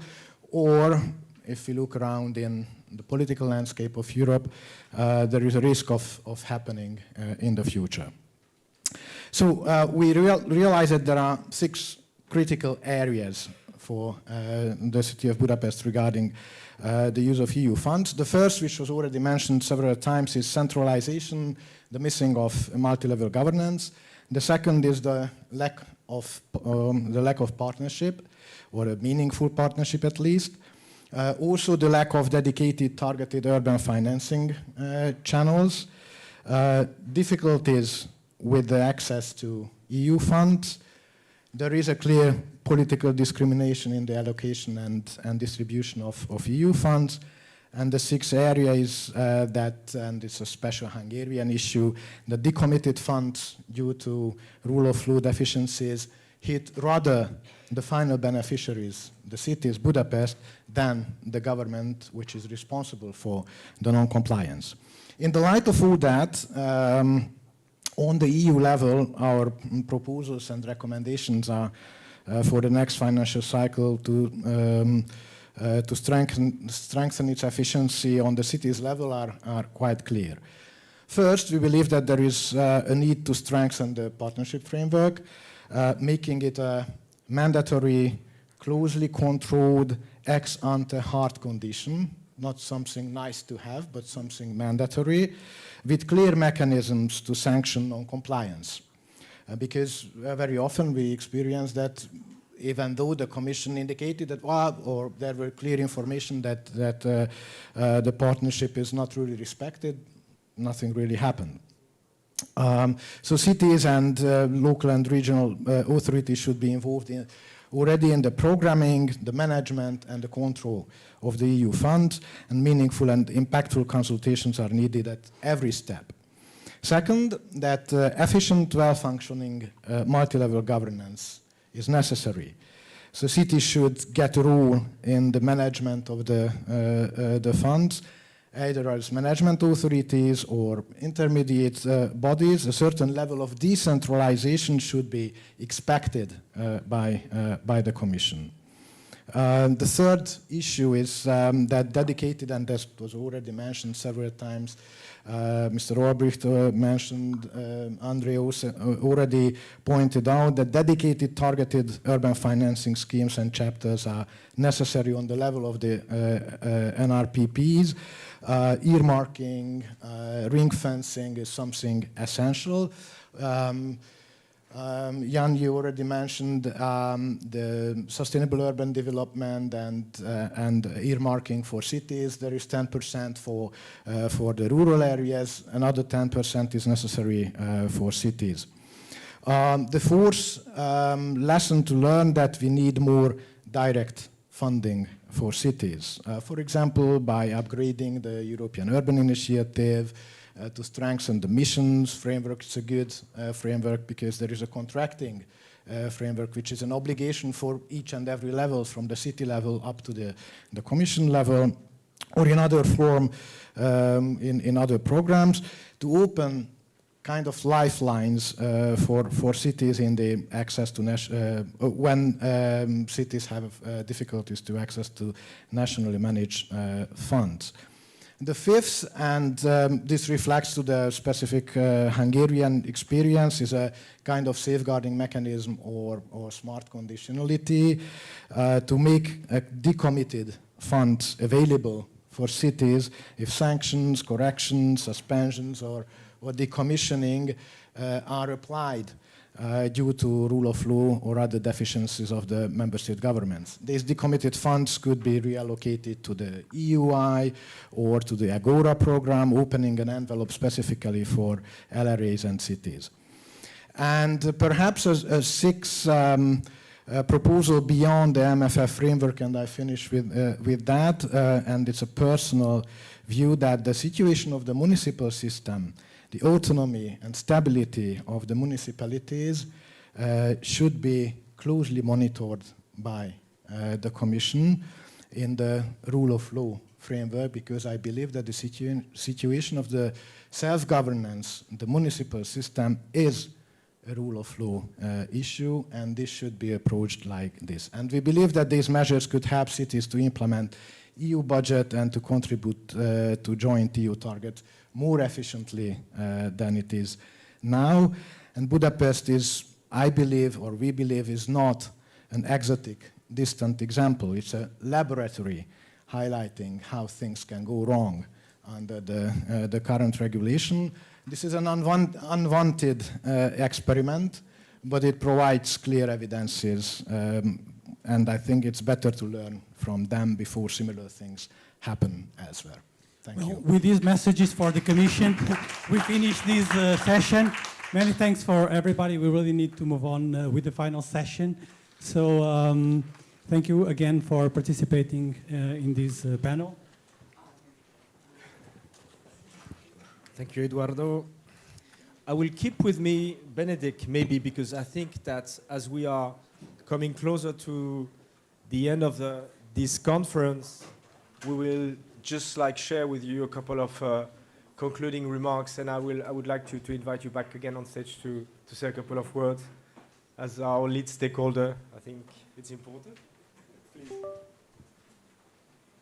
Yeah, so unfortunately you have to continue to listen to me as lead stakeholder of the ESPON Urbico project.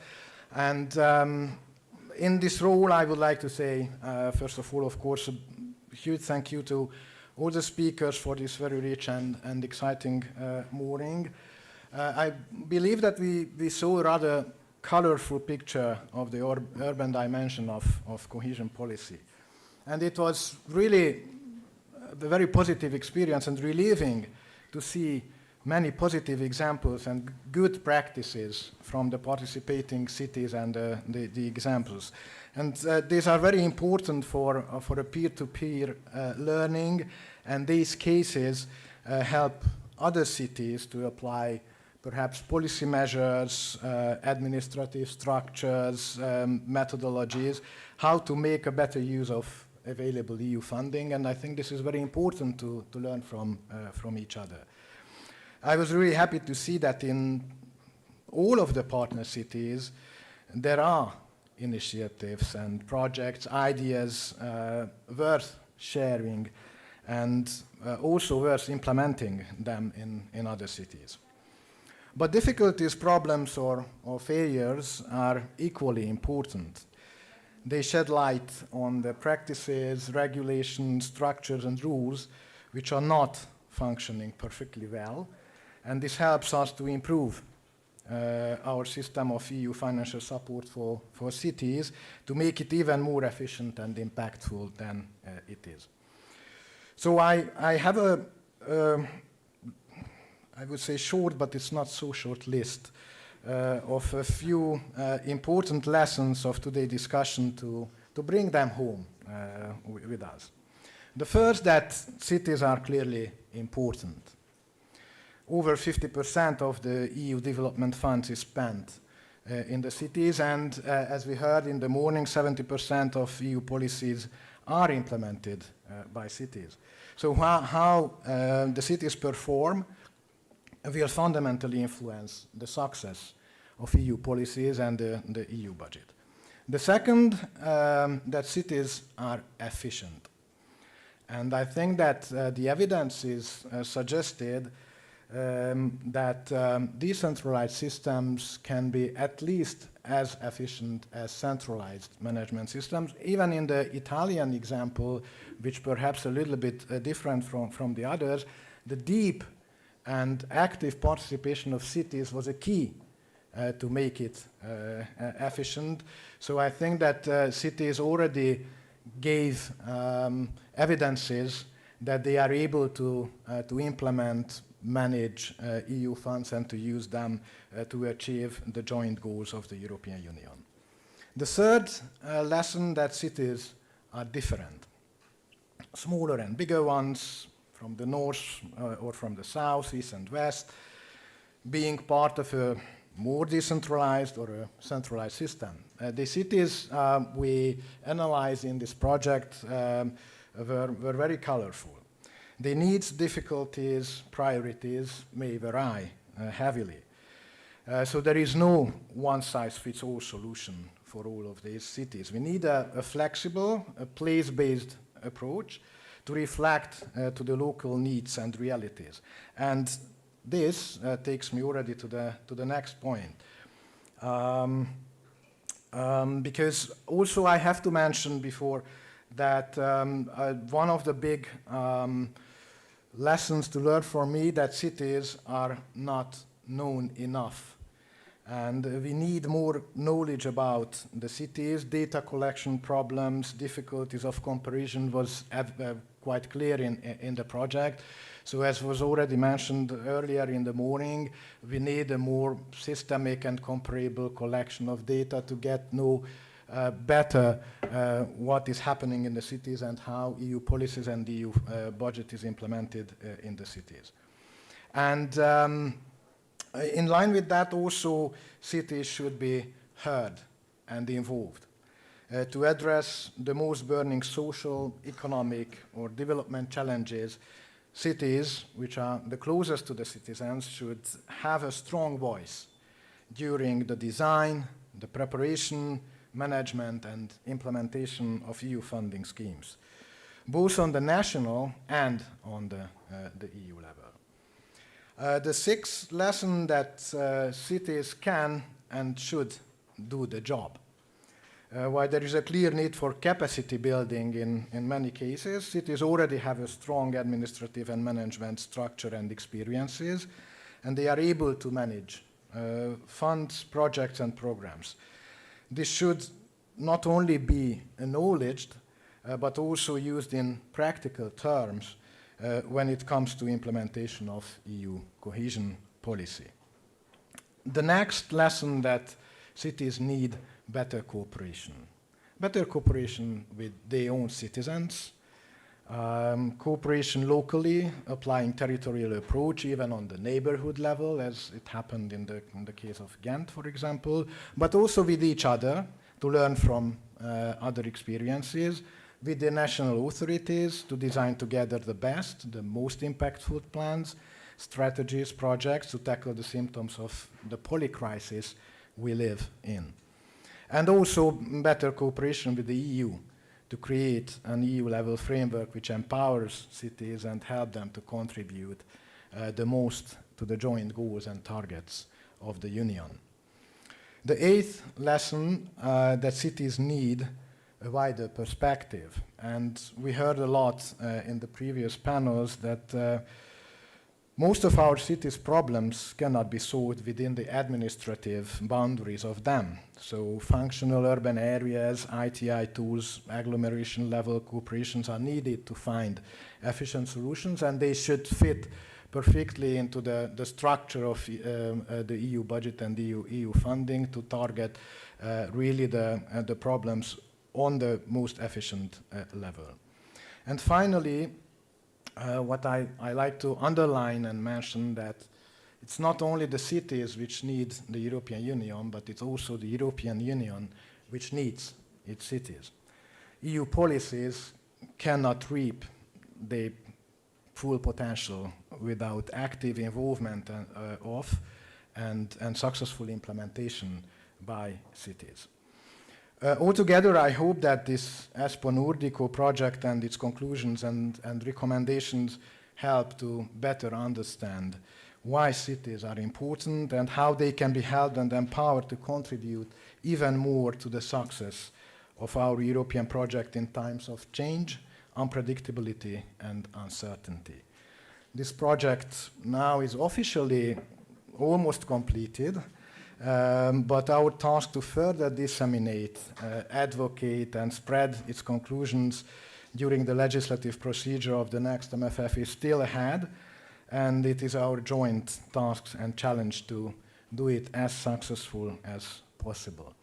And finally, once again, I would like to say thank you to all of our partners and colleagues in the project, cities, observers, organizations, everybody who participated, the research team participated in this project. Especially, I would like to say thank you also to my colleagues in Budapest who worked a lot on the implementation of this project, and also Piera Petruzzi and Nicola Rossignol from the ESPON Secretariat.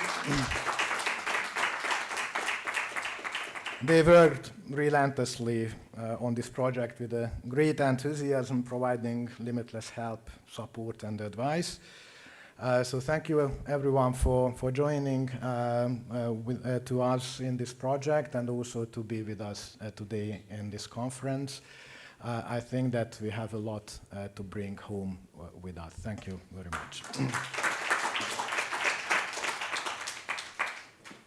Thank you very much, Benedict. I will just conclude, and I promise I'm not long, because I leave you the final words. We share on ESPON side everything that you said. That was very, very inspiring. All this takeaway. I would like, maybe can you show the QR code for Slido? I have one small last effort for those who had the patience to stay with us until now. If you had the chance to connect back again once on Slido and to answer a couple of questions, will take you not more than 30 seconds, maybe a minute. We'll be very grateful for that. And while you're doing this, I would just like to conclude in saying again a big thank you. Thank you to all participants. Thank you to all here in the room to be still with us, and also for those people who are attending the meeting online and who are brave enough to be still with us at this very late hour. Thank you to the speakers. Thank you to the moderators, of course. Thank you, Ivan. Thank you, Ivan, again. I can't name all the researchers who contributed to this wonderful project, but thank you to all of you. Thank you for the cities, of course, and thank you, Piera. Thank you, Piera. You managed to brilliantly lead this project. This is very important for us. It's ESPON. It's a very rich project because of the commitments of all the partners and mainly Budapest. I think it was very visible today.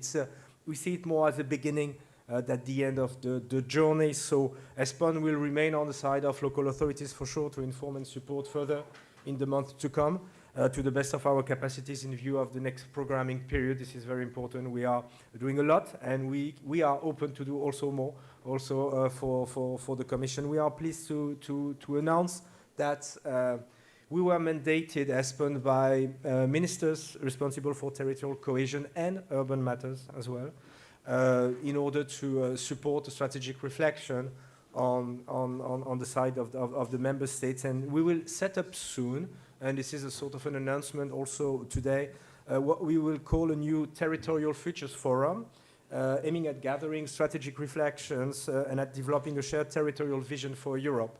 And this forum will be organized twice a year under the auspices of the upcoming rotating presidencies of the Council of the EU. And we will start under the Cypriot presidency, and we will pay particular attention to the role and place of urban areas. So stay tuned to our also communication channels to know more about these initiatives, because I'm sure we will have a lot of opportunities to keep on discussing together these topics. Thank you very much once again for your attendance, and hope to see you us very soon. Bye-bye.